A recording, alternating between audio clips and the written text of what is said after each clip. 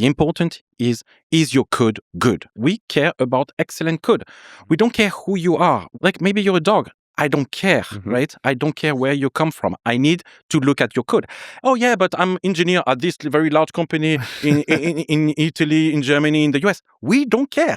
We care about the quality of your code because this is what defines our community.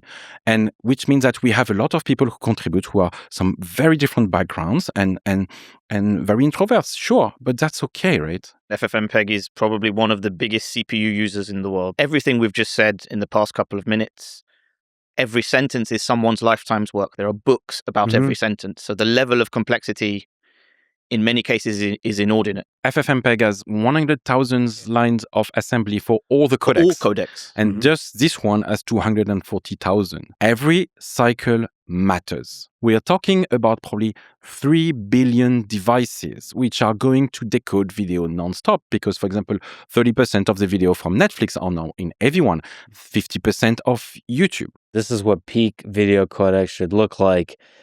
79.9% assembly, 19.6% C, and 0.5% other. And what's incredible is with those tweets, which is factual, people get crazy. For the last 2 years, they go crazy. No, intrinsics is fine. The compiler. You can optimize your compiler. Auto-vectorization is your fault. You don't understand. And we've tried that forever, right? For 2 years, and 2 years later, showing hundreds of examples of handwritten assembly. No, you're doing it wrong. The compiler can do this. The intelligence agencies tried to say, can you put a backdoor in VLC? Yes, 2 of them. What do you say? No. Well, I was a lot less polite. Basically saying, hell no. Like if we had to compromise our software, we would shut it down. This is clear. Any tweets, Kieran, you regret? Tweets of regret? Or is it like that? Well, how's the French song go? Regret nothing? Don't regret anything. No, it's because regrets are a tax on your mind. The following is a conversation all about FFmpeg and VLC with Jean-Baptiste Kempf and Kieran Kunhya. FFmpeg is an open source software system that is the invisible backbone behind YouTube, Netflix, Chrome, VLC, Discord, and basically every platform that touches video or audio on the internet. It can decode, encode, transcode, stream, and play almost any video or audio format ever created. To me, it is one of the most incredible software systems ever developed, and it's all done by volunteers. VLC is also a legendary piece of software. It is an open source media player that plays basically anything you throw at it, any format, any platform, no ads, no tracking. It has been downloaded over 6 billion times. And again, for me, it has been one of my favorite pieces of software ever, with the most legendary logo, which I, of course, had to honor in this conversation by wearing the VLC traffic cone hat the whole time. So again, above all else, thank you to the incredible volunteer engineers who put their heart and soul into this code that has been used and loved by billions of people. Thank you. And about the 2 great engineers and human beings I'm talking to in this episode, Jean-Baptiste is the president of VideoLAN and is a key figure behind VLC and FFmpeg. Kieran is a longtime codec engineer, FFmpeg contributor, and the man behind the now infamous FFmpeg account on Twitter, X, that I recommend everybody follow for the memes and for the unapologetic celebration of open source and great low-level software engineering. Let me also say that it's inspiring and humbling that so much of modern civilization rests on software built by people who are not chasing fame or money, but are obsessed with the craft of engineering. We live in a world where billions of people consume video every day without ever thinking about the invisible machinery underneath it. But that machinery matters. Open source infrastructure matters.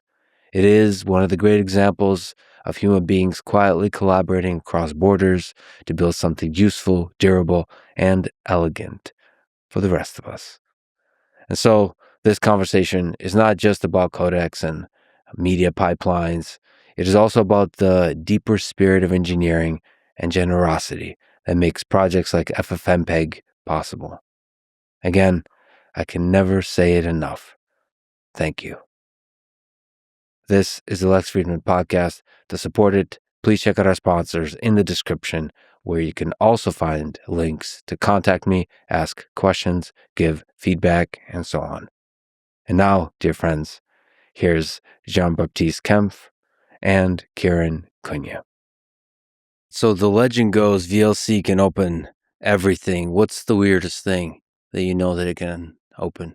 You know, there is a ton of people who are using VLC to record VHS videos, right? Like, it's just like you plug it with a capture card and you can basically record VHS video. Well, how does that work? Basically, it's, you know, those type of capture card where you can put a Piritel in or RGA, and you put that, and actually VLC can play those type of cards, and there is a module which allows to control directly those VCR camcorders. We support DVD audios lately, right? We spent the summer working on DVD audio support, and like there is no one's making any DVD audio support. There is a custom encryption schemes. What about Lucasfilm? Oh yeah, and there is of course all the weird codecs game codecs supported by FFmpeg. The one Star Wars video game, the first 10-second opening sequence, someone has gone and implemented that and make sure that's bit exact on one disk that existed at one time of one little sequence in the game. And then, funnily, there was at one VideoLAN conference, we made a competition to make the weirdest and most horrible file ever and see if VLC could play it. What did it end up being? What's the file? It was an MKV file made by Derek, which each of the frame was changing resolution, aspect ratio, rotation, and it was like... Did it work? Yes. And there was another one where the whole video was actually animated subtitles, right? SSA, right? So this one was, and so each frame was a black frame, but on top of that there was a subtitle that was animated for each frame. There was a file that's a valid zip and a valid MP3 at the same time, or something like that. So yeah, we'd made a competition of stupid files, and it worked. It opened all of the stupid files. Yes. By the way, for people who are not familiar, I am wearing a hat. Would it be fair to say this is the best, worst logo of all time, the cone? Yeah, by far, right? The logo of VLC is so iconic, right? Like, we are a team with a small number of people, and the icon is known everywhere. I go to middle of nowhere in India or in China, people know the cone, right? And 25% of the website traffic that comes to our main website is cone player, right? So many people don't know VLC, right? They know the cone player. That's the thing that Google for is cone player. Yeah, they go on Google and they put cone player and they download VLC, right? So that's iconic. And once we tried to change it as a joke, right? We said it was going to be a type of caterpillar construction, and we said that during April 1st, and we had around 10,000 emails saying, no, don't change the logo and so on, right? So it's so iconic, right? It's so distinctive, right? If you want to do a video player, you're going to put a play button on a TV, right? And that's a YouTube logo, right? It's an original. This one is orange, right? Yeah. Very bright, and it's weird. And it's ridiculous, and it's absurd, and it's hilarious. It becomes meme, and meme becomes culture. And you keep it, and you know about it. And you know that in 20 years, like, you still going to have the cones and remember, oh yeah, that was a video player. Yeah, and we'll talk about, the mission of FFmpeg being a kind of the archival aspect of it. So you can think about 1,000 years from now, we'll have all of these videos that only VLC can open. Human civilization has already destroyed itself multiple times, and the only thing that will remain is this, like, the cockroaches will be crawling around, and it'll be the VLC logo with some of the archival footage that VLC can open. And the aliens will show up, and they'll press play, and they'll get to see really hope so, right? But there is also so many memes where people say, well, I'm sure I can put a pancake inside my DVD drive and VLC will play it, right? Can they? No, we tried. It doesn't. But we actually have a video of us trying that. Didn't work. A codec for physical reality? I don't know what that would even look like. There was a guy who did that, right? He printed a small cone, right? Like the ones we distribute as goodies. And inside he put an RFID chip, which was his way of playing a movie, right? And so he put this on an RFID player. And when he put that, it was playing like the last Star Wars and so on. So instead of having like DVD boxes, he had like VLC cones all around, and he'd plug that, and there was like physical objects. So the thing that we're talking about is everything around video codecs, video encoding, video decoding, video streaming, video player client that I'm wearing on my head, the entire ecosystem enabling free media. We'll talk about FFmpeg, we'll talk about VideoLAN, VLC, and all the other incredible video technology that is used probably by billions of people. So, JB, you're the lead developer behind the legendary VLC player. Kieran, amongst many other things, you're lead developer behind the legendary FFmpeg handle on Twitter. And both of you have spicy opinions, I would say. So today we want to talk about FFmpeg and VLC. For context, for people who are not aware, and I'm sure basically everybody listening to this have used these two technologies probably regularly without knowing it. So FFmpeg underlies basically most video on the internet, including YouTube, Netflix, Chrome, Firefox, of course, VLC, and countless other video platforms. It is estimated that over 90% of video processing workflows online and offline involve FFmpeg. VLC has been downloaded at least 6.5 billion times. But likely that number, because it's impossible to really count the number, is much higher than that. Virtually any operating system supports virtually any media format. The limitation being it can't open pancakes. So can we just lay out some of the basics to help people understand what's involved in all of this?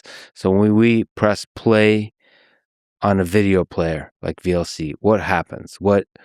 How does it go from the file or the stream to the pixels on the screen and the sound on the speaker? What are the big stages to be aware of? So there are several stages, right?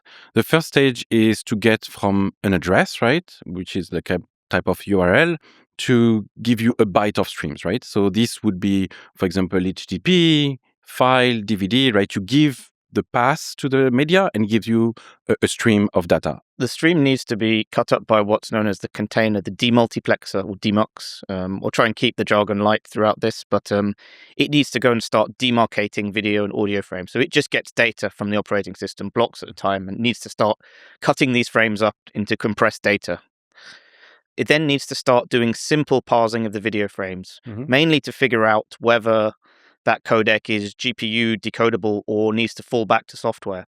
We're very sort of used to assuming the GPU will play all of these things. There'll be hardware acceleration. I think it's up to 45% of files are not GPU decodable. So these need to be probed. They need to be detected. There can be variants of a given codec, some of which are decodable on the GPU. Different vendors of GPU might have different capabilities. So those need to be detected. So if it's GPU capable, you pass it through to the GPU black box. So now, if there's a software fallback, that means in the beginning is to first do de-entropy coding, so removing the mathematical coding of the bit stream. So this uses capabilities such as Huffman coding or arithmetic coding to actually decompress the mathematical layer of the bit stream. We then need to start reading the syntax elements for intra-prediction. So intra-prediction are like still images of the video, so your iframes. So this works and operates in the spatial domain. So you do your intra-prediction spatial domain, you have a residual because your prediction isn't quite matching that of reality. So you've made a prediction, but then there's a little bit left, and that's what's known as the residual. This is stored in the frequency domain, and these are quantized to decompound their space. We then need to do the inverse transform to bring them back to the spatial domain and apply these residuals. So a lot of the process of the decoding is this thing is compressed. Yes. And you have to predict the highest quality thing that's supposed to go there. iframe is the best representation you have spatially. Yes. And then then there's a lot of temporal compression that can happen depending on the codec. And then you're predicting what the reality that was captured in this rawest form. Yeah, because what people don't realize is that the compression on video and audio is 100 times, right? Like people don't realize how compressed we do, right? For audio, you compress by, when you go from normal audio to MP3, you compress by 10 times, right? When you move to video, you need 100 times, 200 times, right? So you need to remove all the details, but that you don't care about, because all the compressions that we do, and that's very important, people forget about that, is to be viewed by humans, right? So all the codecs, either for audio, mimic basically how your ear works, right? And a lot of things about like the response on the ear, and same for your eyes, right? And so, for example, on video, we don't work on RGB, right? Everyone expects to work in RGB. We don't, right? We move to YUV, which is basically, one is luminance, brightness, and the other are colors. And this matches your eyes, where inside your eyes, you have the cones and the buttons, right? With some of them look on brightness and more on the other on colors, right? So we need to compress a lot. And so we need to degrade. But in order to degrade, we need to match the human perception. And this is why it's so difficult. And then we need to use the maximum power, mathematical power, very complex technologies. We move to the frequency domain, as Kieran said. We do a ton of dequantizing, and in order to get the best compression, but it still looks good. You're trying to compress in order to maximize the highest quality thing for human perception. That is correct. And that is correct. And this is very important, right? Compression is not like a zip, right? A zip, you have data in, you get data out, right? And you try with all the zip compression to arrive with the limit. Here, we are degrading the signal, right? And so we need to degrade both the audio and the video signal in the best way possible. And we can do that, but it involves first a lot of theoretical knowledge about how it works, the AI works, but a lot of mathematical change, a lot of mathematical tricks, right? For example, when you move to RGB and you go to YUV, for example, what we do very often is that we scale down the resolution of the color compared to the brightness.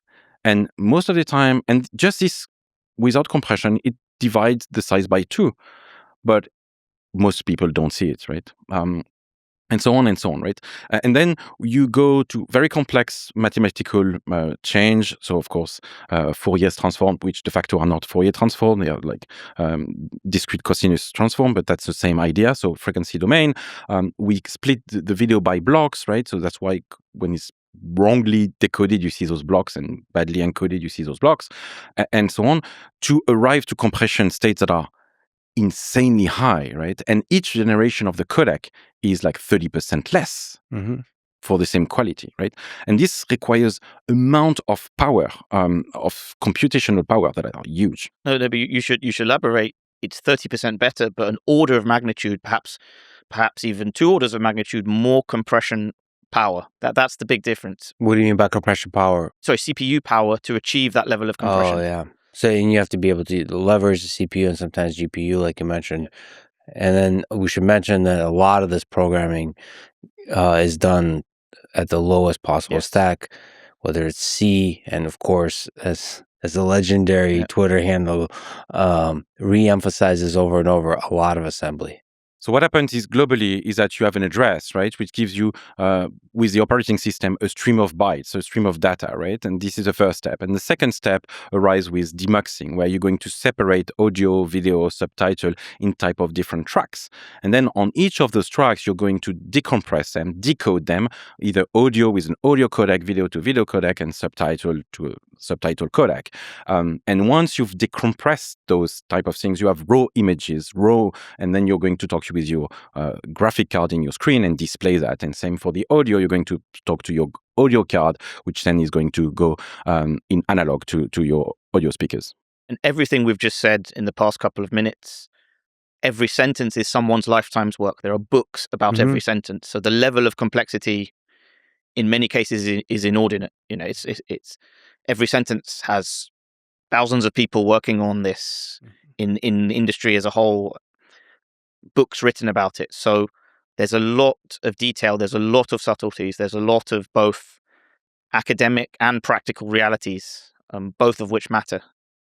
We mentioned codecs, but I don't think you mentioned containers.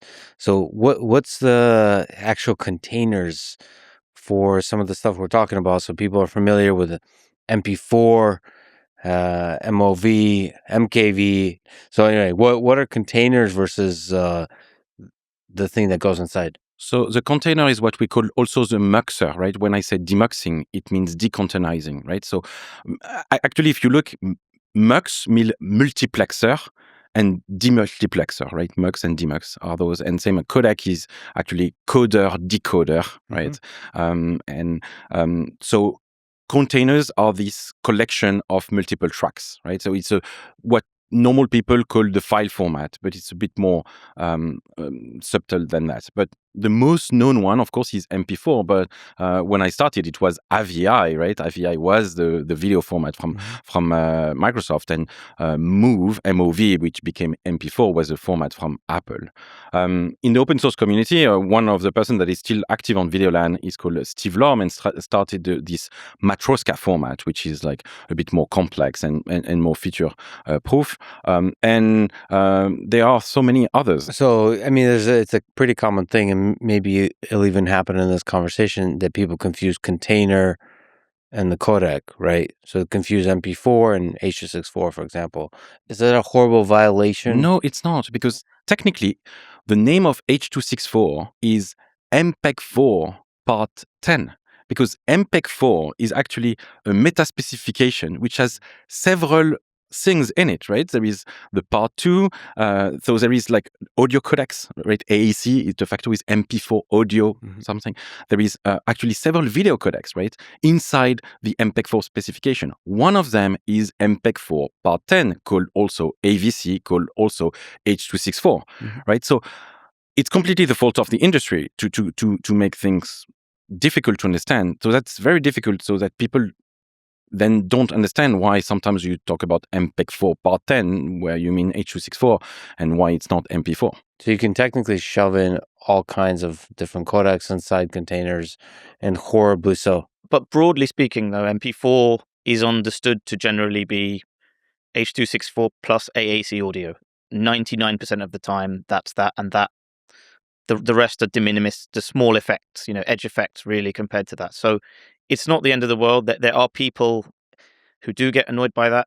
But also in reality, something like VLC, just to point out, the file may say .mp4, but it may be something completely different. And that's one of the challenges both FFmpeg and VLC have, is the real world is a completely different place to a 3-letter file format. And this is very important to say, right? Like, for example, in VLC and FFmpeg, we discard the file format, right? We look into the file to understand what's in it, because so many people, like, they say, oh, it's a video, it must be MP4, but technically it's an MOV, or maybe it's a MKV, right? So we analyze in real time everything that we have, and we don't trust the format. So what information does the fact that it's .mp4 give you? It helps, right? It gives you a hint, right? Just like, oh, it's finished by .mp4. I will start first by probing it with the MP4 container demuxer to see, well, it should be that, but I don't trust it. And if I'm lost, I say, okay, maybe I'm going to try it. So it bumps the priority of the module. So how do you get to, just to take a bit of a tangent there, the dumb thing is, if you try the MP4, but it turns out it's a different codec than you would have expected, most players just break there. Yes. So how do you not break? It's just philosophically, I'm sure there's a bunch of stumbling blocks along the way where it's easy to just break and stop, freak out. That's it. How does VLC not? This is why VLC is popular. But the reason is because actually VLC is just a client of a streaming solution called VideoLAN from very long time ago, from the late 90s. And when you're playing video which are on UDP, right, in network, they might be damaged, right? So you don't trust your inputs. And this is very important in today's security, is that you don't trust your inputs. So everything in VLC is prepared to work with broken files. And it's a philosophical idea from the beginning, and everything is engineered into that. And it's a culture, right? And so, for example, and VLC became very popular on that because a long time ago, when people were pirating content, which they do a lot less today. And none of us ever have. No, of course not. The metadata to play some files like AVI is at the end of the file, right? And when you're downloading, you don't have that, right? So VLC was just like, hey, this file is broken, but I'm still going to try to interpret it. And this was very useful. We hinted at the awesomeness of the various different stages. We hinted at the awesomeness of codecs, the depth and the richness and the complexity of everything involved there. Let's just try to define what is a video codec. What's involved there? What does it mean to compress something? You already started to hint at it, but can we elaborate a little bit more? So there's a huge amount of redundancy in any video, both spatial and temporal. And the point of any video codec is to remove this redundant data, use mathematical properties as part of this reduction process. So more often than not, using several orders of magnitude more compute to compress, because that's more costly versus both financially and in CPU resources, versus the decompression. So it's asymmetric in that respect. Often the case because compression is done once, but there could be lots of viewers of another file. So to take that information and compress it by 100x, 200x, removing redundant information and using mathematical properties to make that small, but also have properties such as error resilience. So as JB suggested, VLC in the beginning was used to play UDP network feeds, and UDP network feeds lose packets. And so some of the design goals of a codec is also to be recoverable. You need to actually be able to join a stream. It's not necessarily a file. You need to join, get on the decoding process, and start decoding. And to give a more image to people who are not familiar, right? Like when you're going to see any type of movie, right? You're going to see the camera is going to pan, right? And travel. And you realize that, for example, all the background is the same for like a minute, right? Or 30 seconds, right? So you can reuse the cloud that you see on the background. You can reuse that from a frame to another, right? And so gets the more memory you have, the more power, the more comparisons you can make, right? And so the more compressed you can be. And most of the modern codecs are basically doing that. So just to make it even more explicit, so what is video? Video is a bunch of pixels, often RGB. You have 3 values, and you have a grid of pixels, and you have, let's say, 24 or 30 or 60 frames a second, and you just have all these pixels repeating and showing different stuff 30 times a second. And so the question, the philosophical, the technical question is, how can I compress all of that, store all of that at 100x? Or 1000x, right? 1000x. The target is 1000x, right? And the goal is, when you say redundancy, what is redundant meaning? Stuff, at best, that humans wouldn't notice if it was missing. So, for example, you have a picture of a cloud, right? And from the next frame, there's still going to be the same cloud. So it's redundant. You could just put it once and not do it, right? Or you have a black background behind me, for example. The black is the same on the whole picture, right? So you can say, well, in this picture, take the pixels that you have on the top left and the one on the top right. I'm not going to give the value. I'm just going to tell you it's the same at the top left. And then you can say for frame 1, reuse something from the previous frame or the previous frame, and so on and so on, right? So you could basically, it's unlimited, but then it's limited in terms of memory or in terms of compute power. Because, for example, if you need to compare pixels on 200 frames in the past on 4K resolutions, it's a huge amount of compute. And then when you're showing it, you have to do the decompress of all of that. So is it the codec has the encoding and the decoding is a coupled process that you're developing? Exactly, right? And those are two different trade-offs, right? Are you going to compress more, but then it might be more difficult to decode? Are you going to make it a codec that is more complex to encode and easier to decode? Are you going to make a codec that is easier to encode because you need to be fast, but then the client side, the player is going to spend more time? That's why you have so many different type of codecs, is that it's not always easy.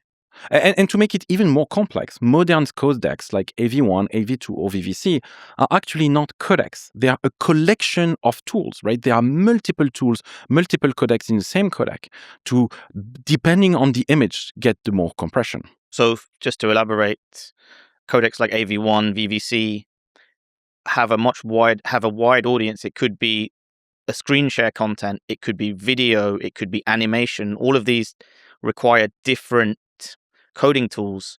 So what happens these days is a collection of tools are put in and called AV1 and called AV2, called VVC to allow for different use cases. So you may be on Zoom and sharing your PowerPoint, and then you need to show the audience a video.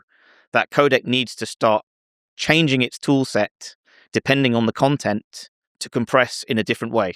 And like you said, there's a bunch of incredible engineers behind each part of that, each part of the tools that make up AV1, for example.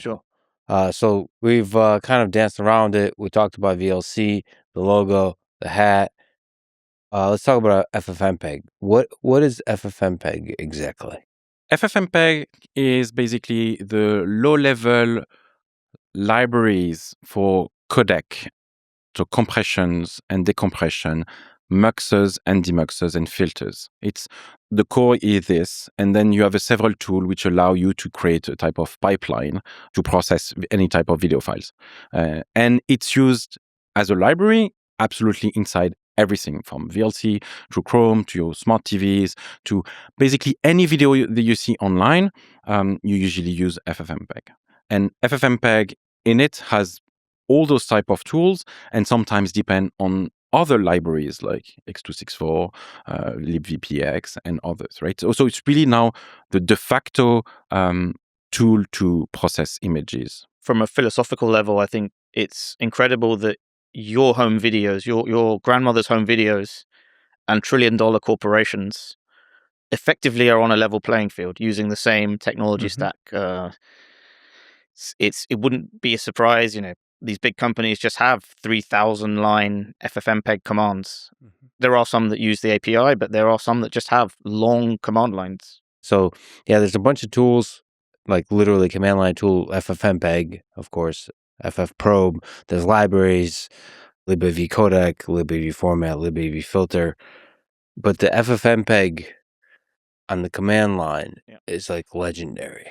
Because you can cut, there's so many parameters, you can customize everything to hell. It's a language. It's an actual language. It's an actual, you could think of it as a programming language. Yeah, of course, I'm sure. Because so most of the people, they're going to take FFmpeg, file in, file out, and specify the format, right? But we've seen thousands of characters, and we've seen also like people like doing programming generation of command lines to make FFmpeg. There is a ton of people who are using AI to generate command lines for FFmpeg because you have no idea what it is.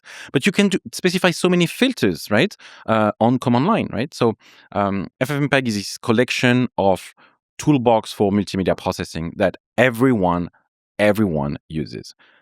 And everyone that is watching your videos are also using, right? You're on YouTube. Well, it's FFmpeg on the client side.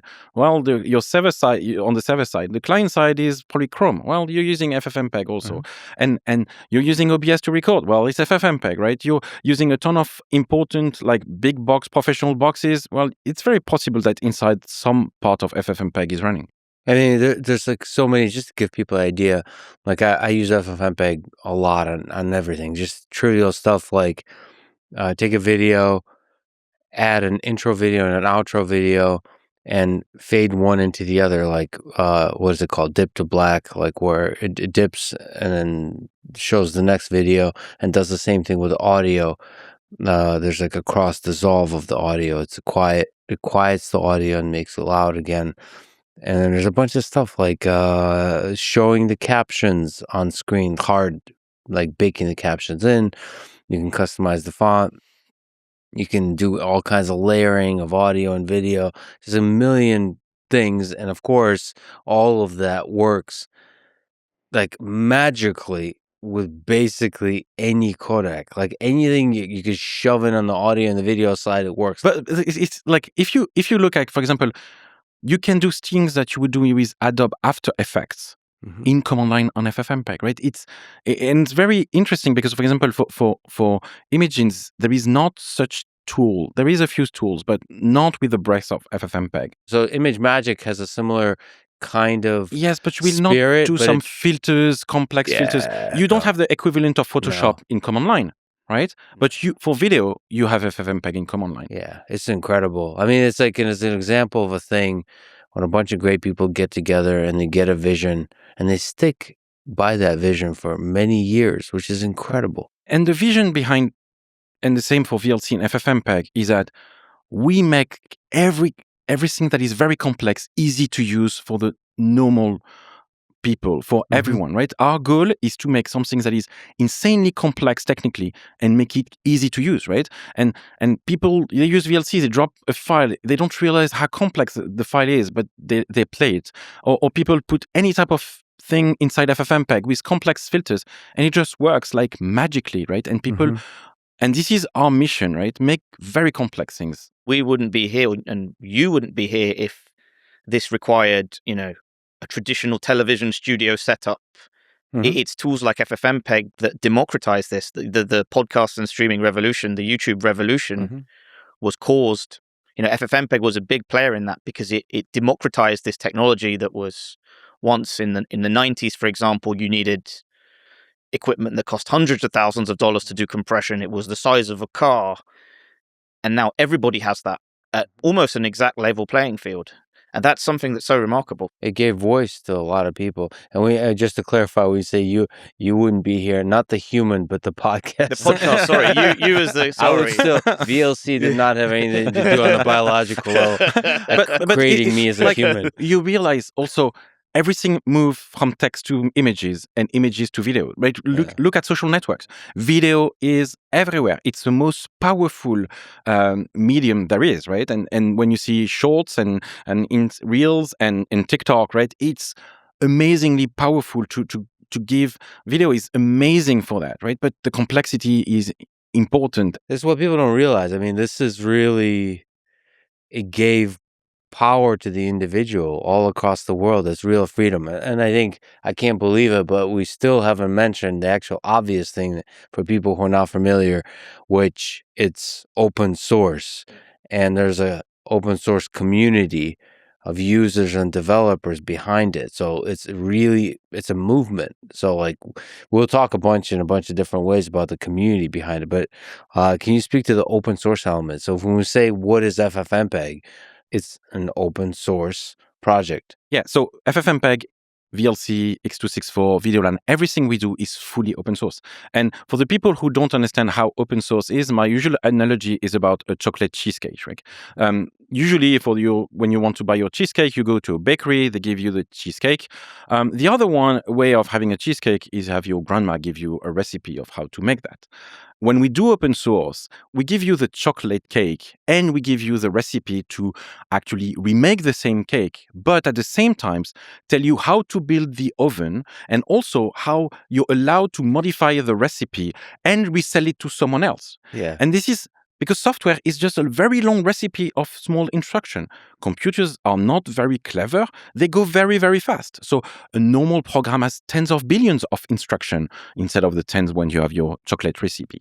So a lot of the software industry was about selling software, like where you just have like the final cheesecake. In open source, we give you everything. And that managed to get a lot of people work together, right? Because then you decide that you're going to make the best program, the best recipe for video, and you create communities. In FFmpeg, since the beginning of FFmpeg, probably 2,000 to 3,000 people have contributed from the beginning, right? And then it's exactly like the Linux kernel, right? The Linux kernel has probably 10,000 people contributing everywhere. And they get together, well, mostly online, right? So they virtually get together to create the best tool for something. And on FFmpeg and VLC, it's just like, well, this codec doesn't work. So I'm going to work on the codec and I'm going to add the support for this file inside FFmpeg so it will be beneficial to everyone. Because again, we work for the greater good. We work for everyone. And that is what open source is. And we should mention, depending on the licensing, you could probably build $1 billion, maybe even $1 trillion company around basically as a wrapper. Well, yes. People do. People do, right? There was a lot of problems with mostly cloud providers who are basically running some open source tools in the cloud and just give you the API to access to that. And there was a lot of databases like Mongo or Elastic who changed their license in order to avoid those type of scenarios. This is a question we get a lot in FFmpeg: is why don't you do that? And you can't. We have thousands of contributors, some of whom aren't even alive anymore. You would need all of their agreement to do that. And JB will go maybe a bit later and talk about how challenging that process was in VLC to do the relicensing. The license is a social contract in terms of Rousseau de facto of the community. The community does not agree on much beside the license. People go around, discuss around because of the license. And that also allows those license fork, right? Sometimes the community splits, but it's possible because of the license then to merge back. And we've seen that so many times, right? GCC and GC and EGCC in the past. We have seen, for example, all the web browsers, right? They started as web KHTML, which becomes WebKit, and then which becomes Blink, right? So open source license is like the core of the community. And people are coming from all around the world, very different type of religion, political borders. They work in the same way on a project to solve a specific problem. And the specific problem we're working on is to make multimedia easy for everyone. Looking it up on Perplexity here, looking at the different open source licenses, most major open source licenses fall into two buckets: permissive, very few conditions, and copyleft, share alike requirements for derivatives. Below is a brief practical summary of the main ones you'll see in the wild: MIT license, BSD, ISC, Apache, GNU GPL, GNU AGPL. Where's LGPL? Yeah, LGPL. Let's see. There's the Mozilla public license. There's Eclipse public license. It goes on. There's a lot of variety. I mean, I think the really popular ones is MIT, GPL, LGPL, and BSD. And BSD, Apache. Sometimes you'll Apache see as well. Apache. And unlicensed. That's an option. Attempts to dedicate code to the public domain with a fallback permissive license. There are many licenses for many different things. What people don't understand that public domain is something that doesn't exist worldwide, right? So it's all the open source licensing use the copyright law, right? The international copyright law, in order to give rights on how you use the software or how you modify. It's de facto a copyright license contract that you give to the end user or to the developer. And so you have like the first one, which are basically very permissive, MIT, BSD. You give the code and basically you do whatever you want, right? You take it, you modify, you do what you want. And this is popular for JavaScript and the type of BSD operating system. So some of them, one of the parameters is whether they require attribution, meaning if you use the code, you have to say. Yes. So in those type of permissive license, some you need to say if you use it, which is called attribution, and some you don't. And then there is the other part of license, which are copyleft, where you need to give back to the community your modifications, and with different string attached. Some weak copyleft license, like the Mozilla public license, to some which are a bit stronger, like GPL, or even very strong, like AGPL. So all of those are different type of licensing that depends on what your goals are and how you want to structure your community, which is why I spoke about social contract, because this is very important to understand. FFmpeg and VLC are mostly GPL or LGPL. The Linux kernel is GPL, but Android is Apache. A ton of JavaScript framework that are using are mostly MIT. All the BSD kernels, OpenBSD, NetBSD, are of course BSD. And so it's philosophical change on how you want people to contribute back, basically. So there's, I think you talked about that you've moved at one point from GPL to LGPL on certain parts of the project. What can you describe the difference between the two, and what does it take to move to, I guess, a more permissive? So that direction is more permissive. LGPL is more permissive than GPL. Yeah. So you have to realize that you can always go from more permissive to less permissive, right?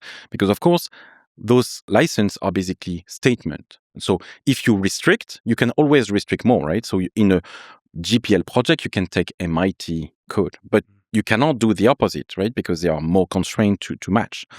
Indeed, in fact, I changed the core of libVLC, which is the engine of VLC, from GPL to LGPL.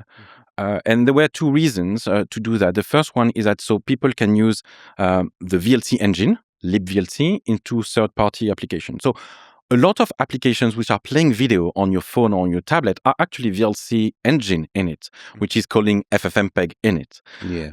So that was one of the way to create one of the company I created, which is doing consulting and integration of those types of application where you integrate VLC into third-party solutions, like inside game engines or stuff like that. With GPL, you couldn't do that because that means you needed to open source everything, and those are for a lot of like commercial companies who don't want that. So you can create a company with LGPL.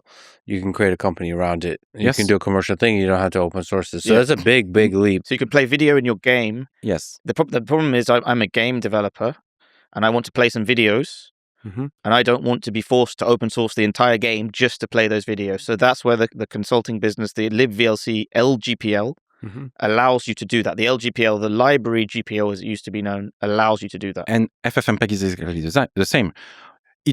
LGPL forces you to give back what you change on this component, this library, which is why it's library GPL. And so you can use FFmpeg as LGPL into like any type of application, even non-open source, but you need to give back the modification you did on FFmpeg. Same on libVLC. Is it limiting from an open source perspective to go GPL? Because if your library, if your code is GPL, it means you're basically discouraging companies from building a business around it, right? Is that fair to say? It depends on the company, but a company whose business model requires the source, the application to be closed source, yes, it's limited. So that's why, for example, I moved to LGPL. The second reason is a bit more obscure, is that the terms of condition of the App Store, the Apple App Store for iOS, makes it very complex to have GPL application on it, while it's easier to have LGPL applications on it. So VLC on Windows and on Mac and on Linux is GPL. The core is LGPL, but on iOS, the iPhone version and the Apple TV version is a type of different license called the MPL. And yes, I went and changed the license, and it was a long story. Yeah, so I think basically to change the license, you have to contact all the contributors. Yes, it's very important to understand that open source projects are what we call in the US copyright law joint work, or in civil law collective works or collaborative works. Is that you work all together in terms of the same goal, and then it creates one software, which is one release. But the copyright is kept by all the individuals. Some open source projects don't do that. They force copyright assignment, but this is not what we do with communities. So everyone has basically copyright on what they changed. And this copyright stays even if at the end your contribution was deleted, because the new contribution was based on your previous one, right? So if you want to properly relicense, you need to find all the contributors. And at that time, I had to contact more than 350 people. And sometimes, well, they're just an email, right? So you need to actually track down. I actually traveled to some place to go somewhere that I was that I had found online to see to go to their job and say, well, you licensed that. Do you want to change from GPL to LGPL? Most of the times they don't even care. They wanted to help VLC. But also it brought me to a very complex situation. I arrived to the work of a person who was a factory worker. And I said, well, I need you to sign that, because it was his son who died, who actually wrote the code, right? So I had to explain all those type of open source meaning, and no, I was not a company trying to rip out the 2 lines or 5 lines that guy did, but was useful, and the whole community agreed on that. And he had no idea I was a factory worker.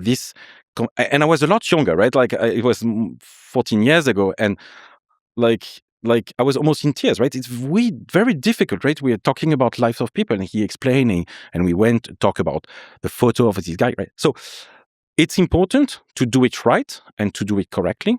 But yes, that means tracking down everything because every contribution works.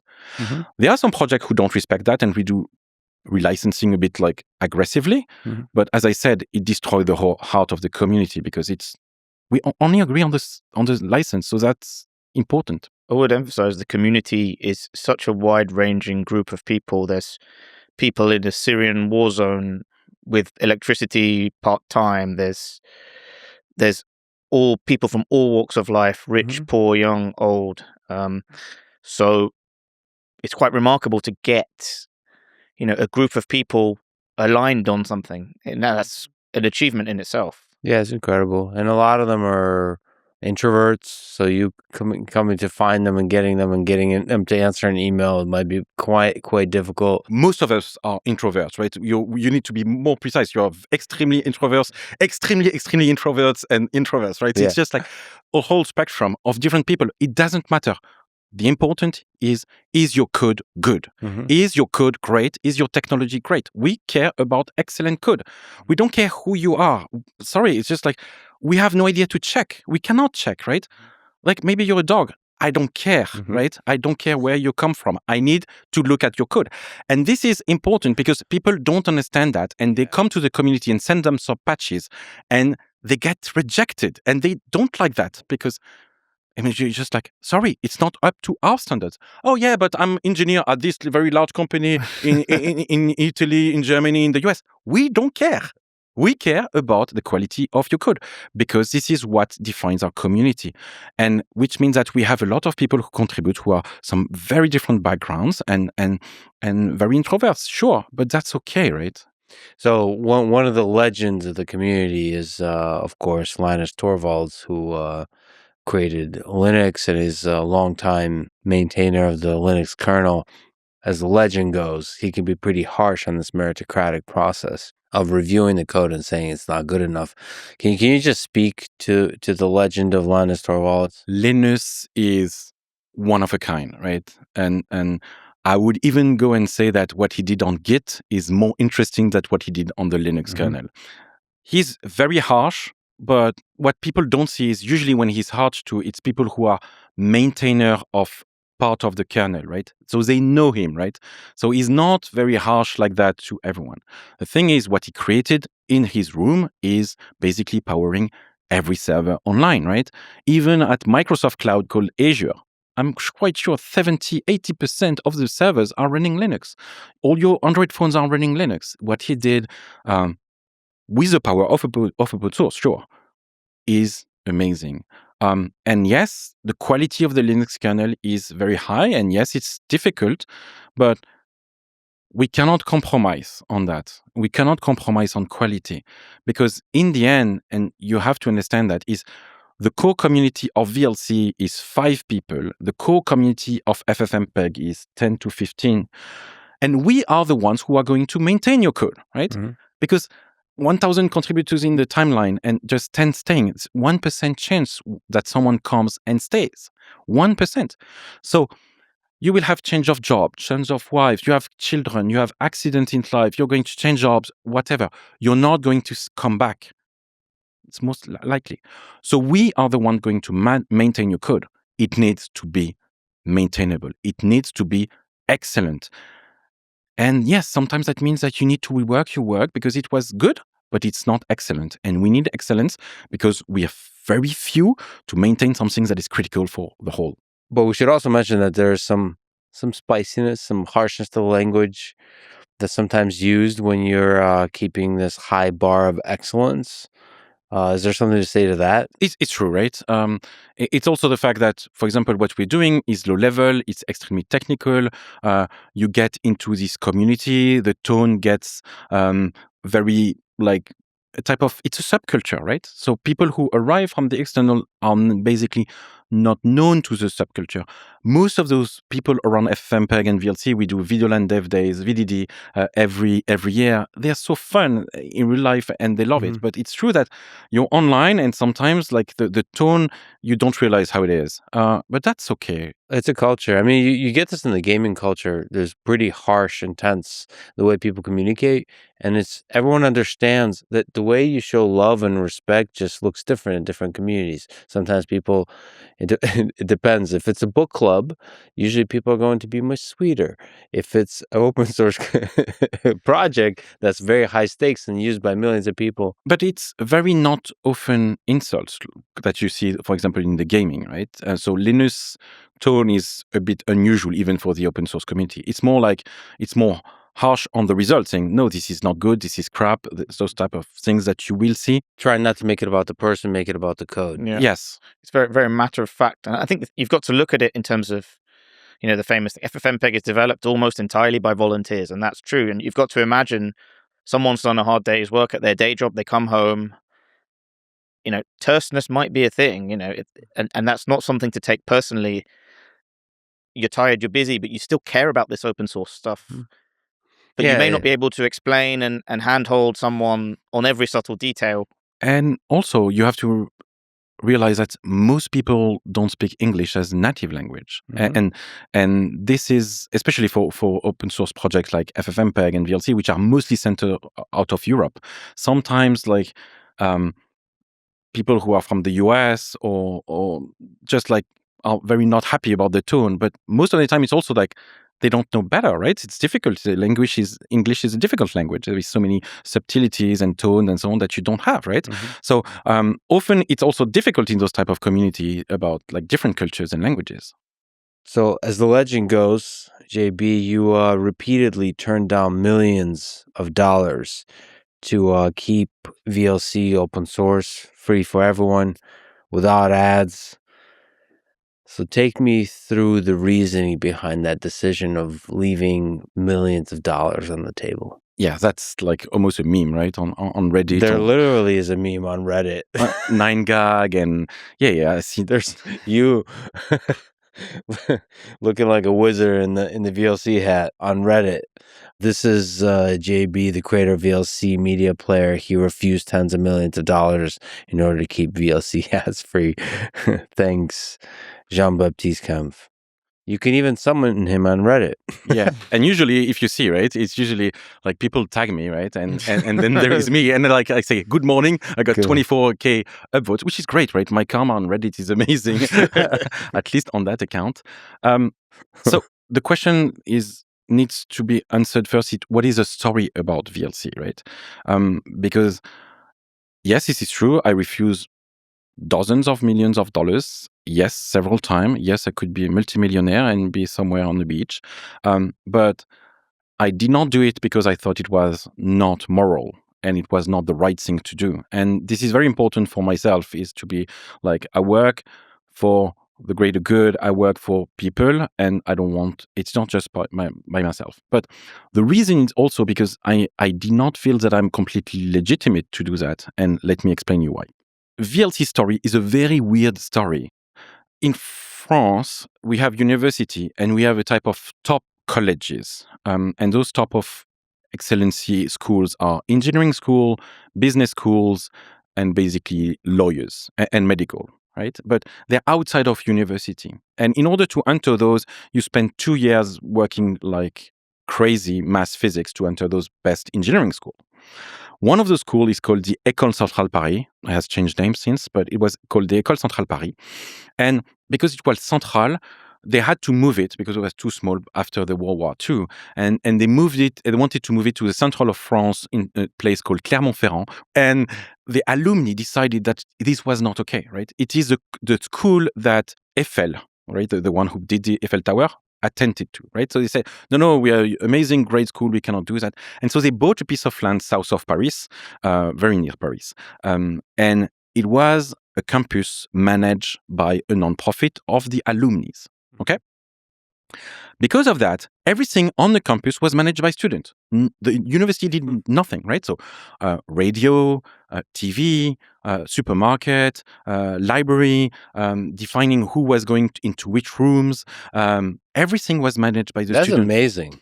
That's an amazing experiment. That it all didn't go to hell quickly. It somehow... flourished. It worked great. And I learned so much in my life doing those side activities, right? Because you're 22 and you need to run your campus, else you don't have electricity, right? So you care about that, right? But anyway, in the 80s, they did a full experiment of deploying a network, mostly sponsored by IBM and 3Com, which was a token ring network. So token ring is something that probably almost no one knows about anymore. It's a networking technology where you don't have routers, right? Everyone is linked. It's like really a ring. And when you want to send a message, you talk to your neighbor who's going to put the message to the next one, who's going to put the things to the next one. In terms of ring, the issue with token ring is that it's very slow because every computer on the network needs to open the message, see if it's okay. Is it for me? No, it's not. And then send it back like a token, which is traveling around the ring. In the 80s, you're doing some telnet and sending mails as university. That's okay, right? But starts the 90s. And the 90s and start video games. And when you have high latency in video games, basically you die, right? So in 1994, 1995, around Doom and Duke Nukem coming around, they want a faster network. So the students go and see the university and say, you know what? We want a faster network. We need to work. Also play video games. And the university tells them that basically, oh, I'm sorry, we cannot help you because you understand the campus is not ours. You manage it. So do something. And you should see some basically partners of the university and basically go away. And they go and they actually go and see the CIO of Bouygues, which is a large French company, and who's doing some TVs in France. And he says, well, you know what? The future of video is satellite. Well, today we know it's not, but at least it was a good idea. In 1995, the first of satellite dish. And he says that instead of having like one satellite dish and a big decoder for each of the students, which are 1,500, what about you build you put an enormous dish and only one decoder and you send the video directly on the network. And that required a very fast network. Today, it's obvious. But at the time, it was like the first to do video streaming. So they built this project, which was called Network 2000. Of course, we are in the 90s, right? Everything is futuristic is called 2000. Like 2000, yeah. And so they do the Network 2000 project.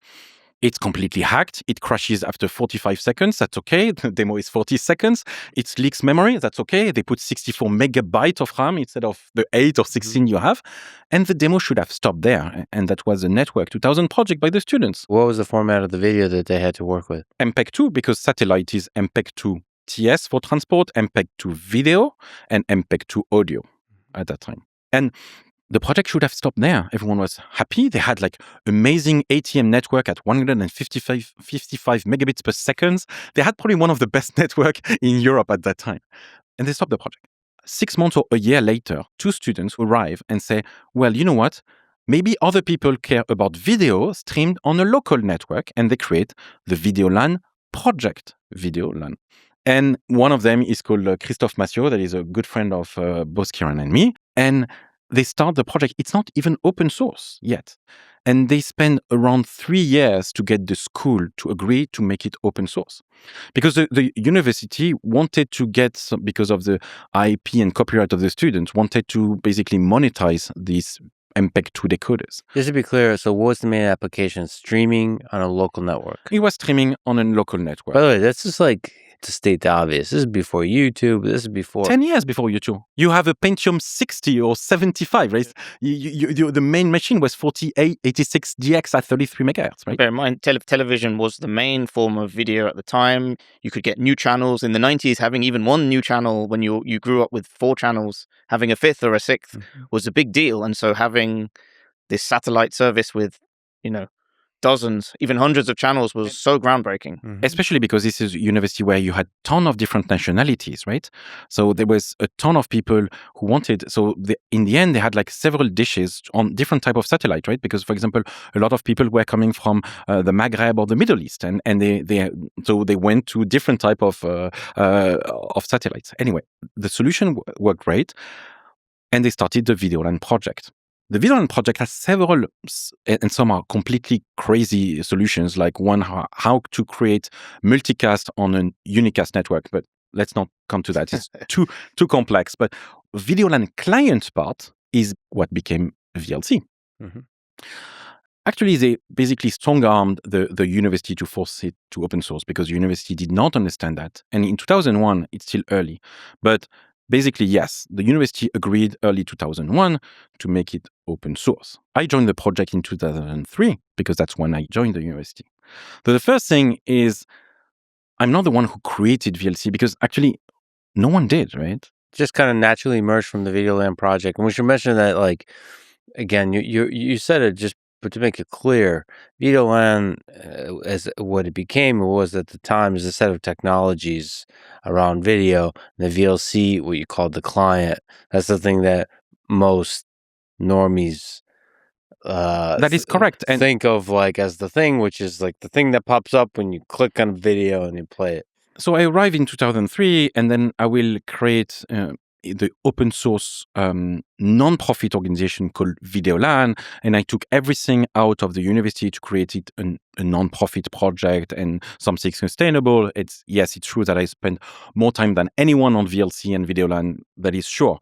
But it's a continuity of a previous project, VideoLAN, the student project, which is a continuity of the Network 2000 project, which is a continuity of that and that. I'm sure there's moments along the way there you were thinking of like, what is the future of this from an open source perspective? Because as the internet is blowing up, and there's companies, I mean, for people who don't remember, like there's companies making huge amounts of money. And I can tell you that in 2005, the project should have died.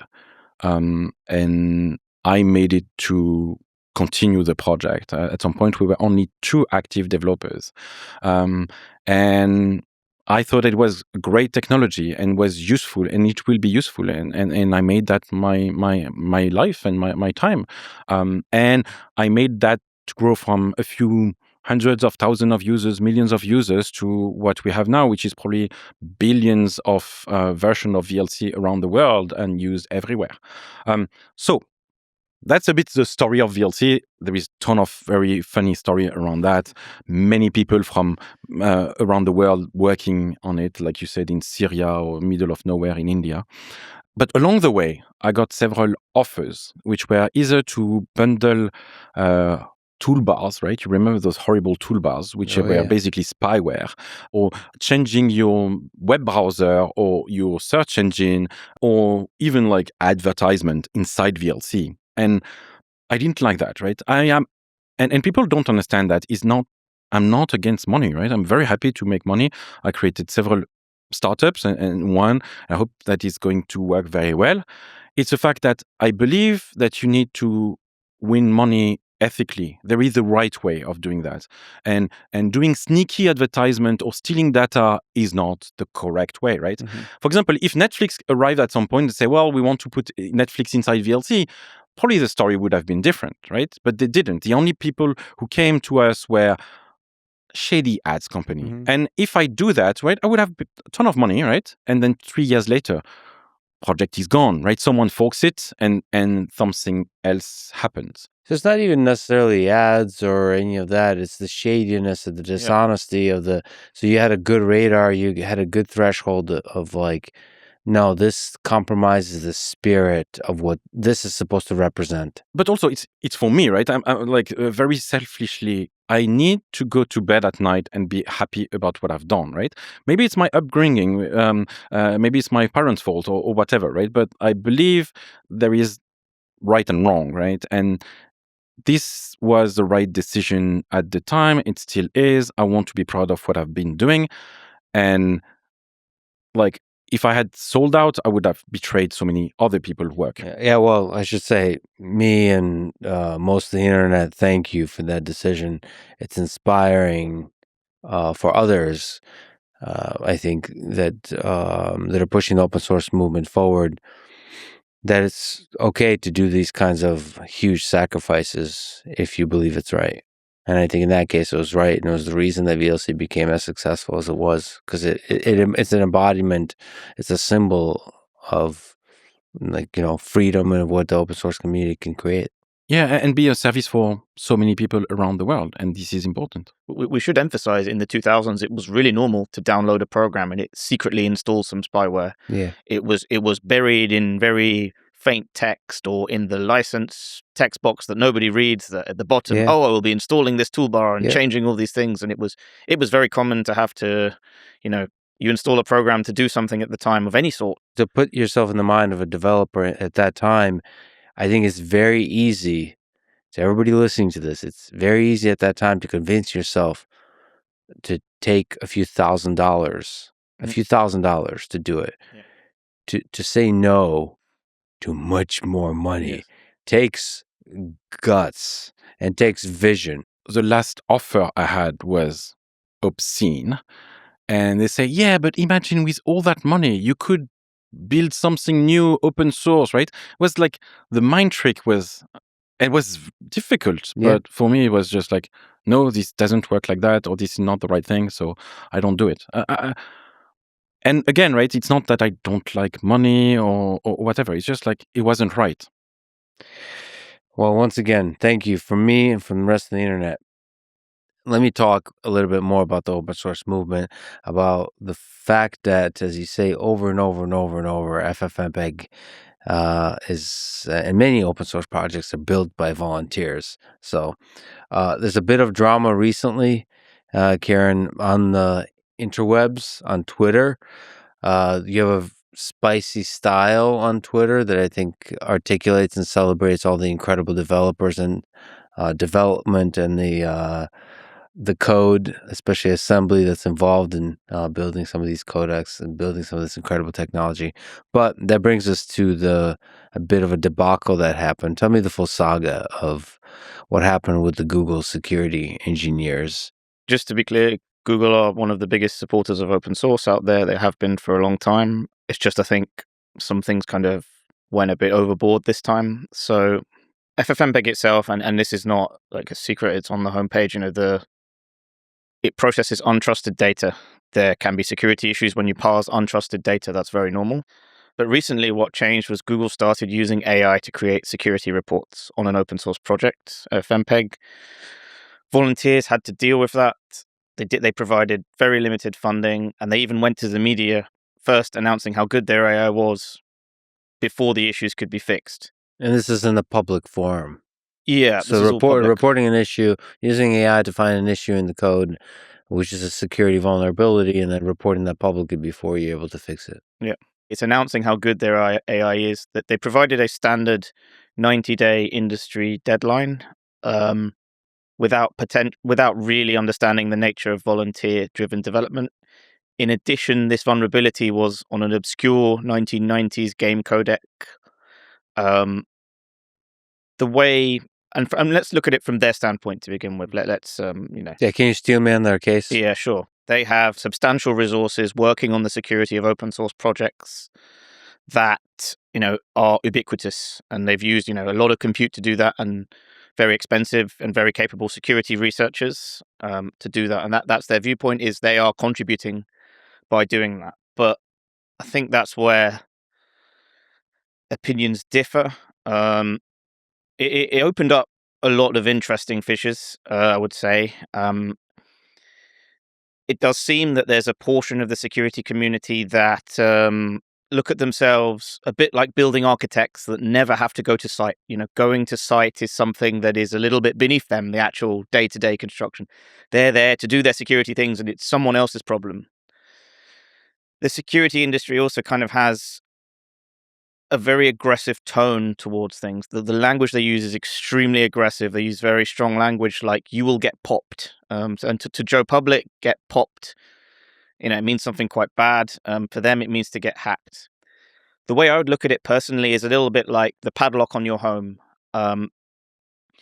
Not everyone, the padlock on your home, or the lock on your home, is there to protect against the capabilities of what it's there to protect. It's not there to protect nuclear secrets. It's not there to protect Fort Knox. And it could be looked at that they're using AI at a level of scale to go and pick those locks and then say, hey, your lock's not secure. You need to deal with this. Whereas actually they're the ones with resources to be able to fix this. But that seems to not be something either they'll contribute to in terms of patches or in terms of financially. And the scale of AI is kind of the issue. The bug reports are very wordy. They're very, very... It's almost a denial of service by AI-generated bug reports on very niche codecs. And the other issue the security community has is everything is marked high priority. You're going to, this is the most important thing in the world, and you need to deal with this high, vulnerable, scary,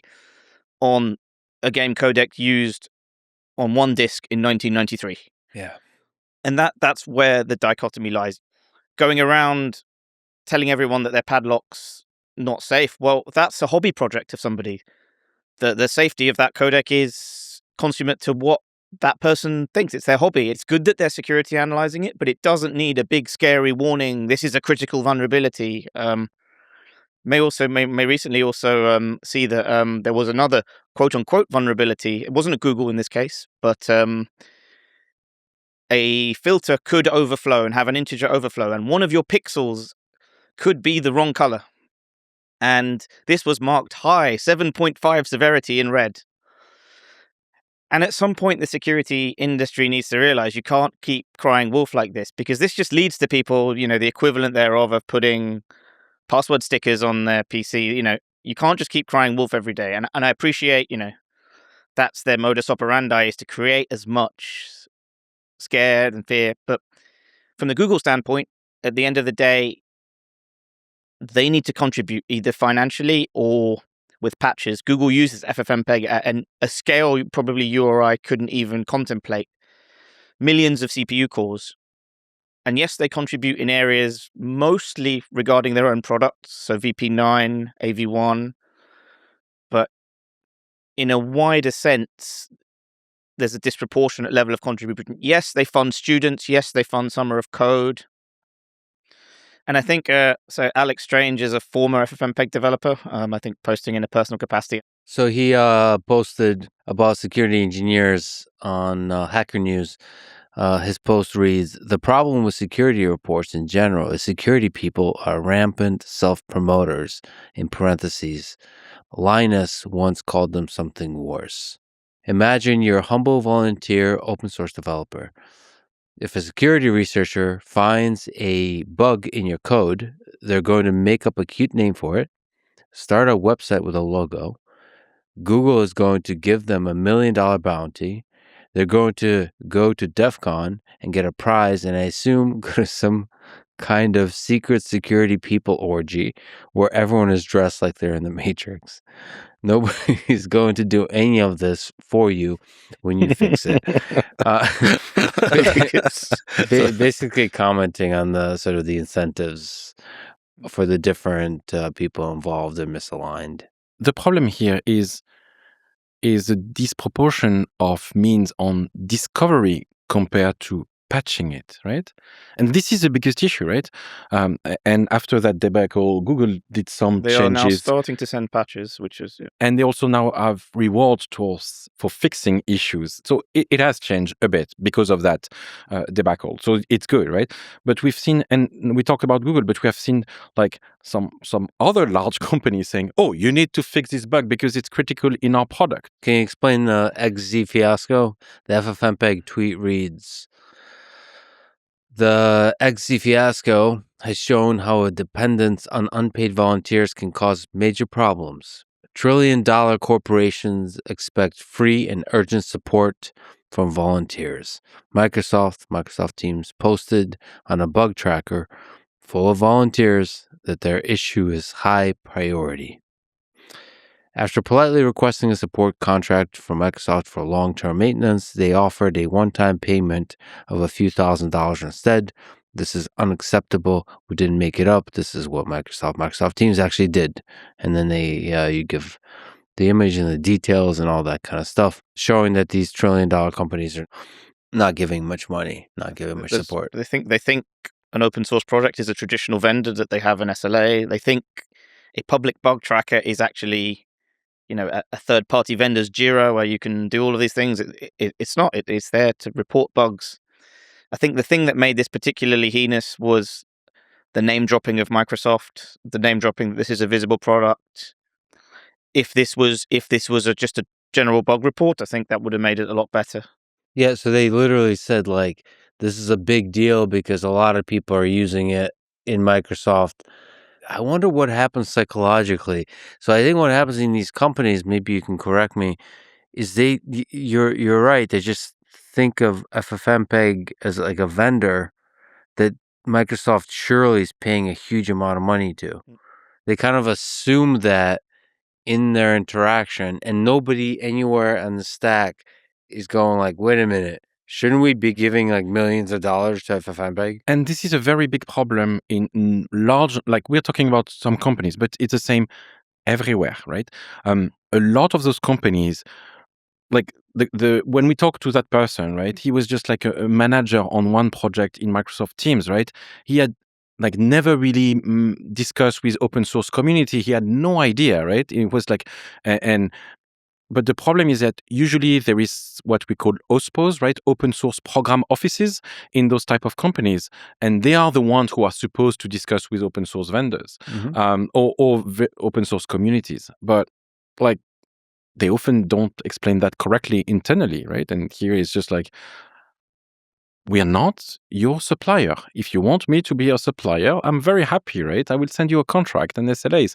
Like I created 5 companies who are doing that around open source projects, so that's okay. We should say that some of the spicy tweets that, Kieran, you're behind, and some of the debacle produced results, positive results. Donations have increased substantially. They're still not enough to cover even a single full-time developer, but on both a awareness level and a technical level, there's substantially more technical awareness and sort of awareness of the importance of FFmpeg as a result of X and what's happened. I can say, it solved its purpose. People realize the level of importance FFmpeg has. And on VideoLAN, it's the same, right? Like, for example, a very simple example. For more than a year, we couldn't update VLC on Android because of a bug on the Play Store, on Android Play Store, right? The only way we got someone to answer was to put a very spicy, as you say, tweet saying that we were going to stop distributing VLC for Android, right? And we have around 100 million people using that. And now, then, someone from Android actually came and discussed to us, right? We had the same issue with Microsoft, or like saying that we were going to stop distributing VLC on the Windows Store. And unfortunately, we are so small that the only very strong power we have to solve those issues is blaming on social network because it snowballs and now they listen to us. But those large companies often have difficulty talking to us. Like, for example, VLC, right, is probably one of the top 10 software used on Windows. I am not part of Microsoft ISV programs, right? I don't have a point of contact at Microsoft, right?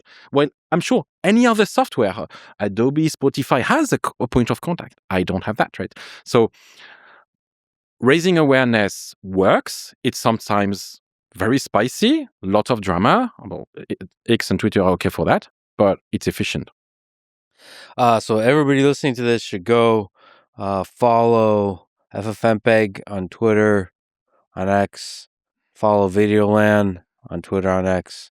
Go donate to FFmpeg. And thank you, Lex. Over the years, several years, you've been a supporter of, FFmpeg and VideoLAN on X, giving us shout outs, appreciating, what we do.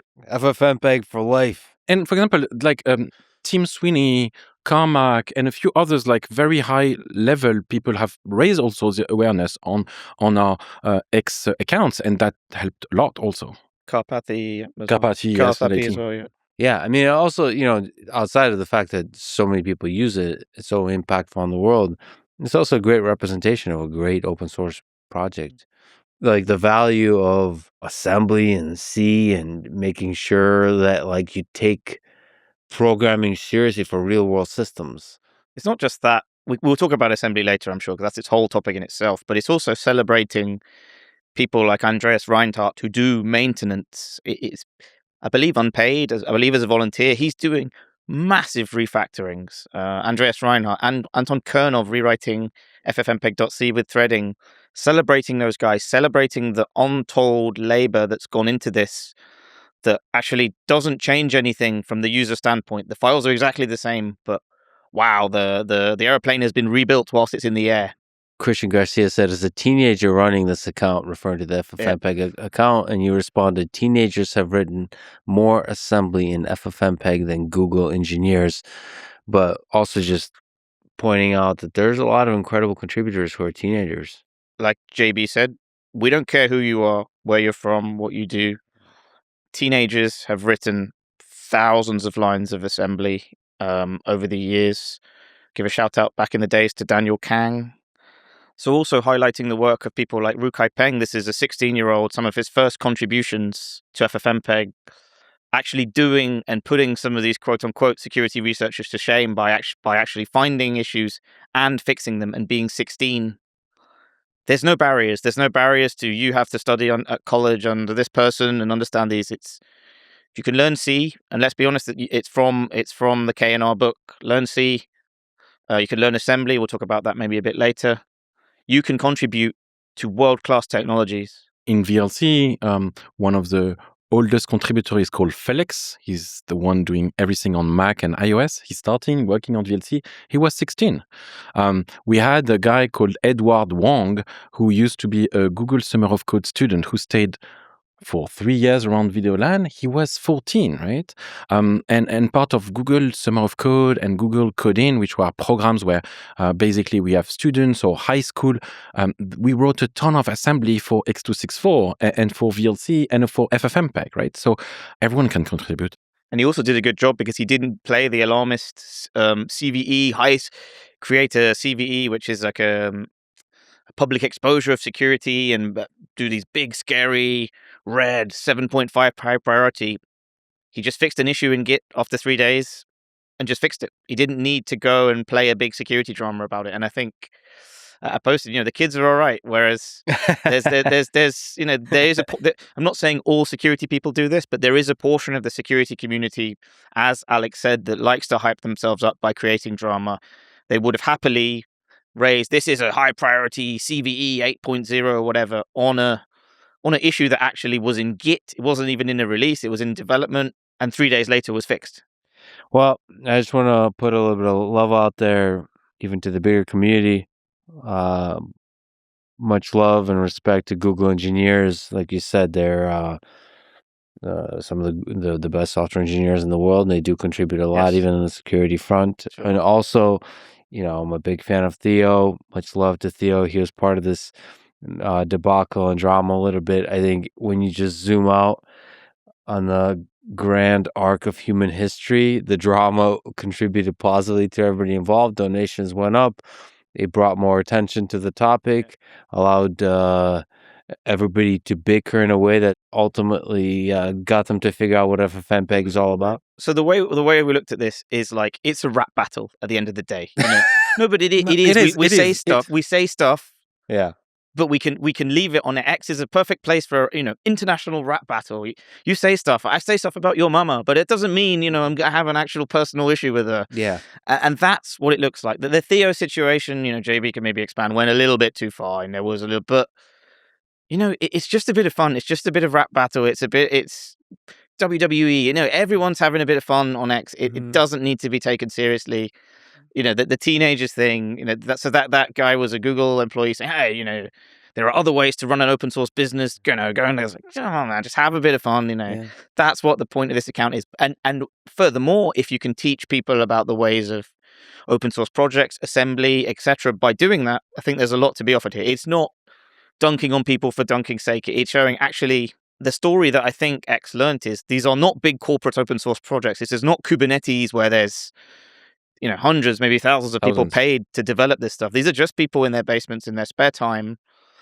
And if you can address that topic in a fun and entertaining way, I think that's the good thing, and that's the value of X and then the reach we have. And to be honest, right, like even at Google is one entity, but so many different people, right? And there is a ton of Google engineer we work with all the time, and even like Google, from YouTube to Chrome Media to the rest of Google, those are very different type of entities. But what we do is efficient. And for example, for Theo, right, it went a bit too far. I had him, like, I calm everyone down. I had him on the phone. We say, okay, like, this goes too far and so on.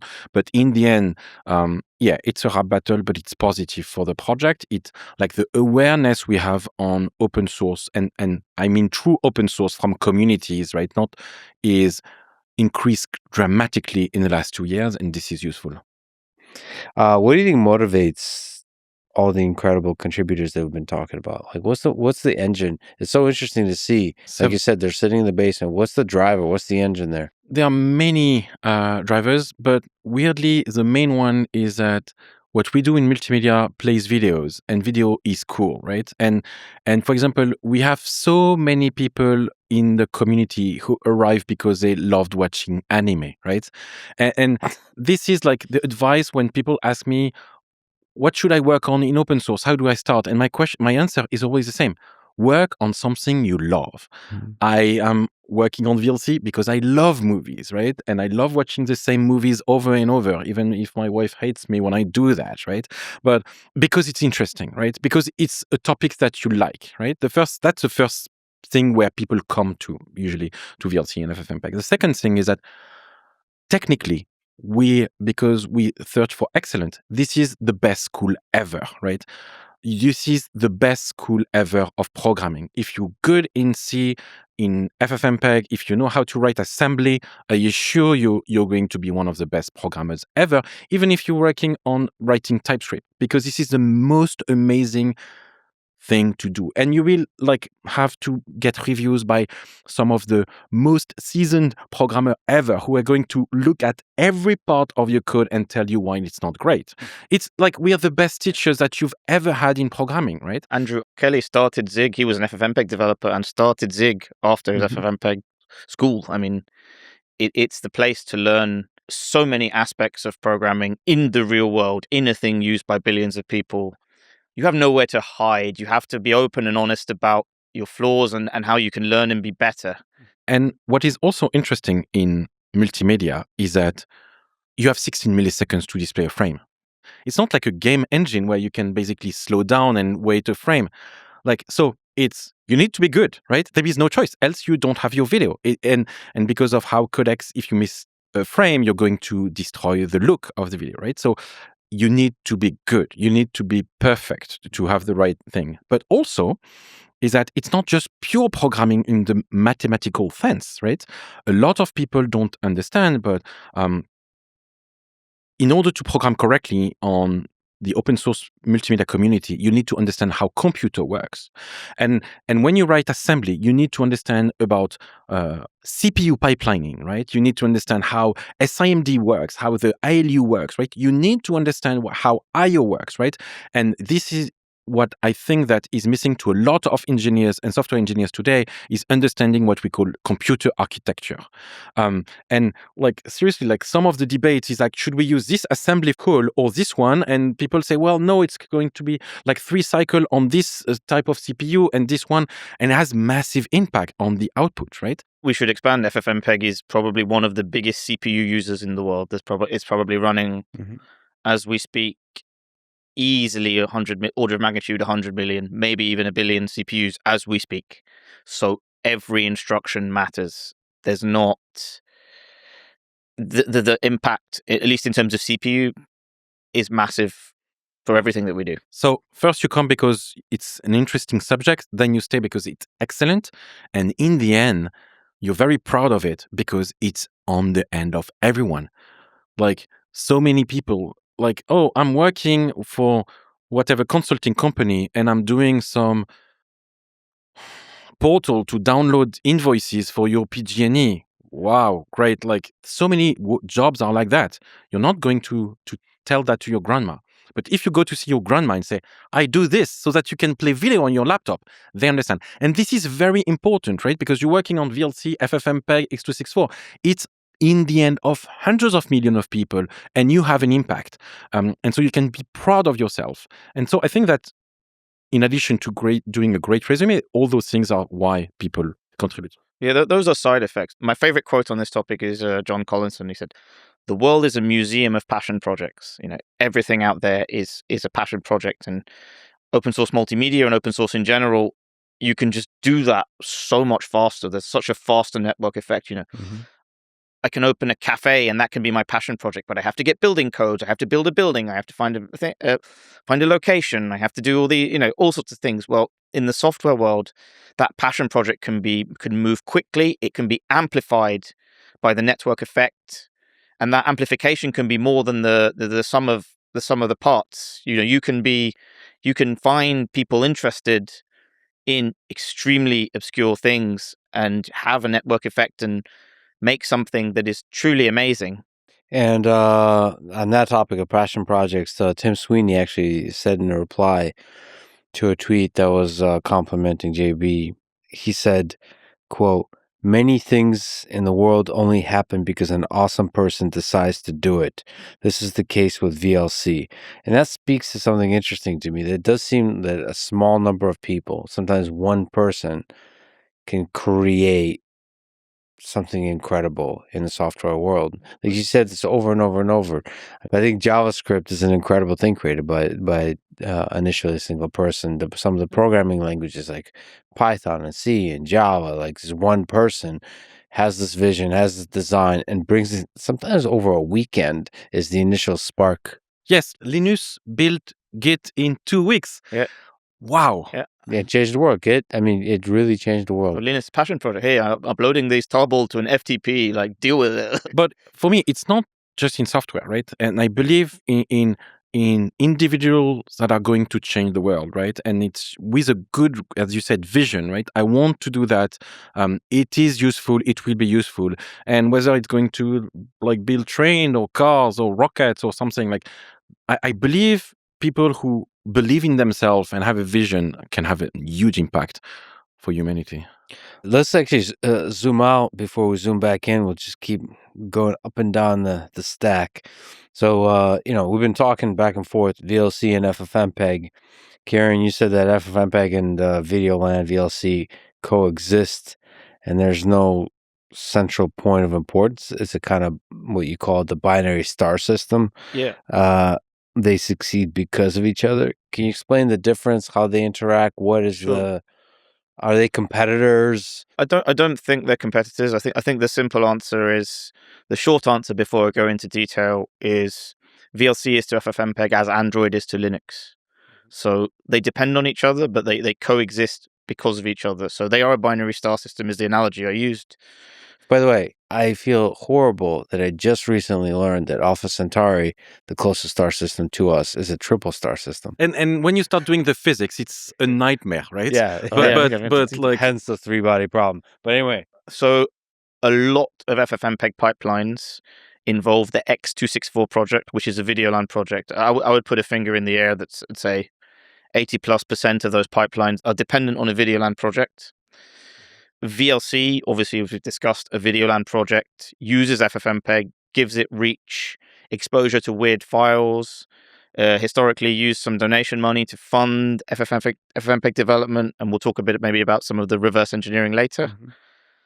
So it's a binary star system. They work and feed off each other. Many of the developers are shared.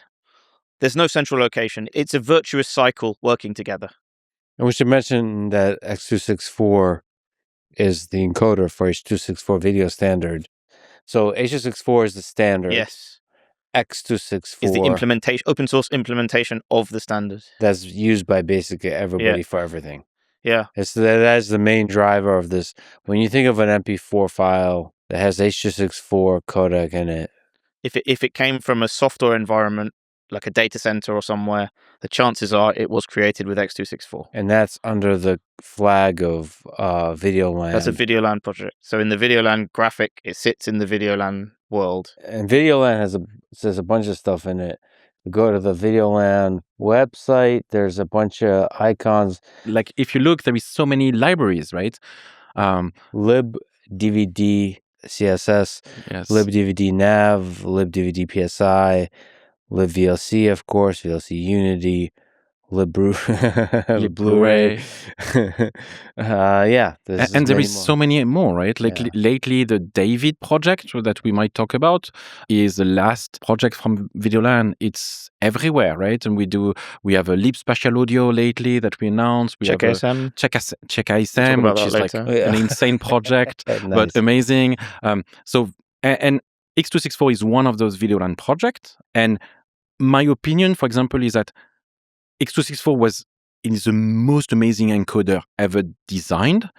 And this helped the adoption of FFmpeg. A lot of people and large companies went through FFmpeg because they wanted to use X264, and X264 increased the popularity on FFmpeg. But also, VLC had its popularity because it's played so many files that were done by FFmpeg, right? So it's many projects that are intertwined and work together. Yeah, unfortunately, there's a thing on X where VLC is mentioned, and there's people. A quick reminder that it's FFmpeg inside doing the actual work, and that's, like I said, it's not that's not the case. That we work together. And to give you an idea, right, when I compiled VLC for Windows, I compiled around 16 million lines of code, right? 1 million of those are inside the VLC repository, and FFmpeg in total is probably around 2, right? But that means that so many dependencies are outside. And if you also look at FFmpeg per se, FFmpeg also is integrating third-party libraries like X264, but libopus, and so many others, right? So we all depend on each other. Yeah, that's why I was hoping to do this episode as we are doing that just kind of joins FFmpeg and VLC, because it's really two of the same. Like you said, a binary star system, and we're all just orbiting it.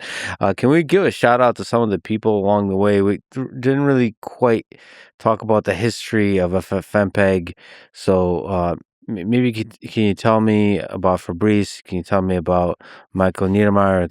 Can you tell me about some of the key figures Let's here? talk about the eras of FFmpeg, because there's key eras and key people that made this possible. Fabrice Bellard, as you mentioned, creating the concept. And then probably in the 2000s era, I would call the era's tour of FFmpeg is the 2000s era was Michael Niedermeyer. So key things he got done was exhaustive support for DivX and Xvid at the time, and all sorts of weird variants of what's known as MPEG 4 Part 2. So this predates the MPEG 4 Part 10 that we're used to. So this was 2000s era video codecs where there were flavor after flavor of weird decoders. Mm-hmm. At the time in the 2000s, you needed a new player to play every different type of file format. So there was Windows Media Player to play Windows media formats. There was Real Player to play real media formats. And those were the other key thing in FFmpeg at the time were native decoders for those. I actually remember being a teenager, I must have been, figuring out there was this one player that could decode these files without having separate bloated players. Because at the time when you downloaded Real Player, there was a ton of other stuff in there, a ton of ads, a ton of other things. And just having a simple library that was fast led to that. And then I think 2008 onwards was a big change, because that's when H.264 got its maturity. And I think something hopefully we'll talk about a bit more. This was the beginning of high definition video. So H.264 was the key decoder of that. So I'd call that the late 2000s and 2010s. And that's when the big reverse engineers came along and really did astonishing work.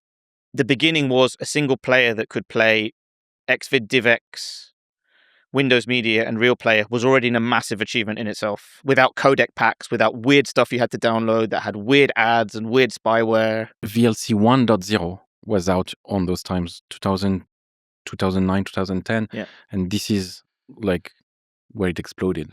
Yeah, without codec packs, it just works across all these different... De facto, it's just like all the codecs packs are FFmpeg inside VLC, plus we have other modules for all the type of codecs. At the time, that wasn't. There were weird, in the 2000s, there were weird codec packs with DLLs coming from this place, with DLLs a lot of coming spyware. With spyware, with you-know-what. It wasn't reliable. You didn't know. And having a single player that was open source, or single playback module / player that could do this that was open source. But I think the thing to emphasize is this task in the 2000s that Michael did was Sisyphean. It was really, the number of edge cases are beyond comprehension in terms of you could have a Chinese CCTV system that did one weird variant of MPEG-4 Part 2, what's known as MPEG-4 ASP, and that was a weird variant, and you had to fix that without breaking everybody else times a million. So that's so you said that's where a lot of the reverse engineering was happening. It started in the 2000s with the Windows Media stuff, because that was proprietary. It started with the Real Media, so with Benjamin Larson, Kostya Shishkov, that era. That was the key groundwork. And then in the 2010s was kind of the Paul Mahal, Kostya era, doing some of the most difficult codecs. JB maybe can talk about GoToMeeting 4 and GoToMeeting 5 and what's the GoToMeeting? So like let's talk about this amazing Ukrainian guy called Kostya, who was at the time living in Germany and who was in love with Sweden, right?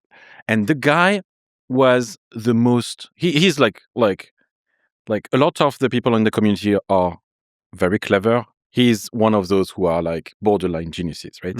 He was able to reverse engineering extremely complex codecs. And he does that, and we do a bit of engineers with Kieran, but clearly not at this level. No. He reverse engineered binary blobs, which are 20 megabytes. Yeah, so just for reference, 1 megabyte binary blob to reverse engineer is probably order of magnitude a month of work, and this guy is doing 20, 30 megabyte blobs. Maybe we'll talk about that in a minute, about the subtleties of how you do that. But this guy is doing it for very difficult and very obscure codecs. And did that for fun, right? So GoToMeeting was a big problem with VLC, because that was like the number one feature request for a long time. So I put a bounty.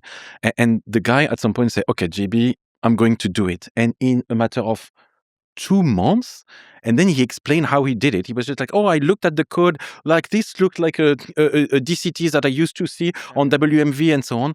He did that. And the funniest part is that the code is written is a ton of jokes, and there is a ton of JB, right, my name, and Kempf and Kostya jokes inside the code. The code is beautiful, right? So one of the things I want to comment is I've gotten a chance to speak to some of the developers, some of the assembly language level people, and they all always make everything sound like it's kind of easy. There's a kind of humility, because I mean, maybe just the level of what's required to do this stuff is so high that everything else seems easy, I guess, is the lesson to take away from that. So in the community, like, some of the most impressive people are the ones doing reverse engineering, and the other ones doing the assembly folks, right? And both of those type of people are amazing. X264, for example, became amazing because of a guy called Loren Merritt, who was from the University of Washington, I think. At the time, yeah. And who who made everything great and fast, doing a ton of assembly. So this is like the golden era, I guess, where so many things got done. If you look at Kostya, for example, he looked at the world as a binary specification. He didn't need documentation or anything. It's, I have a binary and I can figure all of this out. And he regularly used the phrase binary specification. It's not a problem. And he went and he would go away and he would come back and he would do interesting stuff. Can you actually speak to the details, or any add color and texture to what it takes to reverse engineer a blob? Yeah, so let's look at GoToMeeting, for example, is a good one, because I record a meeting on GoToMeeting, for example. How do I play it back without needing this GoToMeeting player? There may not even be a player. I may need to send a recording of a meeting to someone that doesn't have a player or whatever. So first of all, there's a ton of other stuff there. There's an actual video conferencing client. You need to go and find, it may be easy, it may not be easy to find the actual module doing the decompression. You need a way to actually dump the YUV data from the module. So often it involves opening in a disassembler, trying to guess where the hooks are to incorporate that module and run that module natively to decode a sample file. So figure out where this module is doing the decoding process and find a way to hook in and output the raw YUV data, because you will need that as a point of comparison for when you actually do the reverse engineering, because you'll need to be bit exact, or in some cases close to bit exact. And then you open up your disassembler, use a lot of intuition to go and figure out, where the DCT is, where's entropy coding. There is a kind of, not a rule book, but there's always a pattern of some sort. For example, GoToMeeting, it will be a lot of screen codec tools. There's also different variants. So often, I think there's GoToMeeting 4, 5. No, 2, 3, 4, I think. 2, 3, 4. Yeah. So I should mention here, going to Perplexity, GoToMeeting uses its own proprietary codec for older recorded sessions, historically stored in WMV files that require a special decoder to play properly on Windows.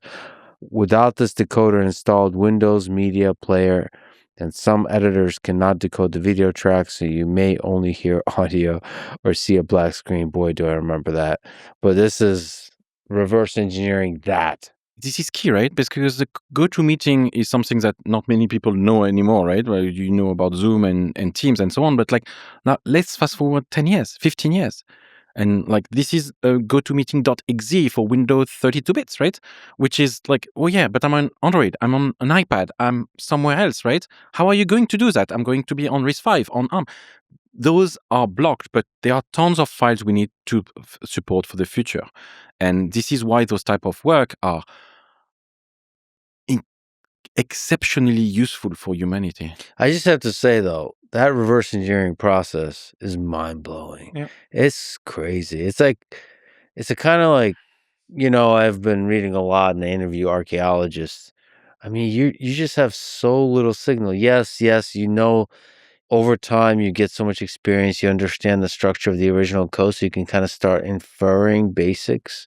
Yeah. But you're like archaeologists with a little brush trying to reconstruct the entire human civilization. Kieran is too humble, but Kieran has done some reverse engineering of Cineform, yeah, at the time. Cineform, nice. Yeah, at the time before, actually led to the open sourcing of that work. So in parallel to doing the binary side, you obviously have samples. In many cases, you don't have many samples.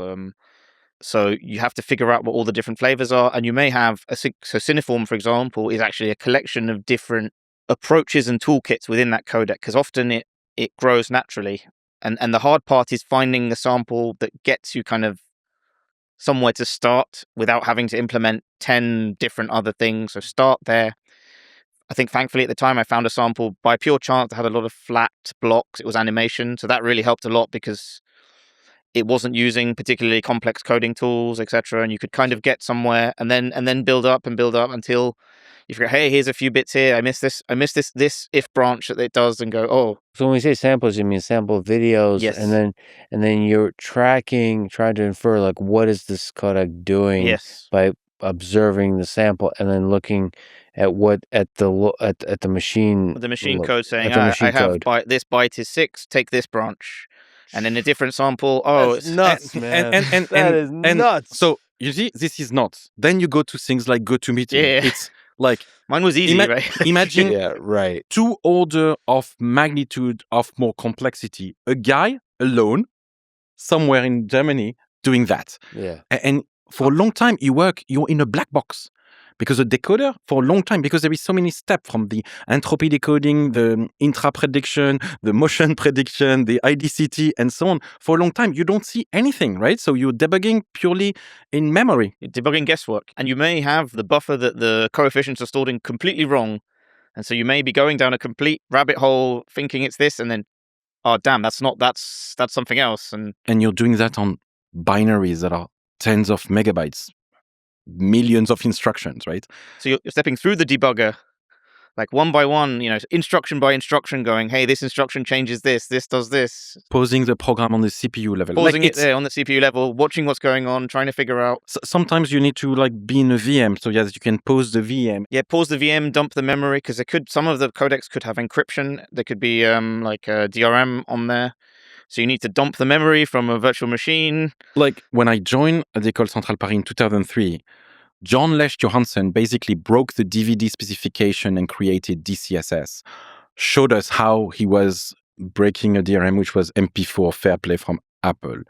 What he did on his laptop, and I was young, I was 21, was just mind-blowing, because he was basically debugging Windows inside a type of VM with wow. It's incredible. It's mind-blowing. and inspiring. Does it get, like, from your experience and from what you've seen in the community, does it get discouraging? Does it get... People help you. People send you samples. People are keen. Sometimes you don't have access to an encoder, so this is even more difficult because you just ask, and you have to ask for samples. I remember VideoLAN used to tweet for samples at one stage. Hey, I need this obscure sample, and For a long time, I was, I need this codec, and I need this codec. and if you were really lucky, you would find, like, if you were unlucky, you'd get like one or two, you'd get nothing, or you get one or two. And then sometimes you'd find a gold mine. It's like, yeah, my company has 100,000 of these files because we depended on it for some reason. And so those are kind of the best because then they can test bit exactness across the huge range of coding tools.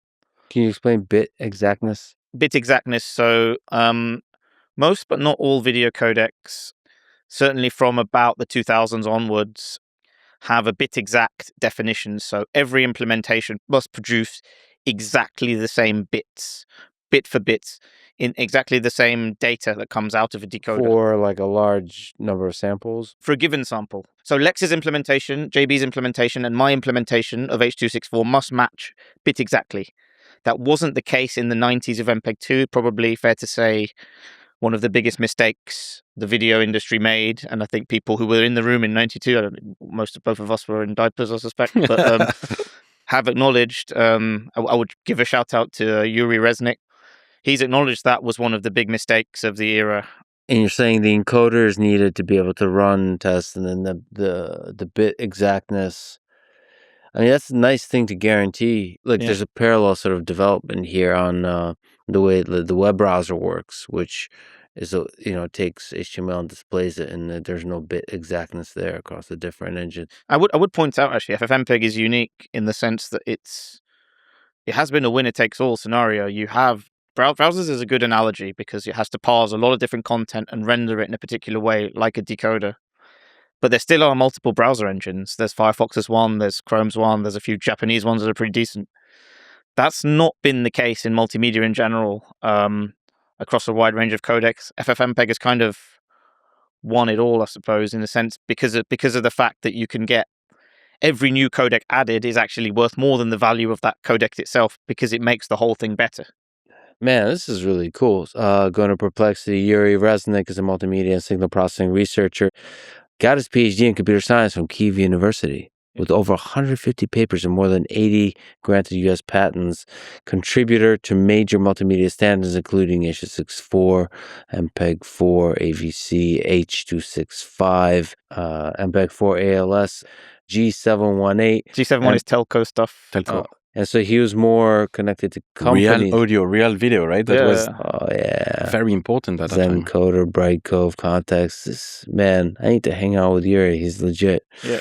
And he's like one of the most nice person ever, right? For example, for my startup that I'm doing right now called Kyber, right? I met Yuri because I met him every year at the Mile High Video conference, which is in Denver, and he gave me like so much good ideas and good things. He's like really amazing person. He tells us how great it is to be even know us, and just you look at that, and I think it's the other way around, Yuri. That reminds me of a thing that you mentioned to me about fate testing and like the insanely rigorous process that's used to test everything that's incorporated into FFmpeg. Can you take me through the testing process? Yeah, so FFmpeg has a system called FATE, FFmpeg Automated Testing Environment. Mm-hmm. Because FFmpeg runs on so many different OSs and can be compiled with so many different compilers, there's been a crazy number of configurations. So you can see the absurd combination of compiler variants, operating system variants, instruction sets.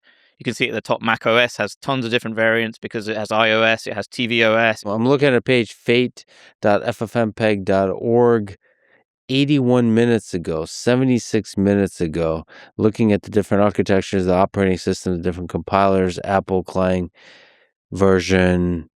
Combinations are the combination crazy. is insane. So these are all run by volunteers. So these are all volunteer systems. The ones at the top, for example, the Macs I host in my office, for example, host all sorts of different stuff. Other people host other things.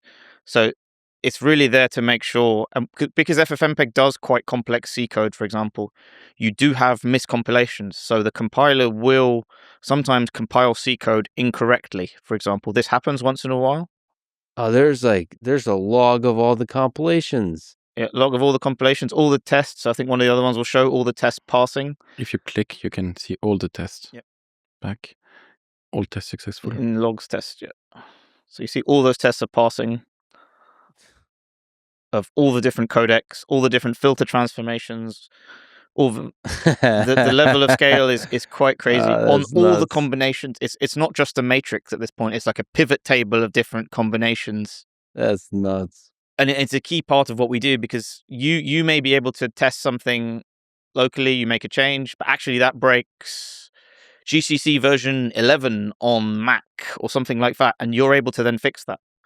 We also have miscompilation, so the C code, sometimes the compiler can have a bug in it where it creates the wrong output, and that can have quite a big effect sometimes on a video because of the way frames have dependencies. Even a small change in the output can cascade to actually quite big glitches. You see PowerPC, you see RISC, you see ARM. There was RISC, there was weird stuff in the past like DEC Alpha. You see Visual Studio, different versions of Studio, Clone, Intel or GCC. compiler, Apple client, you name it. What are some of the pain points? Like, maybe do you have emotional triggers, maybe nightmares about a particular operating system, a particular container codec combination? I mean, for me, it's really easy because so I have a day job. My company builds, the company I started builds equipment for broadcasting sports matches between TV stadiums and studios, for example. We have to work with 10-bit video, and 10-bit video has a set of challenges that you can't process 10-bit data natively on a CPU. So that means you have to stick it in 16 bits. So that means you have 6 wasted bits. So there's different packing formats to actually pack the data more efficiently, because when you send that over a network, you lose, because you need to save that 40%. For example, on PCI Express, you may only have bus bandwidth to do that. And so I think internally we have about, some are industry ones and some are internal to our own hardware that we build. We have I think a 5x5 or 6x6 matrix of every single format to every single other format conversion. In fact, one of them I sent you, and they're all written in handwritten assembly, and they're all written, and they all support different CPU generations. So this is really traumatic, handling all these different combinations times a million. By the way, the company you're talking about is Open Broadcast Systems. So no relation to the free OBS streaming service. Yeah. But JB and I have started companies, broadly speaking, around the FFmpeg VLC ethos. So that's really low-level work. So in most companies, this wouldn't be written in assembly. It would be accepted that C is fast. As you can see from that, C is not fast. So here it says 62 times faster than C. Yeah, so it's taking the ethos of doing low-level programming, real-time programming, and using that for commercial applications. And JB and I have started companies around that, in many cases hiring developers from the open source community to use that ethos. And so that's a great example of some of the things we're doing. In most companies, it would be say, I'll write this in C and it's fast and we're done. But actually, you can get a lot better. For me, like, some of the headaches we have is around some OS that are difficult to support, right? Because if you look at VLC, and thanks to Fate and FFmpeg, we run on the last version of VLC runs on Windows XP and still run there and runs on Windows 11.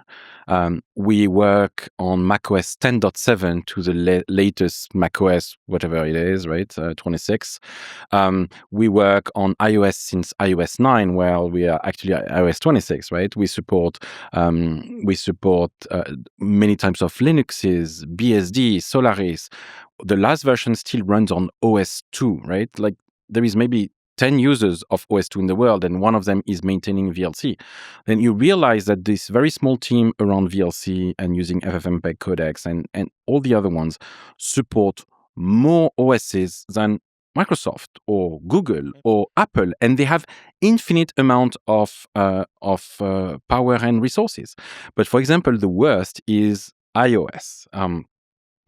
in order to build on iOS 9, we need to do some very clever mixing of several versions of the Xcode IDE and SDK from Apple, from several versions, and do a type of Frankenstein version of that so that we can still support iOS 9, which is not supported at all by the compiler of Apple, in order to still run on ARM32 on iOS 9. And you've seen on Fate that it was still supporting iOS 9, right? So my headaches are mostly related to the support of so many OSs.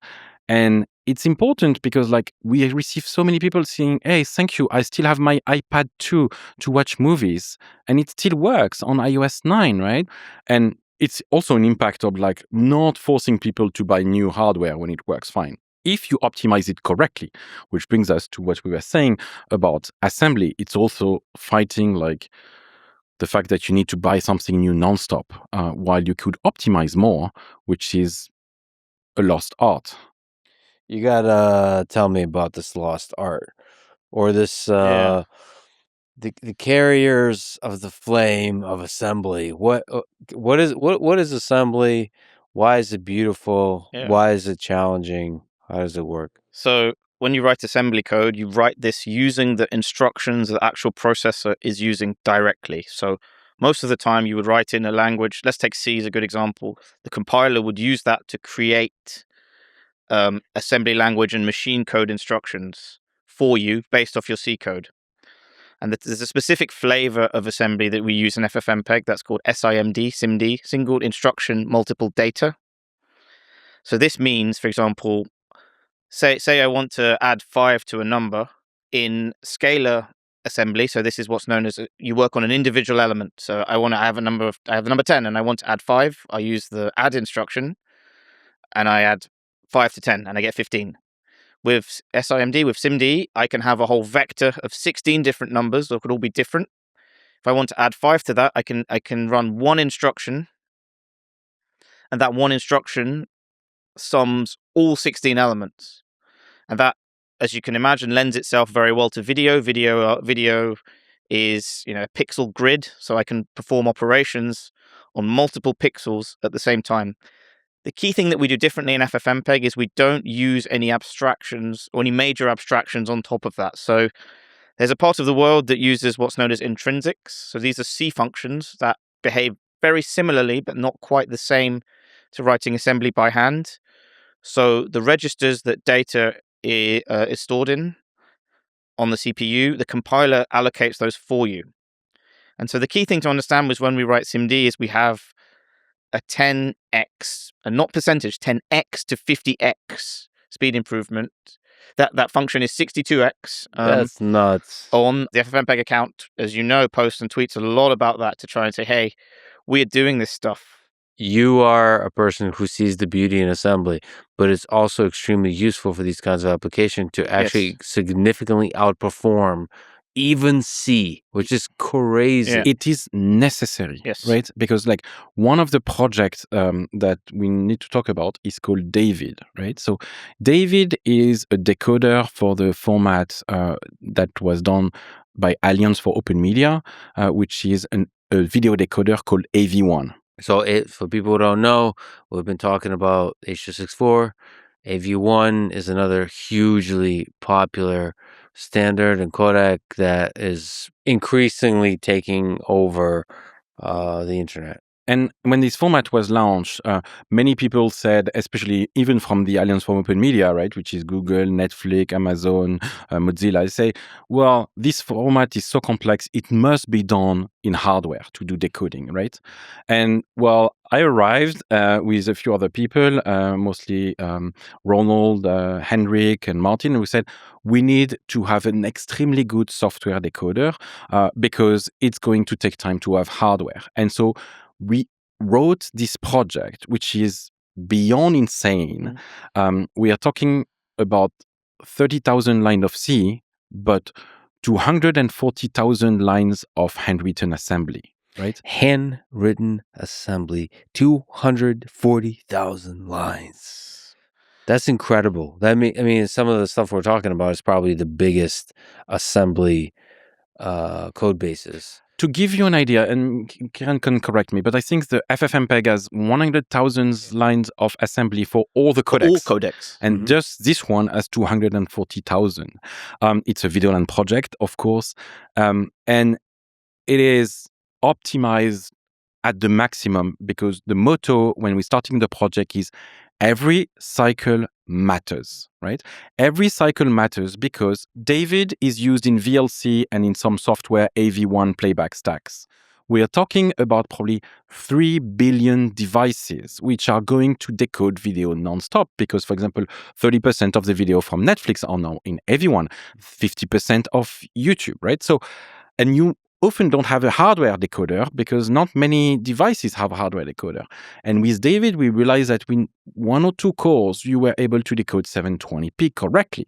So it is like literally incredible, David. right? That's David. Look at that. Yeah, so there's this another spicy tweet from you. This is what peak video codec should look like. 79.9% assembly, 19.6% C, and 0.5% other. And what's incredible is with those tweets, which is factual, people get crazy. They are unhappy, right? They say, for the last 2 years, they go crazy. No, intrinsics is fine. The compiler is... Oh, they go. You can optimize your compiler. Auto-vectorization is your fault. You don't understand. And we've tried that forever, right? For 2 years, and 2 years later, showing hundreds of examples of handwritten assembly. No, you're doing it wrong. The compiler can do this. So we should actually just articulate a little clearer. So the intuition there from the software engineering folks, when you have code like, okay, let's just take an example, C++, there's a compiler that's doing a lot of the optimization. Yes. And the presumption is if you have a good enough compiler, if you continue to improve the compiler, you're going to generate code that can perform like optimal performance. You cannot possibly beat it. And you're consistently challenging that thought that if you by orders of magnitude. By orders of magnitude, handcrafted assembly can outperform C. The 2 things that they tell us is, but modern compilers have auto-vectorization, right? Because SIMD that we're doing is vectorization. And like, it's not even close, right? It's not even close, right? It's not like 5%, 10% slower. It's multiple times slower. So can we, I don't know if you can say something philosophically, because there's a lot of great software engineers, great machine learning people. Karpathy will listen to this and it's like, what's the intuition he's supposed to get from this? What are we supposed to... Karpathy learned assembly because of the tweets, by the way. He's like, I think this is a movement. Let me figure out what's happening. And you know the way he documents his work, and so... Philosophically, what's important to realize is that we passed the time where hardware was going so much faster, right? We're at the end of the Moore law. We have limitation for AI, for memory. You need to go down in the stack and optimize more to get more power from what you have, because our requests for power, CPU power, GPU power are exploding while the hardware is not exploding in speed. Right. So what people do is that they add more cores, right? But that's basically like at some point you can add 250 cores, right? So what we do is to take every inch of the machine. Not just that. We abuse the machine. We go and use the machine in ways that the creator didn't expect. Sometimes we use an instruction that's completely unrelated to what we do. We use a cryptography instruction in video processing to do nothing related. And one of the other things that we do, for example, in David, which is a bit crazy, is that we don't use the function calling convention from the operating system. We should explain that. That is extremely complex. But basically, usually when you do move from one function in code to another, there is a way to save the registry, the state of the CPU to enter another function. And this is like standard. It's a bit complex. I would simplify this a bit. So David does things to abuse the calling convention. You could define the calling convention as, I've written a function and I want to call another function. How is the data shared between the functions? Because there's a convention, what's known as a calling convention. And what David does for optimal reasons is create its own calling convention sometimes. So if I want to call Lex Fridman's library, we've got to agree on a convention so that I can share data with you in the assembly language space.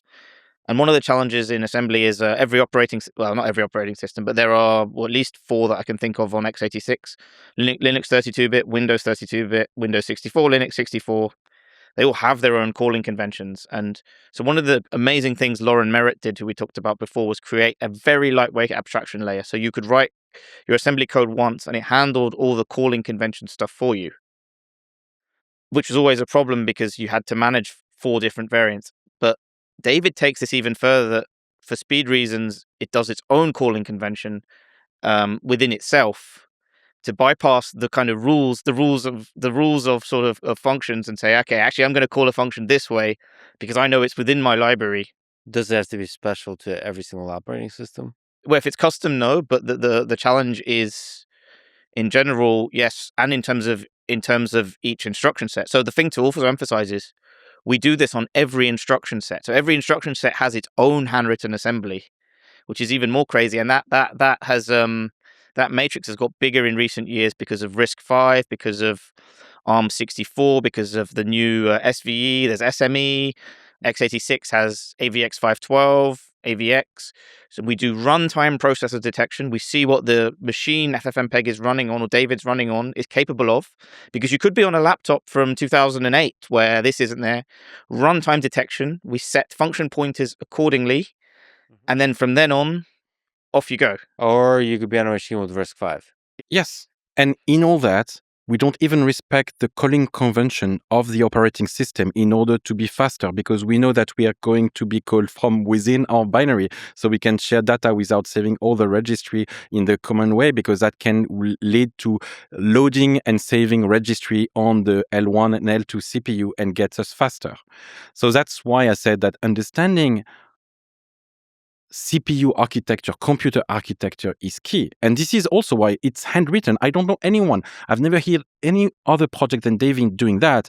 And this is what Kieran calls it an art, right? It is an art. I think in a mass world, there isn't something on billions of devices. I know there are some specialist industries. I know in high frequency trading, they take this really seriously, where they're receiving feeds from a market and they need to react within X number of microseconds. And so the instructions matter, but that's not a mass produced thing that's on a billion devices. That's hyper specialized, running on hyper specialized hardware.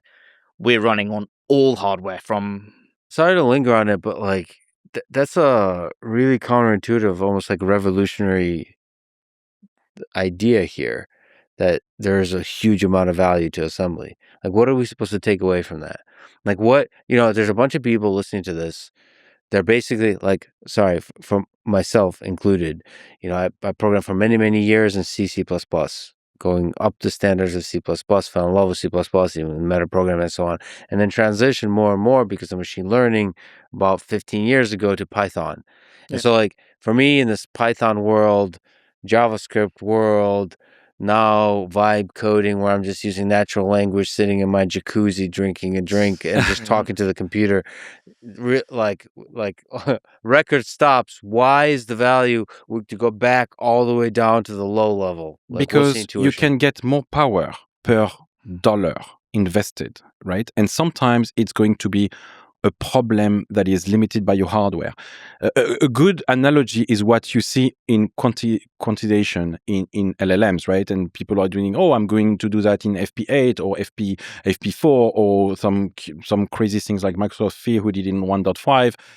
Because you're constrained by memory, because you're constrained by the machine you can run, because at some point we are doing real time. And I believe this is going to happen on AI inference also, is that at some point you need to get faster, and you cannot always get harder, more powerful hardware, right?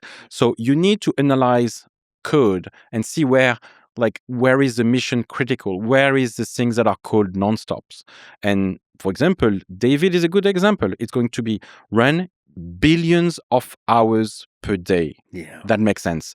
It doesn't make sense to be on the glue of FFmpeg CLI. It makes sense over there. Yeah, and this has to do, also we'll talk about it more, but your new effort, your new company, Kyber, is doing that kind of thing for ultra low latency. So the slogan being every millisecond counts. So when you actually extremely highly constrained in some dimension, we are also arriving at a point where we've done so many great things, but the hardware is getting back to us, right? Because cost is increasing, because we need more power. And so you're limited by either your CPU, your RAM, or your networking. And you need to optimize. And this is where value is going to be, especially because like doing AI is going to help do the programming of like business, right? And so the core thing that you will not be able to vibe code are optimization for the hardware to be as fast as is possible. I'd love to talk to you about who and how should learn assembly. But first, I think we need a bathroom break. Quick 10-second thank you to our sponsors. Check them out in the description. It really is the best way to support this podcast. Go to lexfridman.com/sponsors. And now, back to the episode. All right, and we're back. There's this nice repo with the assembly lessons. First of all, do you think developers should learn how to program in assembly?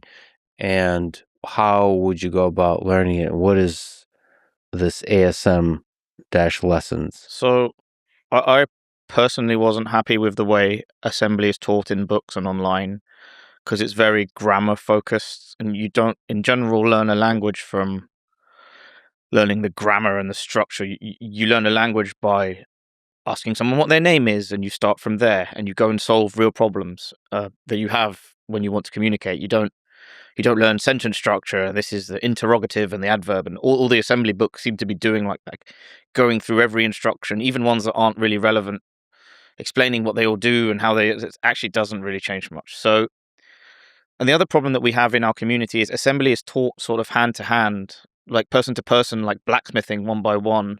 That's the only logical sort of analogy, and that doesn't really scale online. That doesn't do other things. So this I started a set of assembly lessons in the way it's done in FFmpeg, which is a little bit different to the way assembly in general for, I don't know, I'm trying to think the other good big use case of assembly is in embedded devices, in really, really low power, cheap devices. And that's completely different to what we're doing here. I think it would be good if you could highlight the requirements, which are quite simple. It's high school mathematics and C.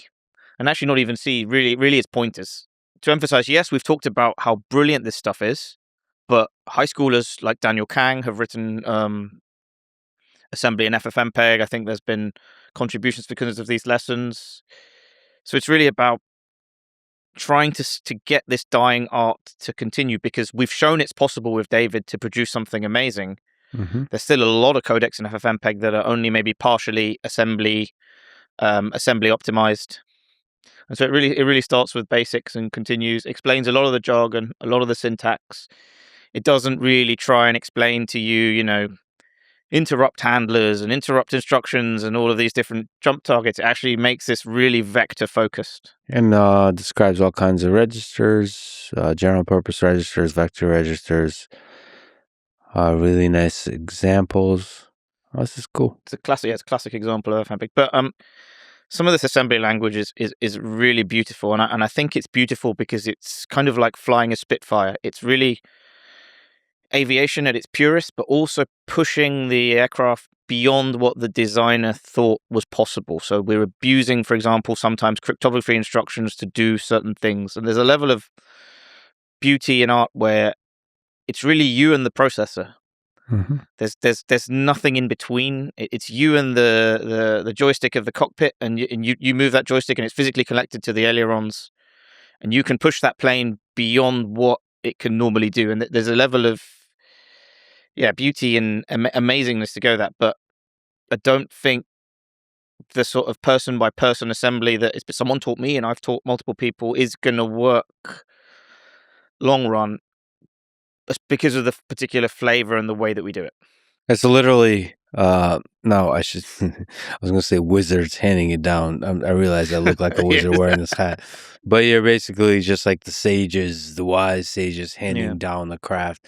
Can I ask you about LLMs? Can they help? They had more of an understanding than I expected, but they are still, I've asked it questions and it still goes and starts not hallucinating, but making modifications. And then I go, is it bit exact? No, fix it. And then it just goes and does the same thing. And there isn't the corpus of information like Stack Overflow to work on. There is not enough data to train on. And this is the biggest issue. I started my career actually doing some assembly for Itanium, right? So the Itanium is a dead processor type, right, which was done by Intel and HP a long time ago when they wanted to do 64 bits. Well, they lost, and then we got AMD who did it. AMD 64, which became x64. But Itanium was extremely interesting in the sense that those were processors who had a ton of computing power to do floats, FMAs, which is similar to what we need now for LLMs, right? And you could pack 3 operations per line that could be loaded.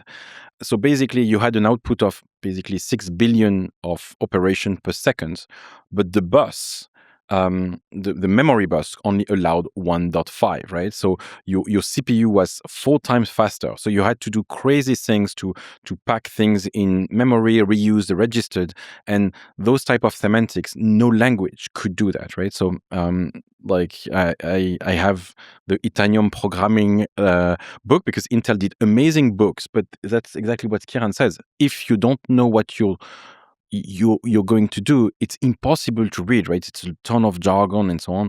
While those lessons are amazing because they are targeted to a real problem and you can do it yourself. And people have. There are patches and they said, I studied your lessons and here's my first changes. That's amazing. And part of that in the lessons is a framework called x86 Inc., written by Larridin when he was working on x264, and it allows you to do more things about that, to create a type of like not caring too much about different coding convention.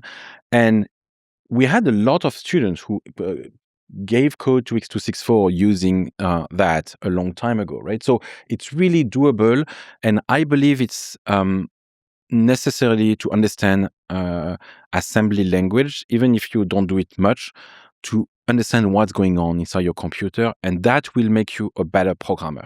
And I assure you that because doing that, you will understand some of the architecture of the memory inside your computer, right? Understanding register, L1, L2, L3, RAMs, SSDs, disk, and so on, which are very important because then you have a good programming culture that will make you a better programmer. What do you think about the Rust programming language? Because that's a bit of a meme. We have very different opinions with Kieran. I think it's valuable what they're doing in terms of memory safety as a concept. Can it achieve some of the speed up that assembly achieves? Not assembly by hand, no. I think that's a given. C, potentially, but I see it has a very big Esperanto vibe about it. It's like, we're going to solve this and we're doing this in a particular way. Meaning it's a bit too utopian? So there's a lot of focus on the self-importance rather than solving real-world problems. It reminds me of the Sinclair C5. Sir Clive Sinclair of Sinclair Computers built a car. And he said, everyone will be traveling around in one of these electric cars. And it was, Frost reminds me of that, where I think the community doesn't quite understand that in order to get people to move, you have to build something that's as good as, if not better than what you have now. Yes, people are doing Rust rewrites, but if they only do 85-90% of the feature set of what we need, like things like core utils, that last 1% takes 99% of the time. To use Elon's famous quote, prototypes are easy. Like, this kind of stuff is easy, but to get a real electric car, you have to make a car as good as, if not better than what we have now. And Rust isn't in that stage yet. I don't think anyone would object to seeing Rust code in FFmpeg, but it needs to work as well and support the same unit testing as everything else. It needs to be flawless. It can't just randomly break. They can't just randomly break ABI when they want to. It needs to have, I think, more. I think it still has only one compiler implementation. Yes. So it's got to be as good as, if not better. And saying, hey, here's my utopia of memory safety isn't enough, even though we probably all agree that that's the goal. So I've done a ton of Rust, and the 2 major topics I had was adding Rust modules inside VLC. One of the reasons VLC got popular, and which was one of the main architecture decision, is that VLC is a very small core and a ton of modules, right? And so you can write modules in C, in C++, in Objective-C, and anything that is basically interoperable with C. And so we did some Rust modules. And so I have experience on that, and I wrote some of it. And also, like my new startup called Kyber is an open source project mainly done in Rust. What Rust is extremely good in the sense that it's a better C++ that cares about memory and allows you to do things about memory ownership that no one else can do so far. However, it's great when you start a new project from scratch and you do everything in Rust. But it's very not good when you interrupt with the existing part. And some part of the Rust community believes that they need to rewrite everything and everything will be better with Rust. And the answer is like, no. Like I'm almost always, and all my years of being engineer, manager, CTO of startup and so on, don't rewrite. Right? That's the initial instinct for a lot of people when they show up to a code base, probably before LLMs, is like probably because they don't understand the wisdom of the way things have been done in the past. They say, well, we need to rewrite it. Hence why there's 1,000 JavaScript frameworks. But the reason is the following, and this is very important to understand. It is an order of magnitude easier to write code than read code. Yeah. And you see that also with LLM. They can write code. Analyzing is a lot more difficult. And so when you arrive to a very complex piece of code, right, you don't understand it, right? Because it's so much more effort to understand the code from someone else because you don't have the thought process. And often I joke about some languages, mostly Perl, for example, which has very complex syntax. And imagine I am at my maximum intellectual efficiency in programming, right? And I write the best code ever. I will not be able to understanding myself 6 months later, right? Because reading code is more difficult. So very often you arrive, you don't understand all the wisdom, all the business logic, the reasons that were done that is maybe not documented. And you say, well, I'm going to write it. And the thing is, no, you don't, right? Because that's, as Kieran said, right? I'm going to rewrite core utils in Rust. And then, of course, you arrive very quickly at 80%. Then 90% takes a bit more time. And then you got the last ones, right? On the other side, right? So for new projects, it's great. Everything related to parsing files, networking, because of the memory checker, memory checker, it's amazing. And there is nothing else. To answer a bit differently for us, imagine I take a piece of software like David or x264, right, which has a ton of runtime in assembly, right? I rewrite the C part in Rust, right? So it's more secure. Yes, but then you arrive into the assembly and you can jump anywhere in the memory because we are doing handwritten assembly. So even if I rewrite the C part in Rust, for security reason, you break all the security when you write handwritten assembly because we can jump anywhere. So in my opinion, we need to do something that is secure assembly, right? So which is compile time, check the assembly, which is similar to the check assembly project that we're doing on David and x264 with VideoLAN, is to start instrumenting your assembly at compile time to check that it's not jumping anywhere in the memory, because else you might rewrite a part of C in Rust. But if you want to have the same performances, you're going to have inline assembly, and so you destroy your whole security model. So that's a bit what I think about Rust. I would say on a personal level, I'm so in awe about the assembly. I actually, it never gets old, the speed improvements to show 62x. So there are months on a personal level, I run our internal test suite at work and just see, I'm still in awe at the gains we have. There's a source of joy and happiness for programming for different reasons. But I think one of the greatest happinesses is in the optimization of code. And it sounds like you're like at the cutting edge of that. Whoa, that was cool. And in the community, I want to speak about two people who are wizards of assembly, right? The two of them are actually living in north of Europe, Sweden and Finland. And Henrik Gramner knows so much about Intel x86 assembly that when we ask questions at Intel about things, they tell, like, why are you asking us, Intel? You have Henrik. Henrik knows better. He knows all the cycles of almost all the SIMD instruction by all the CPU generation. Oh, yes, this is a P4, this is a NeHalem, this is a Core 2, etc. That person is like the best person on assembly in the world. Yes. And he's the nicest person that you've seen. Like, very... He arrived, you don't see, he's amazing. And the other one is called Martin Storsio, and they're doing mostly the same on ARM, right? So Neon, right? And iPhones and Androids and so on. And he codes in assembly on his phone, editing it with the crappy keyboard, like virtual keyboard you have, while watching his kids play in the playground, right? Like this is just like wizard level. So those two people are like... Yeah.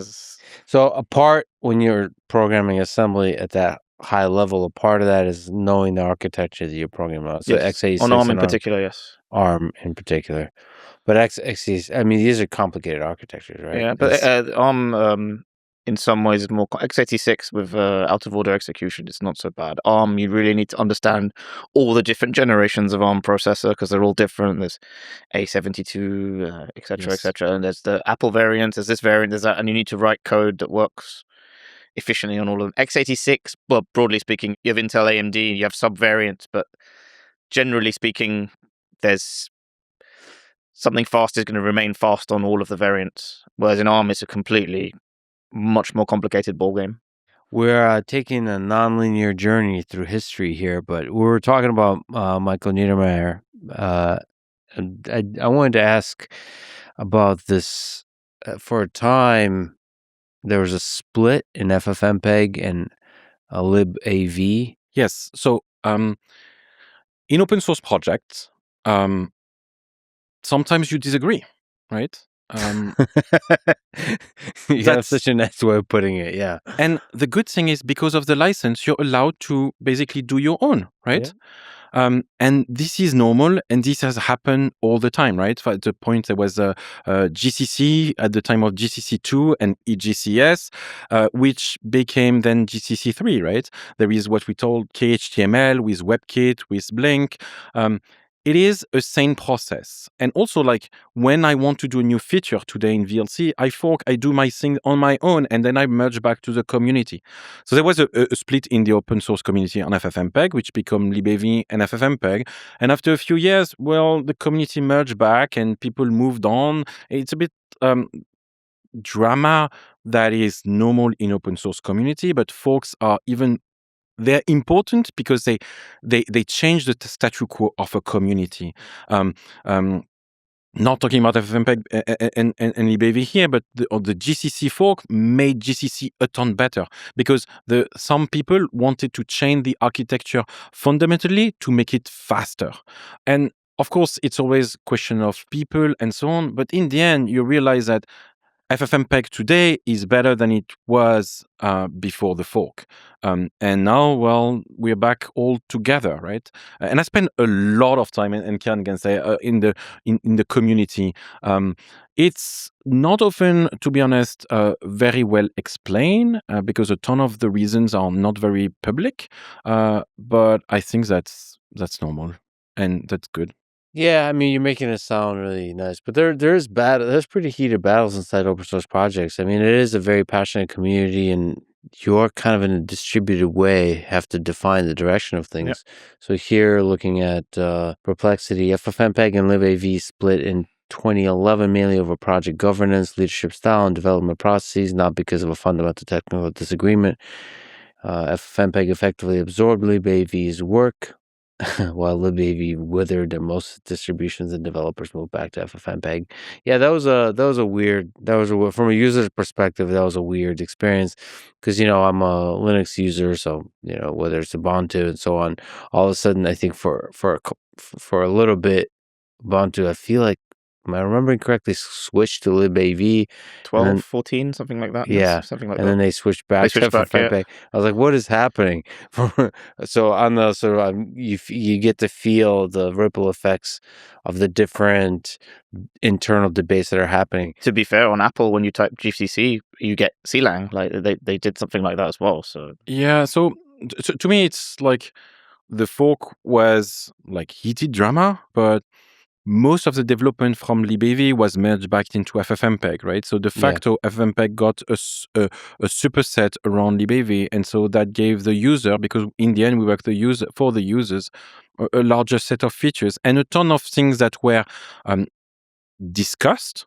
For example, the debate on reviews and on how we push are something that now is completely settled in FFmpeg and is following mostly what everyone in the community agrees, right? So de facto, everyone who was active on libav came back in work on FFmpeg because the disagreement were fixed. And in the end, FFmpeg is stronger than it was before, right? And I know people love drama, but well, my main concern, I understand, and I think looking at the long history, it's all for the good. But I am concerned because there's so few humans that are critical to the success of open source projects that I have seen it be a psychological toll on folks, and sometimes leads to burnout. So you have these incredible people that are at the core of open source projects. There's a moment that happens because, like, what is the motivation of doing it? Ultimately, it's because you're passionate about it and it makes you happy. And at a certain point, you wake up and it's like, this has been a bit too much heat from the drama. So, like, at the project level, the project continues and often flourishes. But sometimes there's these individual humans that are just like, I've had enough. Yeah, but it's not just about forks, right? So it's what you are referring to is one of the most challenging and most interesting part of open source today is maintainers burnout, right? And AI is a problem because of that. And Daniel Steinberg, which is the maintainer of curl, who's probably one of the best promoter of open source in the world. He's, by the way, a member of the European Open Source Academy with me. So I'm very humbled to be on the same community as him, right? He's against what he called AI slop, right? Because it gives a ton of fake reports or bad reports, bad patches. And then a lot of maintainers have a lot of burden to maintain the software. And this is straining the mind of open source developers much more than forks. And for example, the XZ fiasco was because there was one guy maintaining it and he got basically hammered by two attackants who were asking him questions nonstop at weird times at night to block him. And at some point, he got fed up and says, okay, I can't do that, and gave the commit access to the attackant. So burnout in open source community is something that exists, but mostly it's about maintaining things, right? No, for sure. But I wonder how we help that, because those people are so important. The human beings are so important at the core of these projects. So, for example, now I am maintaining a ton of multimedia and non-multimedia library as maintainer because the maintainers got fed up, right? Some on VideoLAN, some outside of VideoLAN, because it's sometimes you need a tough skins, right? Because you get it's not really attacks, but oh, this is not working, and you feel it personally. And this is also why resources or the Google fiasco was a problem, right? They don't realize that in the end you have, it's like the same graph where you see everything, and it's just one random open source project that is maintaining the whole internet. You see the one, right? Yeah, this is the meme. I mean, it applies to a lot of open source projects, but this is the all modern digital multimedia infrastructure, and then that thing at the very bottom that everything relies on is FFmpeg. It's true. And then there's usually, a handful of folks that are maintaining that. And FFmpeg or VLC, right? You have a community of 10, 15 core developers, are not the worst open source project. XZ, which is even in more installations, is one person, right? There is one guy. libxml is libxml, right? There was a big stop. No one is maintaining libxml anymore, which is like the only library that is able to parse XML everywhere. All the crazy edge cases of XML under ridiculous circumstances, and they get attacked by security researchers because there's one other crazy edge case that they haven't thought of. And it's like, yeah, but the body of knowledge to actually resolve that is massive. There is one guy maintaining all the time zones for everyone who is in the middle of, I think, was it Nebraska or South Dakota? Like, the mental health of the open source maintainers is something that large corporations don't care or don't see, right? It's just like, oh, yeah, I'm just doing an open source report and so on. Some of it is financial, but some of it, and people should definitely support open source financially all across the board. But some of it is also like spiritual on a basic human level.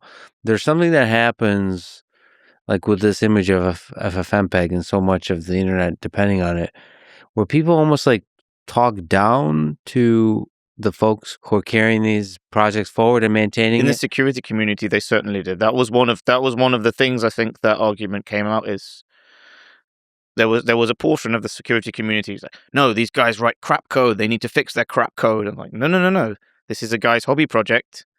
You've have a security bot that's gone and found some AI generated stuff.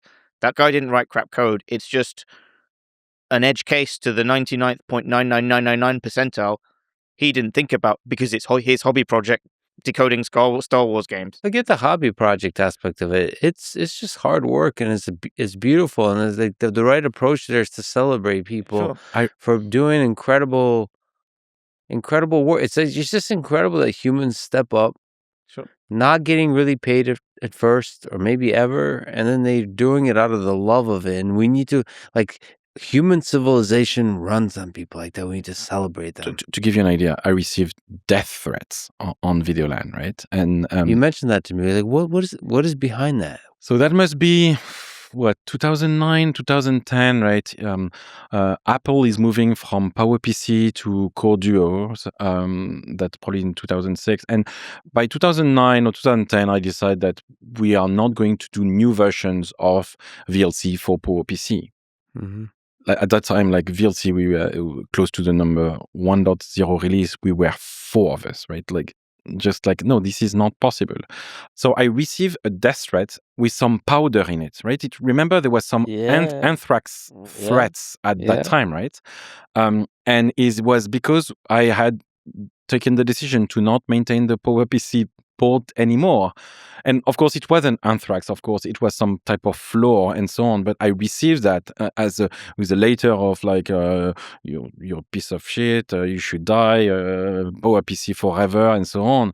And it was 2009 or 2010, right? I was young. I was just like, why? What did I do, right? Yeah, they can break your spirit. It's like, why? My mother freaked out, right? We had to go to see the police and so on. And now, like, I'm going to say that I'm quite happy that this happened at that time. It forged me a lot, right? I can take a lot of hate on me. I'm okay with it, right? It sucks that that's part of reality, because all the people that love VLC, all the people that love FFmpeg, like me, I legitimately probably thousands of times in my life had a smile on my face because FFmpeg made me happy, period. And how many times did I get a chance to say that?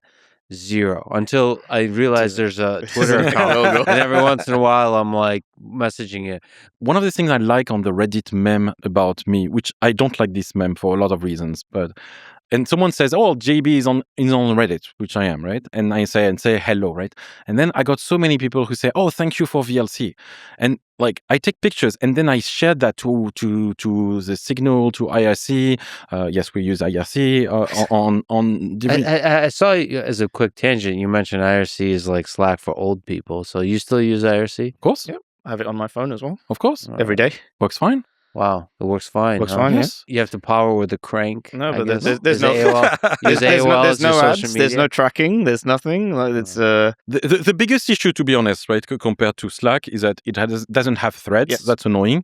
It doesn't have emojis for reaction. Sometimes it would be nice. V3 has. Yes, V3, but no one does it, and you cannot edit your messages. Yeah. Right? And the rest, it works perfectly fine for Wait, how do you communicate without emojis?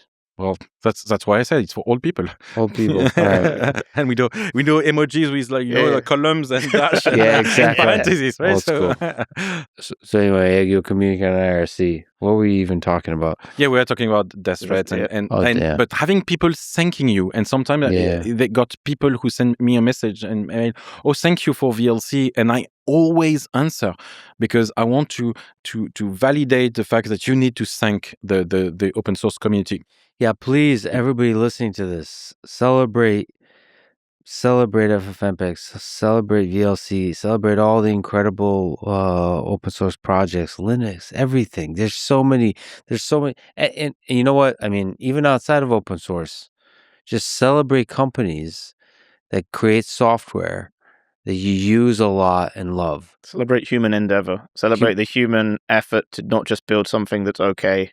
Yeah. Build something that is damn good. Yeah, this is important, right? Like, because as we said, right, we work for we do something very complex for the normal people. Like, we want our excellence in tech to be useful for everyone. And this is why we work, right? This is why I wake up in the morning, is because I want people to use our stuff because it's making everyone's life easier. I want to solve hard problems. Work on something interesting, work on some interesting technical challenges. And we are engineers. We love to build things, right? When I was young, like very early, I knew I wanted to be engineer. I wanted to do cars, right? Maybe at some point I will go back to cars, right? But this is like, we want to build things that are cool and useful, and they need to be challenging, right? Because you want your brain to turn on. When did the two of you first fall in love with programming, with building, with engineering? When is the first time you programmed, Kieran? Microsoft QBasic. As I was on Windows 3.1 and Windows 95, Microsoft QBasic. Wow. What'd you build? Like a multiplication, just counting loops, like 10, 20, 30, 40. Nice. Then I thought I could do everything after that. I jumped from doing that to I want to create a football soccer video game, and I drew everything out. I was like, I want to do it, and I didn't quite grasp that actually. It's a massive piece of work to jump from basic and drawings and pictures to a video game. But there we go. I think I did also basics and then Turbo Pascal when I was end of elementary school, but mostly the first time I actually did some serious programming was the first year of would you call that middle school, when you're 11? I lived in Italy for a year in Florence, and it was amazing year. And like the math teacher told us to work in a programming language called Logo, where you had a turtle that was designing things on the screen, and you would turn left and right. And in the end, we used that to do very complex programming, because of course you could do things. And this changed, like, as I knew I wanted to do things with computers and program. I don't think we quite talked about X264 properly. We talked about David. Yeah. Can we return, backtrack a little bit to X264, this thing that powers basically all of the video on the internet? So can you tell me the story of X264? And Kieran, you're actually a contributor to X264. So X264 is a video encoder for the H.264 video standard.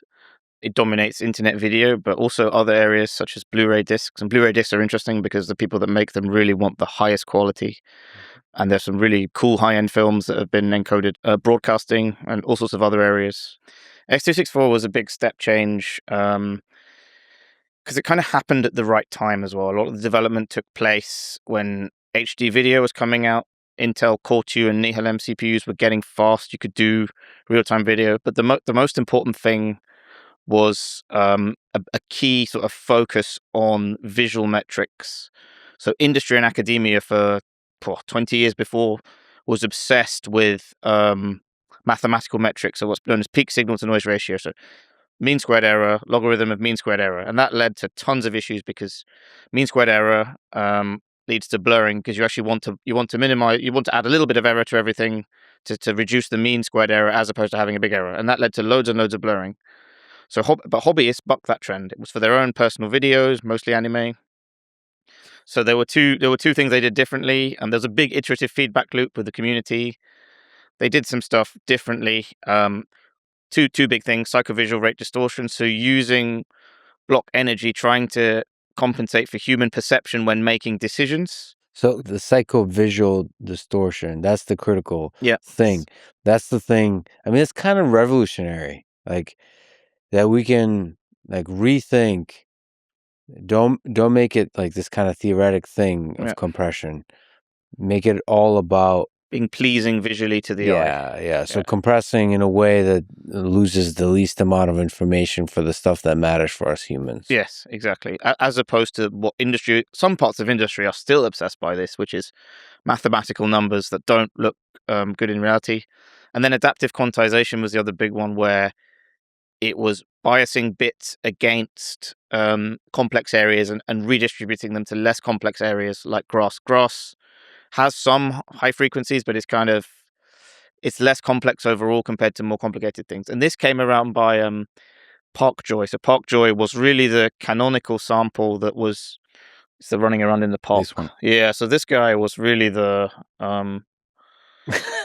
So this was created by Swedish Television in the beginning of HD, and it was done on film, and it was no expense spared in terms of production quality, and it was given away for free. This was really...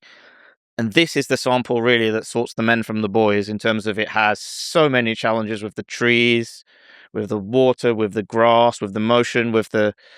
I don't think there's still been any public test sequence as good as that these days. So for people who are just listening, we're looking at a bunch of humans running along a river. You have the reflection, a lot of really high information textures everywhere, the leaves and the lighting playing with the leaves and all of this. You could show clearly that encoders with high PSNR will blur everything. And you could see, actually, I could turn on psychovisual stuff, I could turn off adaptive quantization, and it would just look so much better. But your metrics, and these metrics are at the time were considered so holy. Yeah, these are the holy metrics that are untouchable. PSNR is the most important thing. Can you speak to how do you measure psychovisual stuff? Like, how do you turn how pleasing a compression is for a human eye into a number? Is that even possible? That's what Netflix have been trying to do with VMAF. They said they've used a machine learning model. That's a more recent thing, but back in when X264 was being developed, that's by eye. It was by eye. It was developers on their laptops. So it's not like even with big companies with professional screens or anything. And that was actually one of the goals, which was the developers at the time, Lauren Merritt in particular, I don't want to test this on a $30,000 screen. I want this to look good on someone's laptop at home. Yeah. Brilliant. There is another sample, which is a sample that is Planet Earth's Kila sample that I absolutely love, and you're going to see why. Right? I love this. It's a ton of birds, right, flying, and the more it goes, the more there are birds, and at the end, right, it's almost like you have millions of birds. It's the most complex thing ever to encode, right? And you're watching it on YouTube, and you see how bad the YouTube encoding is actually, right? And this is like phenomenal to optimize and get perfect quality in a constant bit rate. There was a lot of optimization, mostly by Lauren also on anime, right? For a long time, anime was very badly encoded because there was a ton of bending, right? And so you see those issues, and there was a ton of things. So X264 is like, and today it's still the reference to any encoder, new encoder, AV1, AV2, VVC, HVC, everyone compares to X264. One of my favorite films, Cinema Paradiso, I know the engineer who created the Blu-ray, and he showed me the comparisons of X264 versus others, and it's completely different. And I think a bunch of guys in the Blu-ray world started using X264. I think the big one was Chris Henderson from Warner Brothers. He did the whole Fringe box set with that. So quite like a thing a person on the street actually watches and wants to look good. And so they kind of took a risk in their jobs doing that, because they're in a big company. That big company can buy whatever they want. And they said, no, I want to use this free and open source thing so that things look good for my customers and build the best. And to this day, I personally still try and avoid watching the most cinematic films on streaming services and buy the physical discs because they look good without even having to buy an expensive TV. I think that's the key thing. And X264 is yet another example of open source project. It was started by Laurent Aimard when he was at the École Centrale Paris, where VLC was born. And then you got a generation of people like Lauren, like Jason, like Mans, like so many. Henrik. Anton. And this is Anton. And this is where the assembly thing that we use now on FFmpeg, David, and so on was born, right? So X264 is like amazing project with people who were really all over the world, and I think most of them never met each other. But all of them, according to Kieran, or a large percentage, love anime. There's several things I've never got into, and one of them is anime, and I need to. I watch anime so much, especially at the time.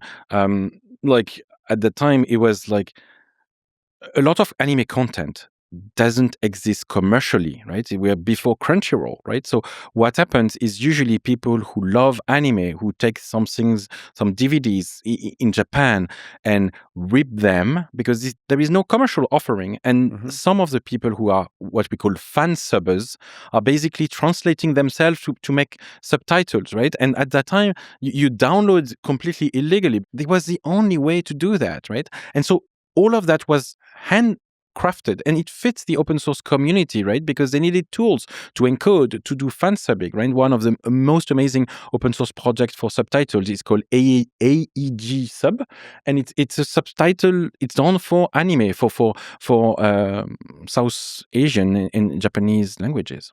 There are weird textures in anime that I don't think you get in real life content. I think that was a key one, which was optimizing these weird textures that you get because anime is not done in a normal fashion. Yeah, the way you produce it is not, you mostly produce it like on screens, right? Since a bit of time, and you have all those gradients, right, in colors because they are very easy to produce digitally, very complex to produce in real life.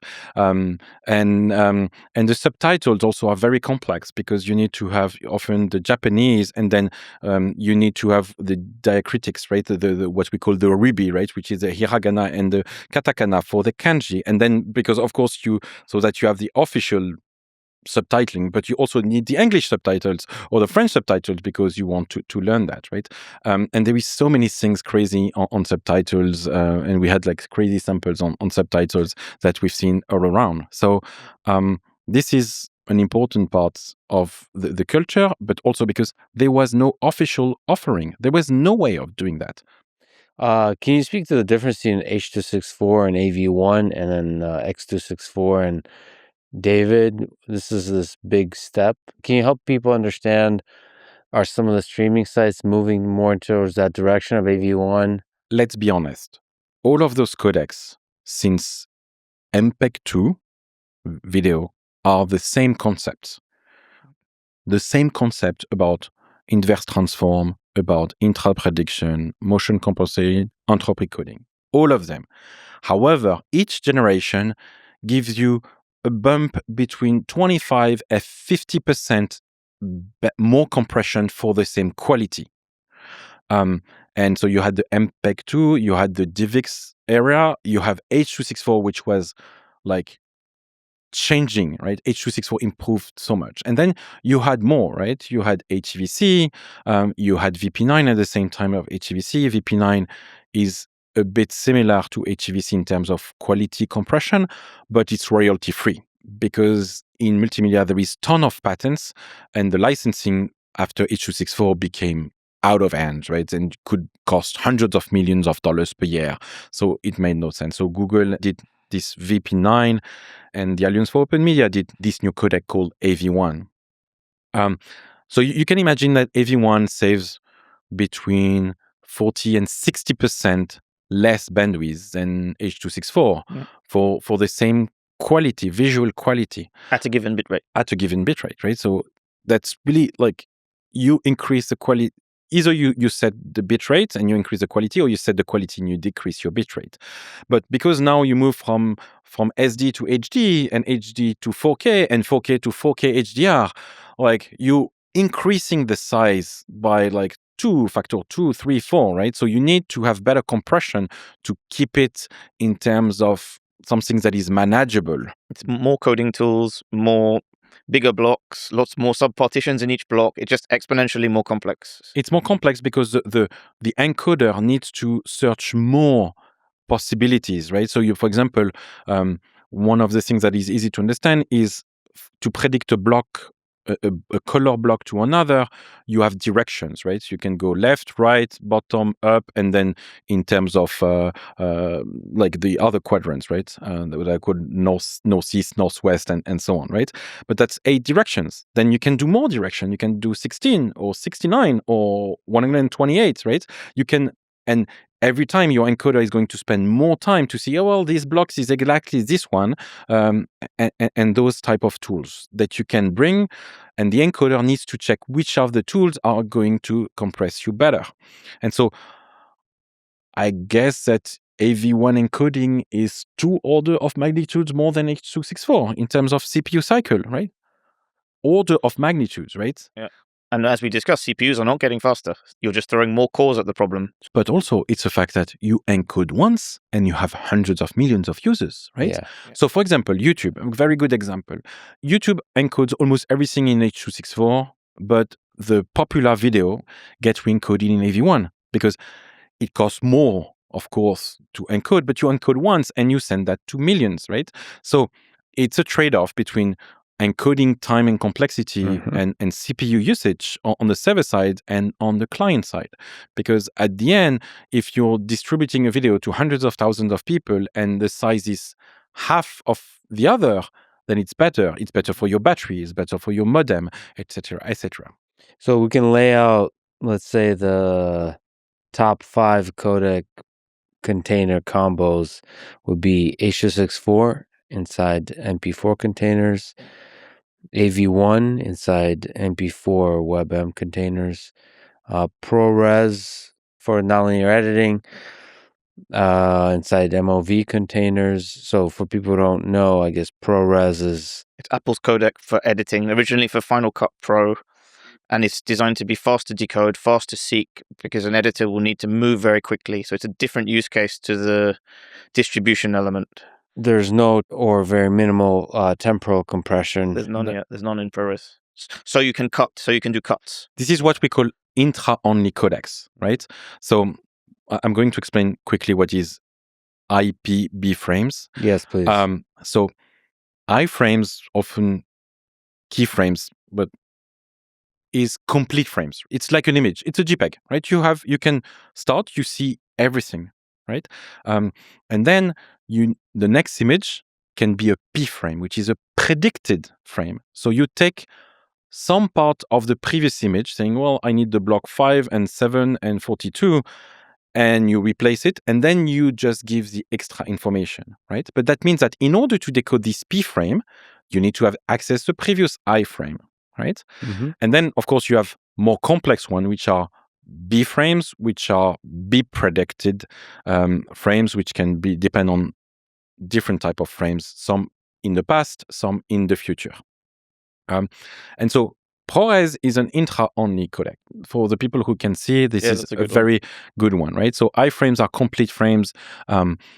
P frame basically depend only on iframe, and B frames can depend on in front. In this GOP group of pictures, I think the default for actually FFmpeg for H.264 is like 250 frames, something like this. Yes. And to me, it's like magic. Like that you could predict that you can have a complete frame every several seconds. That means several seconds, and then you could have this chain of predictions you make. And the fact that somebody like me can use FFmpeg to compress something and not notice that the result still plays back smoothly is like magic. You can even have, and we use that in tons on Kyber, is what we call intra-refresh, where basically there is no iframe. You have one at the beginning, and you never send an iframe. How does that work? What is it? You build up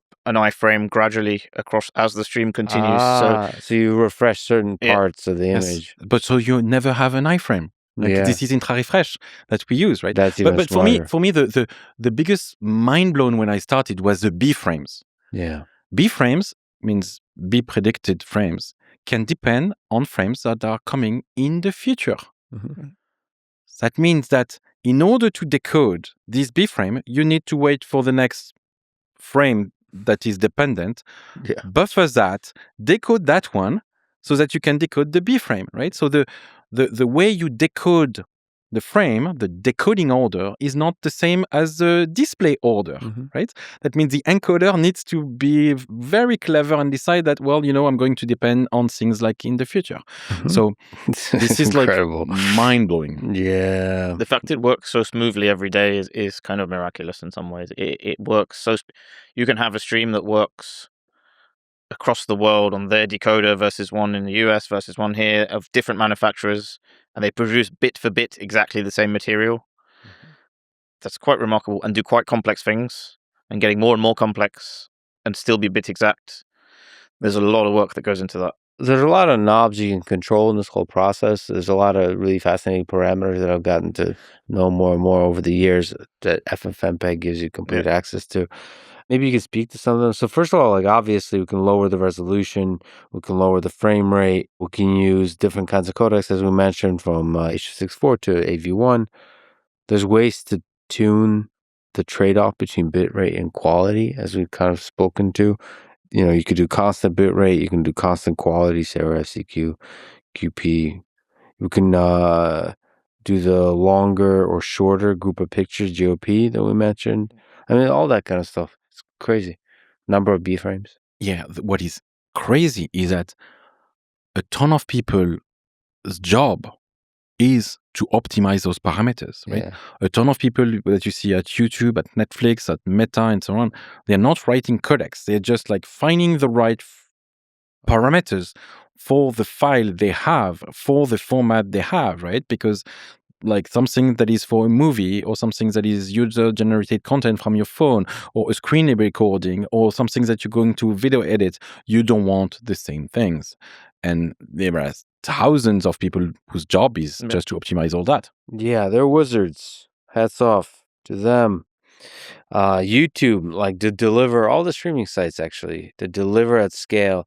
And like YouTube is really magical because it's not just doing like what Netflix it does, which is one way, like broadcasting type thing. It's also has to upload videos from all the places. So they're also doing encoding at scale. For videos, they're going to be watched by like 5 people. And it still has to deliver them like at a moment's notice. No delay, nothing. Very minimal latency. And also serve it in all different resolutions. Like YouTube is basically the web version of VLC. Well, actually, that's funny because like Google Video, which was something they did before they acquired YouTube, was actually using the VLC plugin so that you could run VLC inside the web browser using the ActiveX plugin.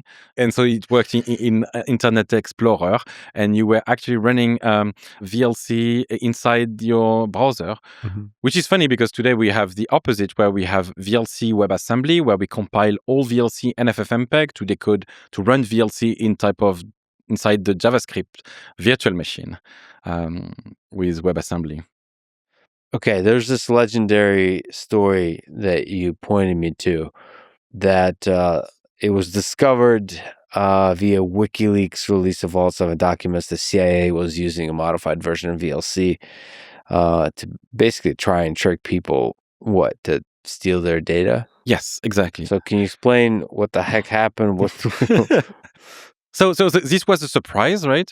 Because at some point, WikiLeaks mentioned some documents. There were a few ones with something related to Blu-rays and VLC, but the most interesting one was the CIA Vault 7, which, if I understand correctly, was the CIA had like a custom version of VLC where they had a specific plugin. Yeah, exactly. This is like we had to write a press release on that. VideoLAN wrote a press release saying the only safe source for getting VLC media player is the official VideoLAN website. I mean, I suppose that's a security vulnerability for basically any piece of open source software. Somebody can trick you to download in a fake website or targeted advertisement, right? That was a targeted advertisement to watch a specific file you need to watch with this custom version of VLC. And it was the normal binaries of VLC, except they added one DLL. I think it was psapi.dll, which was basically reading your document folder, encrypting that, and sending that. And the thing is, this is very clever, to be honest, because once you're watching a movie, right, you're going to do that for 2 hours and you're not going to touch your computer. And sometimes it's normal because it's HD that your fans are going up and say, and there is a ton of CPU usage because you're using VLC, right? That's normal. But the thing is, what you don't see is that actually a powered version of VLC that is used by CIA. We had exactly the same problem with Chinese hackers that were targeting Indian people, and that got VLC banned from India until I had to fight in courts in India, the Indian government, to unban VLC. They didn't use VLC. They took just one DLL because we signed the DLL correctly. And they used that DLL to do another program. So you had the VLC.exe and was calling libVLC, but it was calling it into a fake one. And they used that to target. There is not much we can do actually to block those type of hacks. Yeah, and I think people should, for all open source software, for all software in general, people should pay attention where they download the thing. Yes, because that means that they were not downloading it from our website. Do the search engines help you?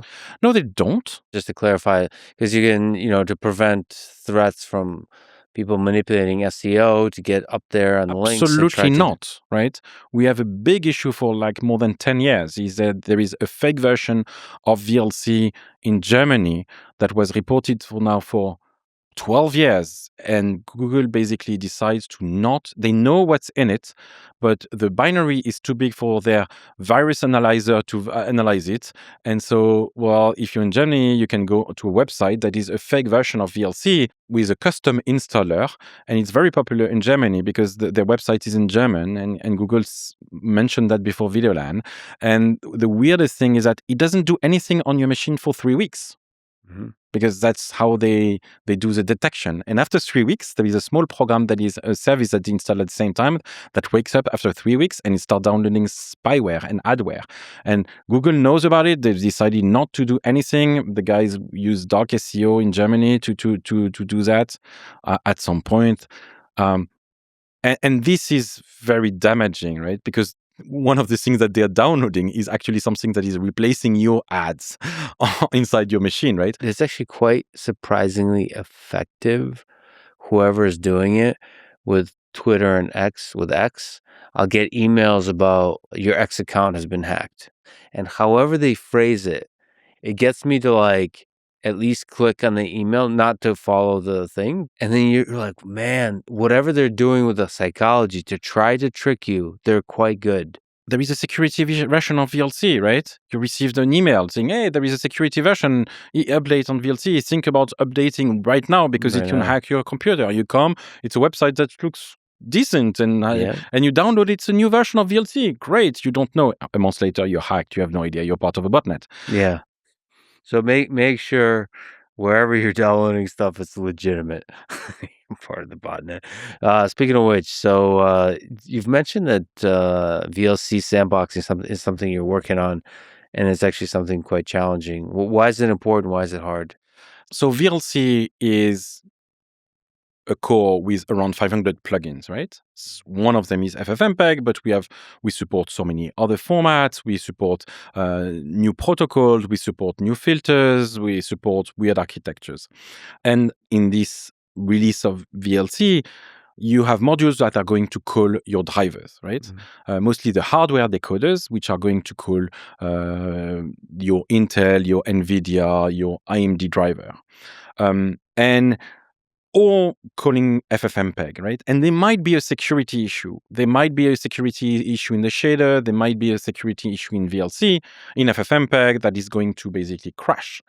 The issue is that you're running VLC like every other program, like Adobe, right? You're running it on your machine, and it has access to all your documents, right?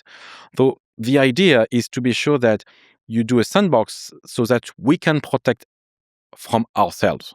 Because inside the VLC process is running some code that is not even ours. Either it's open source for other projects that we integrate in VLC, or it's your GPU driver or something that is provided by someone else inside. And so when we crash, we want to not allow people to do bad things, right? Because one of the common way of hacking people is to crash a program, very often done with a web browser, very often done with PDF files. Less often with multimedia, but that could happen. And when you crash, you launch something on the machine of the person. Could be a ransomware, could be a botnet, right? So security of desktop application is important. On mobile, it's a bit different because most of the mobile applications are running inside their own sandbox.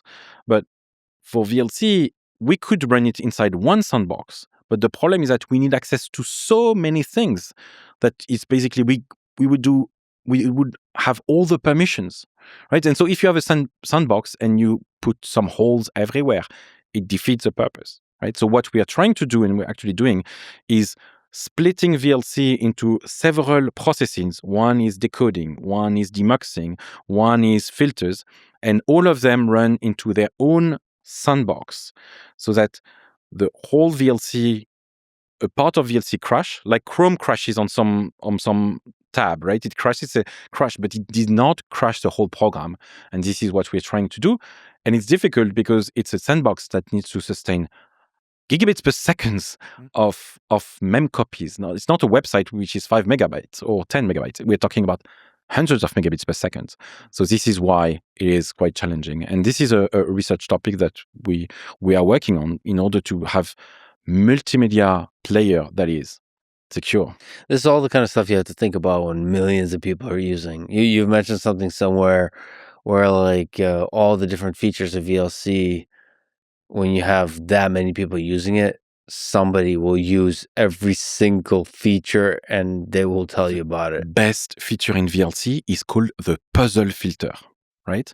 So you click the puzzle filter and it transforms your video into a jigsaw puzzle, right? And you can click and move the pieces, right? Yep. It's very, very useful when you're watching a French movie, right? You're bored because it's like very long things or a love triangle, right? We've seen that so many times, right? But you need to watch it because someone, your wife or told you to do that, or your boyfriend told you to do that, right? So you're doing that, right? Yeah. And you can click and move the pieces around. Yeah. It's absolutely useless, right? Like, who cares about that? First, it was done by a math teacher in high school in south of France to teach his students about Bezier curves, which is something that everyone should know about, right? It's very useful. But the code was clean. So it got in VLC. It was merged in 2010. 5 years later, I received an email saying, "Hello, JB, I have a problem with VLC. The puzzle is too simple." And I was just like, what? And yes, the puzzle was in the UI maximized by 16 by 16, right? Only 256 pieces. And he says, "I'm sorry, but in a movie, I love puzzles. This is too simple," right? So there is a commit of me, you can check it online, which is JB changing that the dimensions are 256 by 256. Brilliant. My point is, so many use features are used by a few people, right? There is a way to watch VLC movies in command line without any UI, right? I saw that you can do ASCII. ASCII art. Is it useful? Very useful. Imagine you're debugging a multicast network, right? You have thousands very complex networking stack, right? You can SSH to all of the routers and put VLC on it with no UI. And you're going to see whether it's black or it's not black, right? So you see if, or it's all green or not all green, right? So you can see, right? People don't realize there is so many things in VLC that are useful, and they have users, because once you have hundreds of millions of users, you have people who use every feature. I would love to sort of zoom in and talk a little bit more about the distinction between kind of downloading a file and watching it offline versus streaming. So the complexities, the challenges of streaming.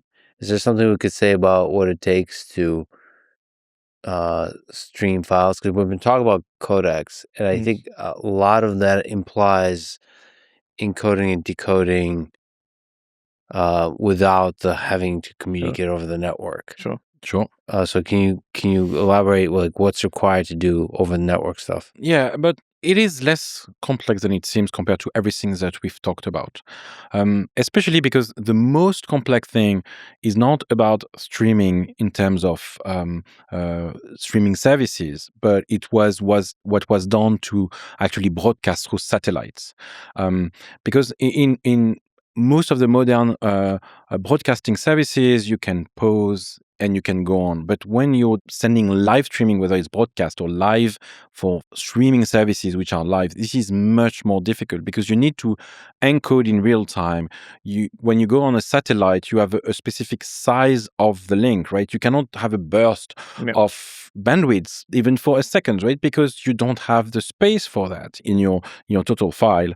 However, there is different types of challenges which are interesting challenges, but I think they are less complex than the one we've seen with late 90s and early 2000s about broadcasting and streaming through satellite. They're different. They're control systems challenges, whereas some are more mathematical. I think that's a difference. In the streaming world, what you have is what we call adaptive streaming, because the difficulty, and it's not really a video problem, it's mostly a CDN problem, is that you might have too many people watching the same thing at the same time, and it's a congestion of the network, right? So your player has difficulty downloading things fast enough to play them. So what happens is that locally, the player is going to read a lower resolution of it.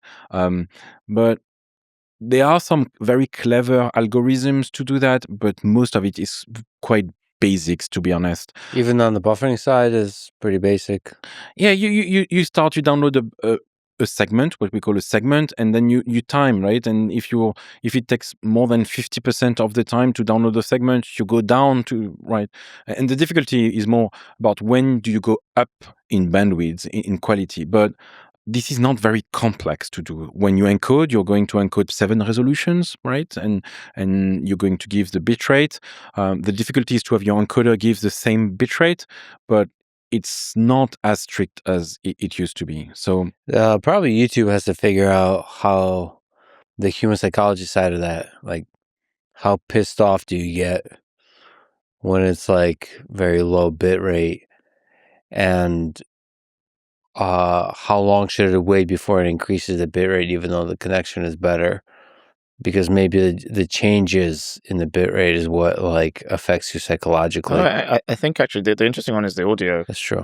You can kind of notice when they move from full fat AAC to there are compressed versions of AAC that use spectral band replication. You can kind of see it goes a bit tinny, and that up and down is very jarring. The video side is a lot smoother and there's less notice. It's really the audio. You can definitely feel it from when it's moved you from a different audio profile to one or the other. I don't know. We're surprisingly tolerant at skipping audio glitches. I'm surprised people I know who are not video engineers how tolerant they are to watching sports at 30 FPS, for example, whereas it should really be 60.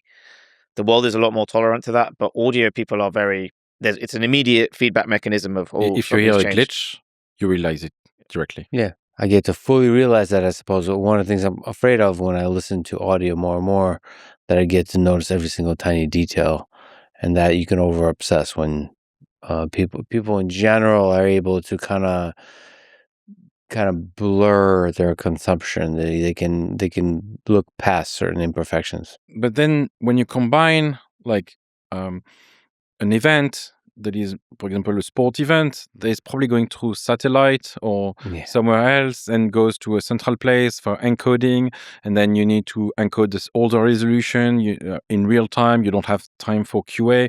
You need to push that to CDNs. You need to add probably DRM or protection. You need to have that over a ton of different devices. Then yes, it is complex, but and also you're in the web browser or in very much different devices that you use for television, where you had a defined set-top box or cable box that where you control end-to-end. So it's a challenge, but it's less. I think the networking part, while you agree to have 10, 20 seconds of latency, I don't think this is very difficult. Speaking of networking and latency, so your new effort, as we mentioned, is Kyber, which is aimed at ultra low latency. As you say, every millisecond counts, and you're applying that to remote control machines like robots, drones, computers. Can you tell me about it? Sure. If you start from where we used to be, right? You used to use FFmpeg to encode files, right? And then we used FFmpeg and VLC to encode in streaming services, right? And then you need to go lower and lower. And the question was, where up to where we can we go? And this question is very important because there are many use cases where you need to be fast. And it's when you have feedback interaction, right? We are not just listening to something, you're actually controlling it, right? And that's the biggest difference that compared to what we've done so far is that I need video to have a feedback on something that is happening live, whether it's a drone flying, whether it's controlling a humanoid robot from distance, whether it's controlling a rover, whether it's playing a video game in the cloud gaming, because this is what I did on a previous job, right? I was CTO of a cloud gaming startup. And this is a very interesting topic because you push to the limit the network. You need to care not about the quality like we've done on video and we've talked about with X264. You care about latency because a millisecond is meaningful when you're controlling a car, right? Well, you've used Waymos, right? When Waymos don't work, and that happens even if 1% of the time, there is someone that is basically remote controlling that. And this is exactly the stuff that we're building. It's really an SDK platform to do end-to-end control of machines. So this comes up quite a lot in a lot of different contexts in robotics. So obviously teleop is becoming more and more important, including for training robots via machine learning. Yes, and what we do is a bit different from everyone else, is that we take only one socket, one connection, which is a quick protocol based on UDP, which is interesting because it's done for low latency. It doesn't have two of the what we call the TCP end-of-line problem and the HTTP end-of-line problem. It's ciphered by default, but on the same wire, we send multiple streams, like multiple tracks. We send audio, we send video, but we also send the commands, right? Mouse, keyboard, gamepad, and so on.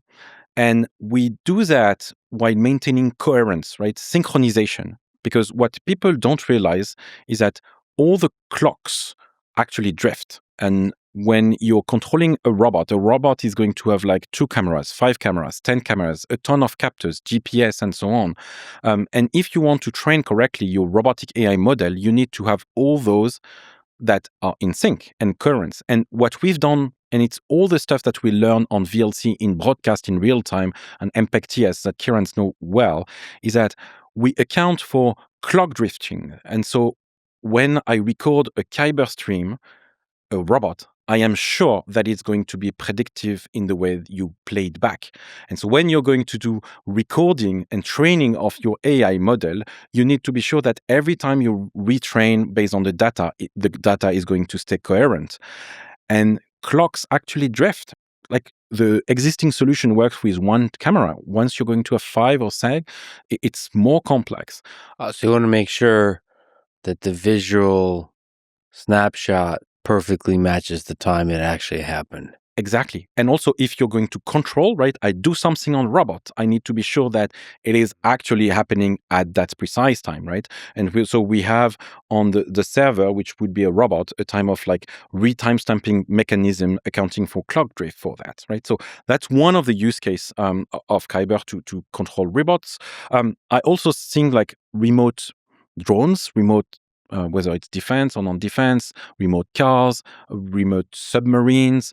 There is many places in industry or remote surgery where the expert cannot go everywhere the machine is because it's dangerous or it's too costly, right? So you allow people to have machines next to you, right? The goal of Kyber is to make distance disappear because it's either a projection of skills or projection of power, right? So imagine we are all like, you've seen the Meta Ray-Ban and everyone else, right?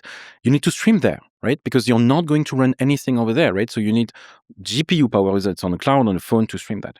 And so all of these use cases needs to be not about extremely low latency, but real-time latency for video.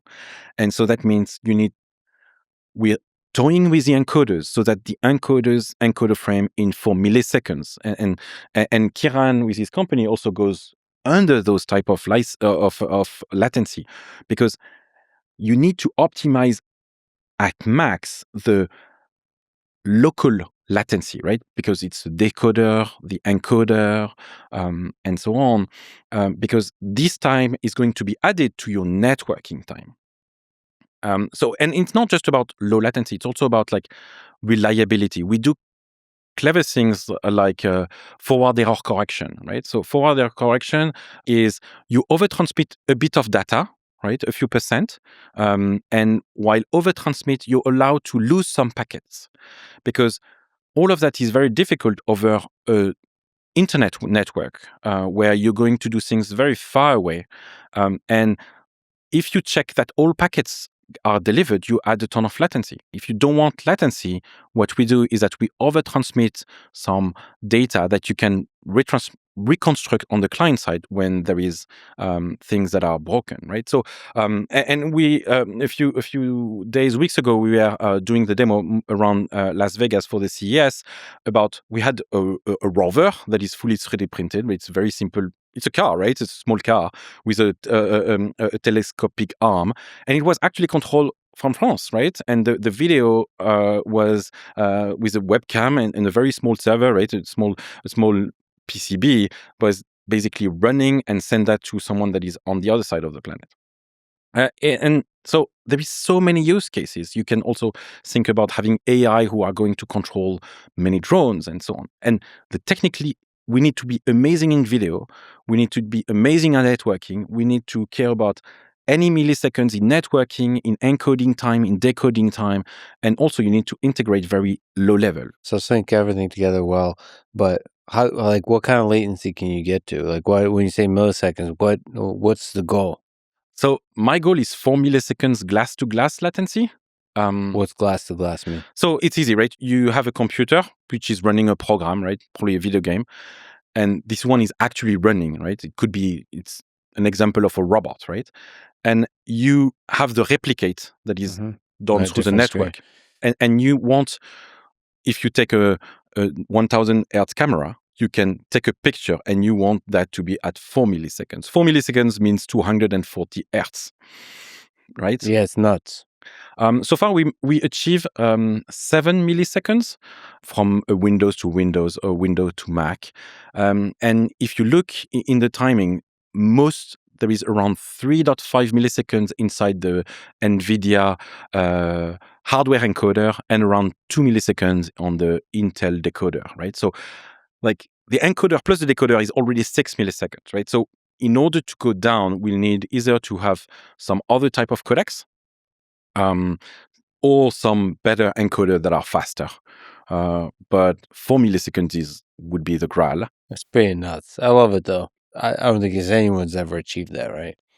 That's fast. You can achieve that with custom hardware, with SDI, with professional hardware. But I want that to work over the internet. I want that to work with any robots where you're going to have a small Jetson Nano in it, or N150, right? I want that because there is going to be millions of robots, or drones are just rolling robots or flying robots or swimming robots, right? It's just a machine that you control. And in order, either you need to teleoperate them, or when everything will be fully autonomous, you need to teleobserve them, right? You need to check what's happening. Yeah. And in my view, in the future, like all those remote cars will be observed by an AI model, which is just going to say, well, everything is good. And when it's not good, say, hey, there is a problem. And then you have an operator, right? And this is going to be about safety, right? When you have your humanoid taking care of your grandma or my grandma, I want to be sure that everything goes well and I'm not in those type of horrible scenarios where the robot is dangerous. Or when I'm driving, I want like the car to stop when it should stop, and if needed, someone takes care of that, right? And so there is so many cases, scenarios about real time. And so the goal of Kyber is to make real time control of machine. Distance disappear. It's incredible, and some of the same technology, some of the same ideas we've been talking about is connected to what you're doing. And for me, it's amazingly challenging, right? Because I would say that on video, I'm doing okay, but networking, I have so much more to learn, right? It's about like congestion protocols, bitrate adaptation in real time. But it's quite funny, and so I created this project, and we have fundraised in the US, of course. But it's open source, right? This is important, right? Like we've not said that, right? But everything on Kyber is open source. So how do you make money? It's a dual license, commercial and AGPL, right? You remember what you said about licenses. Basically, if you want to use Kyber in your product, you must have your full product open source. If you want to use this amazing technology but not open source, you pay the commercial license, right? So the small people or the hobbyists and the very small guys who want to do that, they can use the technology. They build something that is open source and cool. That's awesome. And if you're a large company, you're going to have the support, all the IP, the right to modification, and so on. So yeah, it's really cool, and also I'm building robots, and I love that, right? Like, like the rover we have is 3D printed. We are finishing a demo where it's an actual wing, right? Like a type of drone wings that is also fully 3D printed. We are trying to do a sailboat that is 3D printed, and we'll work on some humanoids. Of course, they are not going to be very good robots, right? It's not our job, but we're here for everyone to make robots. Cool. You're talking to the right guy. I love robots. There's a bunch of them upstairs. And teleop is going to be really, really important, especially as the number of robots scales across the world. So 100%. Let's talk about the future of multimedia. FFmpeg, VLC, but some of the codecs. We didn't really mention AV2. So can we just lay out what is AV2? What is the hope for it? What is H.265, H.266? So AV1 is this codec that is done by the Alliance for Open Media, right? Where there is Google, Netflix, Amazon, Apple, VideoLAN, where we try to make a royalty-free, very good codec, right? And now it's being deployed. But actually, the codec was finished in 2018. But a codec takes years to be used in wide scenarios, right? So AV2 is the next generation of this codec. It's 30% better, right? So if you keep the same quality, you get 30% bandwidth reduction compared to AV1. What's the connection with the David and AV2? We are going to do a David 2, right? That I called David because deux is two in French. Well done. And you have to know that David is an actual, what we call recursive acronym, right? Because it means David is an AV1 decoder, right? So oh, nice. Nice. I didn't even think of that. And people should know that David spelled with a 1. Yes, it's and so David 2. It's going to be spelled with a 2. Please. It's going to be DAV2D. Sorry, I don't know how you pronounce that. And again, we did a demo at the CES of VLC running the first demo of AV2. So can you clarify to me the specification of AV2 and then the encoding and the decoding? Sure. So the specification is like the document who explains how the codec is supposed to work, right? And that's really AV2. That is AV2, like H.264. Yeah. Right. Then you have an encoder. The current encoder is called AVM, and there will probably be other encoders, probably one called SVT AV2, and those are the encoder. The same way X.264 is an encoder to H.264. The same way that X.265 is an encoder for the H.265 codec. And the decoders for AV1 is David. The decoder for AV2 is David2. The decoder for H.264 is FFH.264 inside FFmpeg. The decoder for HVC is FFHVC inside FFmpeg. And there is a next generation codec from the MPEG world after H.264, H.265. There is one that is called H.266, or also known as VVC. So HEVC is H.265. Yep. VVC is H.266. Why is H.266 super sexy and so much better? So the question often we have is, why are there two names? Because most of the time it is a conjunct work from the ISO world and the ITU, which is the International Telecommunication Union. These two regulatory bodies. No, one is a private entity and one is the United Nations. Which one is the private? ISO is private. In theory, H.264 is MPEG 4 part 10 H.264/AVC.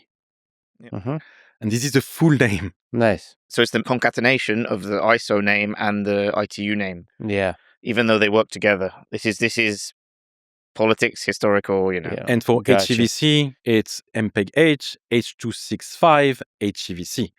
Got it. And there is H.266, which is also named VVC. Is there a high-level thing to say about the improvement? 30% each generation is a best summary. This is true both for the AV codecs and the H.26456. So the professional who are listening to us are going to kill us because they say, no, it's 35%, no, 25%, it's 50, blah, blah, blah.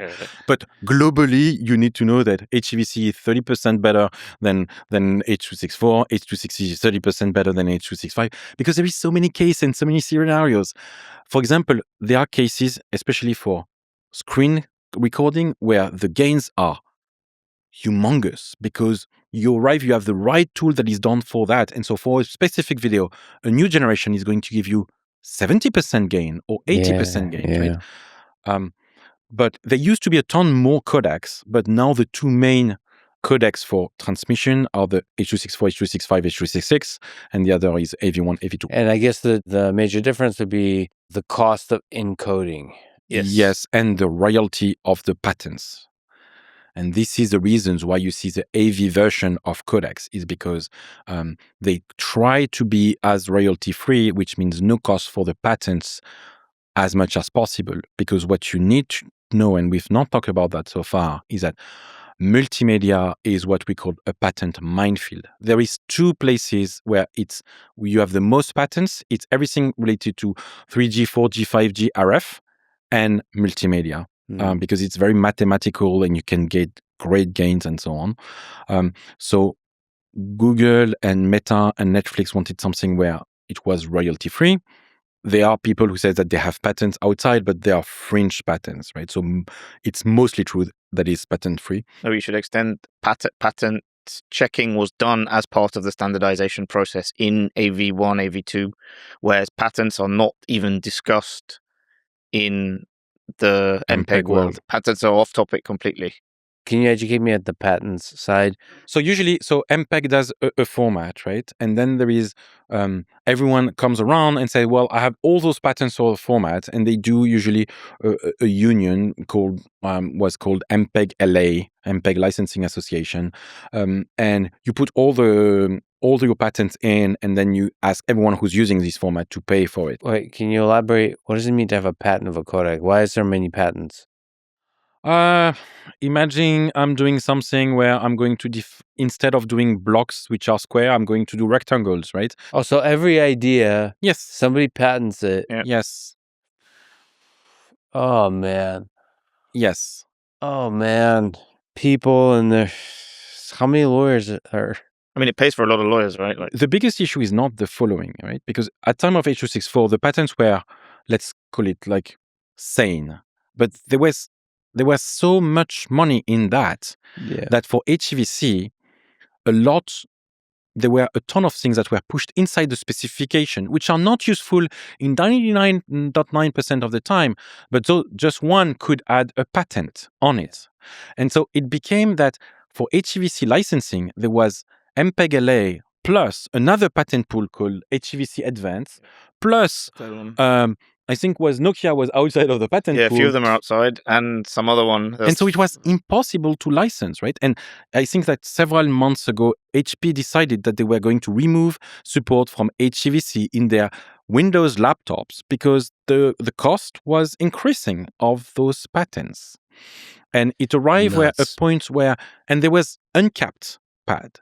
And so for YouTube or Netflix, we could talk about hundreds of millions of dollars of licensing for patents per year.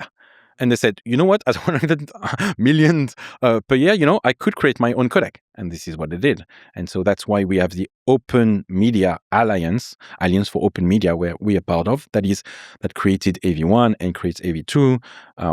We create also audio codecs. But yes, so the main difference would be that.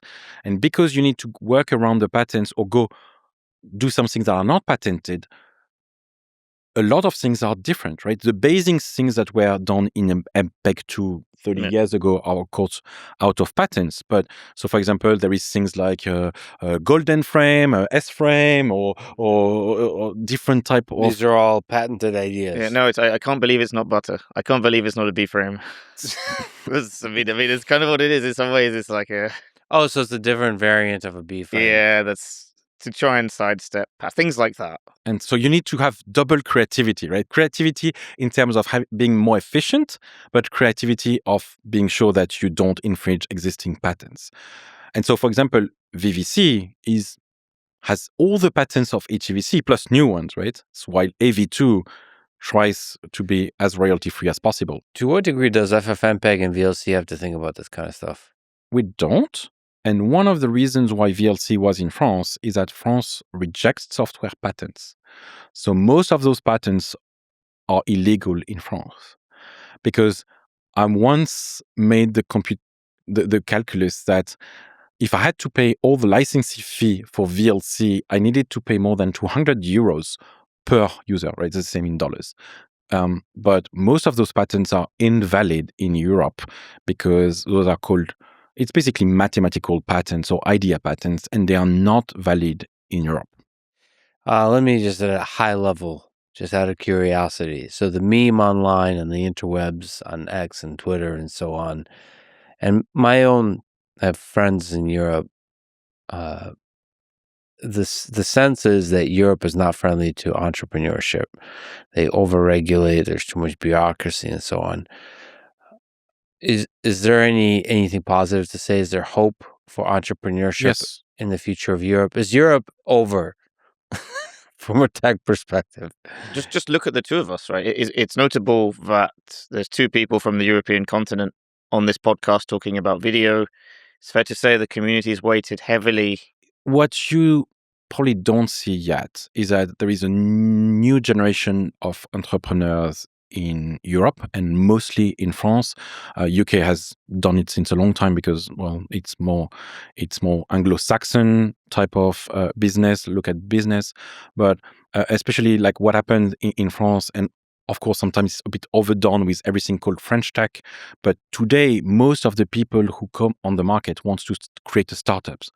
15 years ago, it wasn't the case. Everyone wanted to work on big companies because when you failed in France, for example, 20 years ago, 15 years ago, and you destroy your company, which is normal for startup, right? You were not allowed to create a new company, right? There was a lot of stigma. This stigma is gone.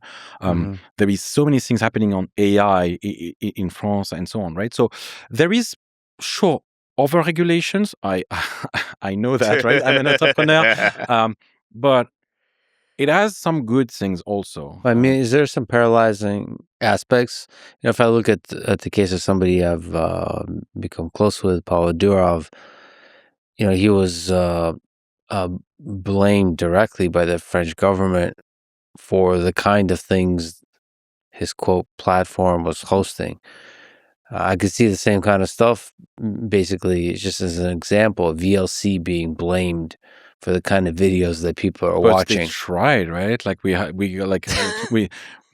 issues. I mean, that's the pressure that people worry about, because if you have to think about that kind of stuff when you're kind of just obsessed about... No, you don't think about it, and that's okay, right? But what if they come in? What if they show up and there is no office? VideoLAN doesn't have office. I mean, it's what happened with Pablo. They arrested him, right? So arrested him for particular videos or particular content that's being shared on the platform. Sure, I don't have any platform. Everything is on the client side.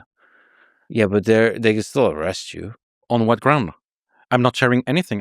The content doesn't go through my stuff. For sure, but it's still lawyer fees. That's the problem. Yes, that's correct. It's paperwork. So like actually, if you had infinite trillions of dollars, you would win easily because you're on the right side. But the thing is, there is a degree to which they suffocate you with paperwork. That's the downside of bureaucracy. Through paperwork, through process. Yes, it's the Kafkaesque thing. You have to realize that one of the good things, for example, in France or most of Europe, is that the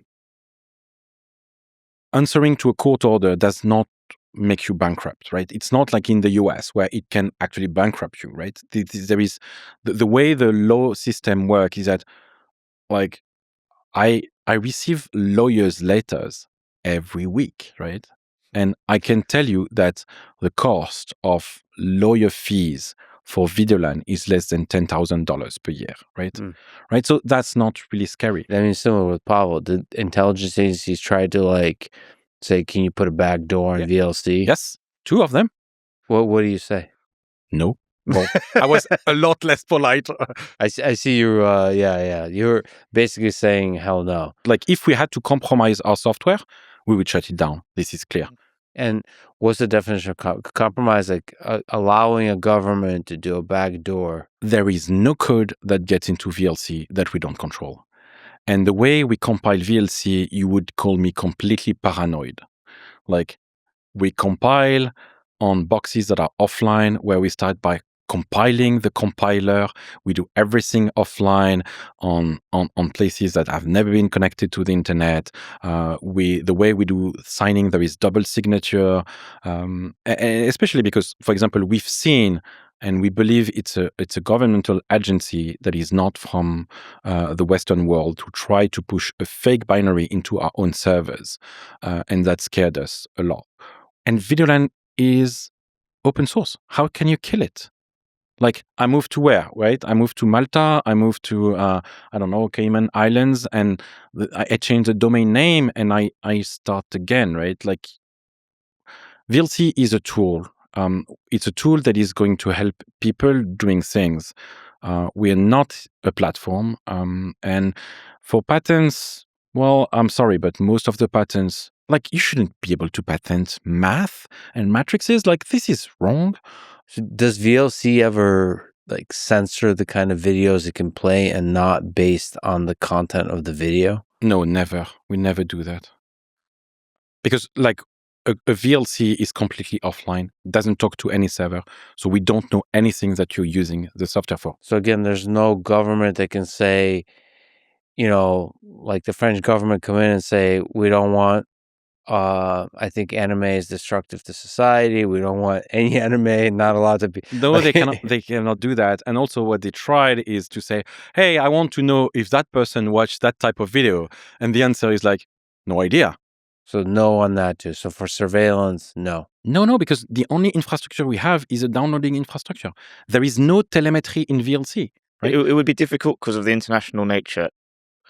It would be difficult for you to incorporate that code because there would be someone in the UK and someone in Germany and someone in the US as part of VideoLAN who'd be able to see that. It would be extremely difficult. The only thing that we can do, which happened, is we had the issue, we had the case with some police in the US who said, we have a murder case, right? Mm-hmm. And the file is destructed or doesn't play in that version of VLC. Could you help us, right? We never have access to the video. It's like a normal support, right? Oh, it's really about playing the file? Yes. And I remember in the middle of the Afghan war, right? I received an email from someone in the army, right? I don't remember the grades, right? It was just we have a big issue with the latest version of VLC because it doesn't play correctly the file on an RTSP server that we have where there is all the movies. And he says, VLC is very important for the morale on the troop on the ground, right? Because at night, I think it might be boring, right? So they have a collection of videos to watch or movies over there, right? And of course, I did an update and I broke some support of RTSP, right? So I gave them another version just for them, right? Because it was important. And because VLC is completely open source, I think it is a allowed on the U.S. Army laptops, right? Because I guess someone in the U.S. military actually looked at it and say, well, okay, this is okay, right? And the way we document how we process, that was okay, right? So the only way we work with authorities is to help them doing support. That's amazing. That's really amazing. That's an amazing story. Yeah. We don't see anything happening on how people use VLC, and this is strong. Do you feel the stress of this? So first of all, millions of people using it. Second of all, the military using it. Maybe sometimes pressure from governments. That's a small team, right? Yeah. How big is VLC like the core contribute? How many? 6, 8? But and everything legally is only me. Everything that is legal is only me. You're not stressed about this? I used to stress about that a lot. Yeah. But the thing is, we're doing what we can for everyone, for the greater good. We work that we make some extremely complex technology easy for everyone. We're a tool, and every tool is going to be used for great things and for bad things, right? You cannot blame a tool, I think. And this is like very important for us. I used to be in a lot of stress. I'm not anymore, right? What's the secret to your Zen? I mean, over and over in the chats I've had with you in the conversation today about every even tense topic, you're very Zen. What's the source of Zen? I have a way of thinking about what is the worst case scenario, always, right? And the answer is, at the end, if I take like a chess player, right? Mm-hmm. In the end, am I dead? Yes or no? Right? And I do that nonstop, right? Yeah. And that's also how I do my startups, right? Is that I'm here to get something great. What is the worst case? It goes bankrupt. That's life. A company lives, a company dies. That's okay, right? Like, and so my moral way is always like, am I dying in the end? Am I hurting someone? If the answer is no, then too bad, right? Like, oh, some lawyers are not going to be unhappy. What are they going to do? Take all the money of VideoLAN? Wow, they're going to have 50 grand. Amazing, right? What are they going to do with that? The source code is out there. It's not stoppable. Also because what we do is good and it's done for everyone. That's beautiful. Kieran, you said that there's an active archiving preservation community. Yeah. I think that's super fascinating. You wrote that they're stretched in budget, but they see the extreme importance of FFmpeg as a Rosetta Stone so that multimedia can be played 1,000 years from now. I mean, that's a beautiful way to see FFmpeg VLC as a tool for preserving visual knowledge. Yes, so one of the coolest communities in open source multimedia, mainly led by someone called Dave Rice. I'll give him a shout out. I think from City University of New York, is the archiving community. They've done so much stuff that they value open source. One, because yes, they lack budgets, but two, they see the fact that archiving video is important for the world. But being able to play that is a big problem. Famously in the UK, there was something called the New Doomsday Book, and they archived lots of stuff on BBC microcomputers. And within 10 to 15 years, no one had the right software to play that. I think it was 20 years or something like that. Mm. And someone had to go and reverse engineer this. And that was 20 years. Imagine that in 1,000 years. I think one of the great things about FFmpeg is it's written in C. C is the closest to mathematics you're probably going to get. The closest to logic. Do you think in 1,000 years we'll still have C compilers? Yes, we have languages that exist that haven't changed too much. We have mathematical notation that exists. It will be like Latin. C will be like Latin. It will be a thing that you learn from the past, but it will still be usable in certain contexts. So the archiving community are really great practically. They again, limited funds. They funded the development of the FFv1 codec. So that's a lossless codec. So the archiving community is really scared about the act of compression losing things. And they have a fair point in this, Yeah. If they compress too hard, it could change the view of the material. There could be something slightly different here and there. So they're really concerned about things need to be not just compressed well, but lossless and be fast. And so they worked with FFmpeg to develop a whole new codec designed for fast software-based encoding. They're really concerned about resilience. So if they're storing on tapes or other hard disks. I lose some bits. I need to recover quickly. I can't lose a whole GOP because I've lost a bit. Something like that. So they're a really great bunch of people. They funded GPU encoding in FFmpeg to make FFV1 encode faster. And it's really about preserving the world's multimedia heritage in a way that's usable. And there's a lot of great teams and a lot of archival groups across the world who've chosen FFmpeg and FFV1 as their archiving solution. And they can really provide us also super specialist advice. They can explain, in the 1950s, colorimetry was done like this on this certain type of tape. And so there is this special case that you need to handle, and you'll never get this anywhere else. They know things on video that we don't. Yes. Like every time I talk with a Dave Rice or the people from the British film, it's just like every time I just learn something new. And I've been doing video for 20 years. They have, especially on colorimetry and colors. Storage, these other things. I mean, they have a deep appreciation of the content itself, of the video itself. Yeah. And like, especially when you're thinking of lossless, they're terrified of losing something essential about the thing. And in so doing, they're deeply understanding the thing that is to be preserved, which you sometimes might not be thinking about when you're obsessing about the actual technology of the encoding and so on. And when you enter the rabbit hole of film scanners, right? So you take those things to digital. It's like a huge topic that like would take another 5 hours of podcast just on that topic. Film, and there's a lot of film that needs to be archived. Film is degrading. It's maybe not stored in the right environment.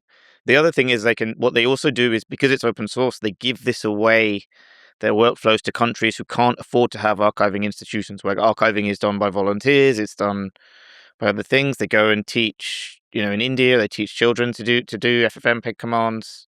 They're really great. They're really the model community, the model ethos of what we're trying to achieve. They are such a great bunch of people, so interested in participating and being part of something much bigger, because they realize the work they're doing in 1,000 years is going to tell a lot. In 1,000 years, we may be drowning in AI slop. This stuff needs to be important and archived well. What was life like? Yeah, it feels like capturing the 20th century and the 21st century is essential, because it feels like a transition point where we went from a scarcity of data to slop, oceans of slop. And that transition point is good to archive. But people don't realize we are losing today a ton of films. There is a ton of things from the 30s, from the 40s and the 50s that were there is no value. And tape, 70s and 80s, there's tape, and there's not enough tape heads in the world to read all the tapes. So they have to decide what they want to archive and throw away the rest of the tapes. There's huge moral hazard, I guess, for want of a better phrase, around this topic, because this is a digital record of human history and they have to make decisions.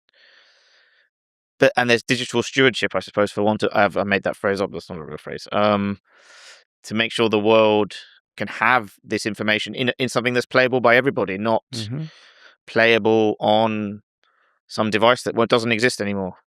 And then there's, like, realistically speaking, there's a needle in a haystack where there's a lot of value in archiving all that footage, and then over time finding the gems that we don't know are there. Hey, there was something in that corner that we just didn't, and that would have been compressed away because some little thing. Oh, wow, there's something there. And they've made sure that it's lossless. They can prove mathematically that it's lossless. They can run different trade-offs for if there's bit for they lose a single bit flips. I can make sure that I only lose a portion of a given frame.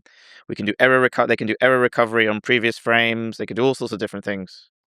Do you think VLC and FFmpeg will be here 100 years from now? FFmpeg, yes. Yep, FFmpeg, yes. VLC, maybe. What's the future of where is FFmpeg going? Where is VLC going? Like in the next, if you think about like 5 years, 10 years, 20 years. 5 years, 10 years is easy. The question is after that, right? The question is, do we arrive at something called holograms, right? Yeah. So will VLC and FFmpeg expand to whatever? Yes. Multimedia. Yes. So multimedia might become, sorry for the pothead expansion of topic, but if you look at something like Neuralink with brain-computer interfaces, it's very possible that we start to consume what multimedia means is whatever codec, whatever data that our brain wants to consume through the brain-computer interfaces. Sure. That's one. Then virtual reality, of course. You will have VLC for Neuralink. And you'll have FFmpeg-I input format human brain. So Yeah. there's going to be codecs for the brain. Yes. Sure, 100%.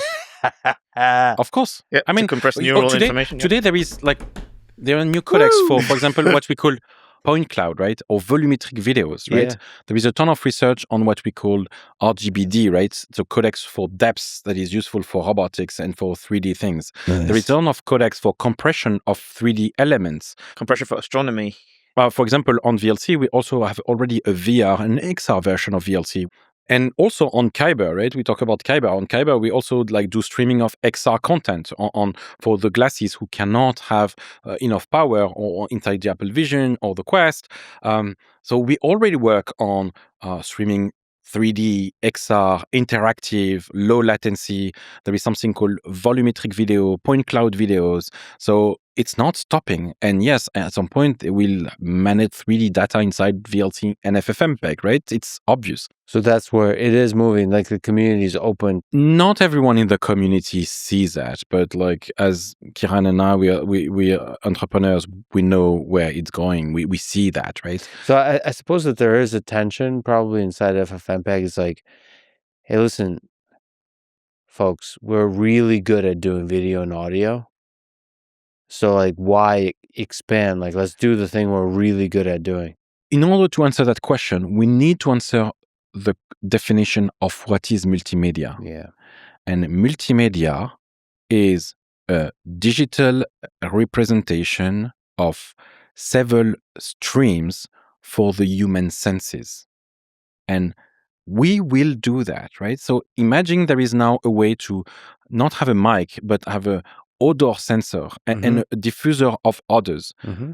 It will get into FFmpeg. So your demuxer. Yes. Yeah. Yes, of course. Your demuxer has a new track type that is basically odors, right?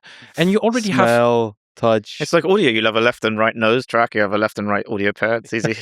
Yes, of course. The stereo smell. Stereo smell, yeah. So in VLC, for example, we already have a plugin for haptic. It's mostly for what we call 4D cinemas, right? You know, those ones on hydraulic, I don't know how you say that. Hydraulic arms. And where everything is moving, like you have in theme parks, right? Mm-hmm. And there is a data feed synchronized, which is basically transporting this information. Is there yet a standard for there that? Are many standards, right? You make me so happy. And so, of course, we have a plugin which is not in the normal version of VLC that is basically transporting those type of movements, which is physical movements, which is haptic movements, right? It is a human sense, so it will get in. That's such an exciting future. Was it? I mean, it's a small community of developers. How do you pull that off? If you're a contributor to FFmpeg or VLC, it feels stressful.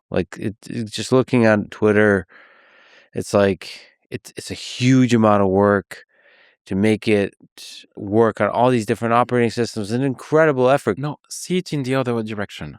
We are not the contributors. We are the maintainers, right? So we maintain for everyone, meaning that, for example, every year, there is around 150 people who contribute to VLC and maybe 300 on FFmpeg, right? Our goal as a small team is to get all the contribution in. So if there is more usage, there will be more contributions, and those people will do the right module, the new format, and so on. We care about the architecture of VLC, the architecture of FFmpeg, right? Now we're doing things in VLC, which is spatial audio, right? We did the demo not long ago. There was changes needed on the architecture, and we did the first spatial audio module. When it's going to add the second one, it's going to be easy, or the third one is going to be easy, right? Our goal is going to be the same for odors or haptic, right? We need to work the architecture so that modules can be added to add future capabilities. Mm-hmm. So yes, we are multimedia framework, so that's not just audio and video. It's everything that is timed and represents something that you can sense. And if it's brainwaves, it's going to be brainwaves. I think that's inevitable. Sorry. I love this on so many fronts because FFmpeg and VLC are pushing companies and pushing the world to standardize. So, for example, to standardize brainwaves, so standardize, it would push. Like, I hope Neuralink comes up with a standard for multimedia via brain-computer interfaces, or for robots with haptic. By experience, what happens is always the same, right? You start, it's a new topic. There is like 5 different standards because everyone starts to do this. The hype goes down because every time the hype goes down, then people start to say, well, you know what, we need to do a standard. People, because 2 or 3 companies, usually not the leader, but the 2 or 3 followers do a standard. And then we implement the standard, and then it's the end of the curve. It starts to be more paper. And then the leaders kind of pressured into it because it's better to do a standard. Yeah. Example, 3D audio, right? Yeah. 6 or 7 years ago, it was everything about 3D. You had the cardboard on Android. You had two audio formats. They're all dead, right? And now it's coming back with actual use cases, and we learn from the mistakes of the past standard. So it will be the same everywhere.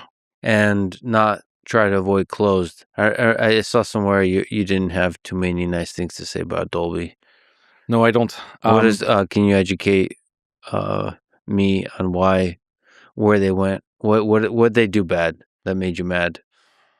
It used to be an amazing company doing tons of great things with amazing engineers. They defined what sound was, and now it's mostly lawyers and licensing things. Oh, so they're closing stuff off. They're trying. No, it's just like they don't innovate as much as they did, and so on. It's a bit like I'm sorry to say, right? Like HP, right? Yeah, true. Oh, since we talked about Twitter in a bunch of different contexts, do you have a favorite? And least favorite, most embarrassing tweet on either VideoLAN or FFmpeg Twitters? My two favorites are "Talk is cheap, send patches." I think that Nice. embodies a lot of the stuff. Doesn't get, as we've talked about, stuff doesn't get built unless someone does it. It doesn't just appear from the ether. The other one that I like is FFmpeg. Nothing is beyond our reach. I think that comes from a US military satellite patch where I think they invented some kind of monitoring system that could see the whole world, and this was released. Wasn't there something where FFmpeg was running on a rover on Mars also? Yeah, so FFmpeg is used by the Mars rover, the Mars 2020 rover, to compress pictures. They really wanted, they wrote a paper about it, and they really wanted to use as much commercial off-the-shelf technology as possible. FFmpeg runs on Mars, so we are a multi-planetary open source library. Nice. Very often we've seen tweets for people using VLC in weird places. A lot of the people doing Formula Ones are in all the paddocks. They use VLC to play the live feed. We've seen the European Space Agency. We've seen SpaceX like monitoring the launches with VLC, and like this like fills you with joy, right? So I've seen particle accelerator. Oh, yeah. We had one of the most amazing things that I went for was to go to the CERN at the LHC because they were using VLC to monitor all the captors on the ring because the ring is 27 kilometers. And so they had some analog cameras and they were using some of the capture cards to go to analog to VLC. So VLC could stream on their multicast network for the whole CERN to access to that. And like I visited that in 2010 with Laurent and like we fixed their issue in an hour or something like that, right? Because there was some parameters maybe not well documented at that time. And he said, okay, for the whole day, what do you want to do? And we visited everything, like things were with antimatter and colliders and That's so on. awesome. And that was like one of the most amazing day of my physics background. Yeah, it's used like everywhere. Any tweets, Kieran, you regret? Tweets of regret. Or is it like that? Well, how's the French song go? Regret nothing? Je ne me regrette rien. Yeah. Yes, that's very important for me, right? Don't regret anything. No, it's because regrets are a tax on your mind, right? So learn from your mistakes, but don't regret. Because you've done it. So except if you have a time machine to go back in time, don't regret, right? It's going to just tax your brain. Learn from your mistake. Sure, don't regret. It's like, it reminds me, it's beautiful. It's a tax in your brain. It reminds me of the Johnny Depp quote I saw where he was saying, hate, I don't hate. Hate is a very expensive emotion. Are you comparing me to Johnny Depp? Because that will be your first one. Well, gentlemen, like I said, I'm eternally grateful for the software that the two of you and the bigger community have been part of building with FFmpeg and VLC and everything else. I'm eternally grateful for the spicy tweets, never stop. And I'm grateful that you would talk with me today and give me this sexy hat. I feel like a wizard. I feel special. And I feel special to get a chance to talk and celebrate the piece of software that brought me so much joy over the years. So thank you for everything, and thank you for talking today. Thank you for having me. Thank you so much. Thanks for listening to this conversation with Jean-Baptiste Kempf and Kieran Kunhya. To support this podcast, please check out our sponsors in the description, where you can also find links to contact me, ask questions, give feedback, and so on. And now, let me leave you with some words from the legendary Linus Torvalds.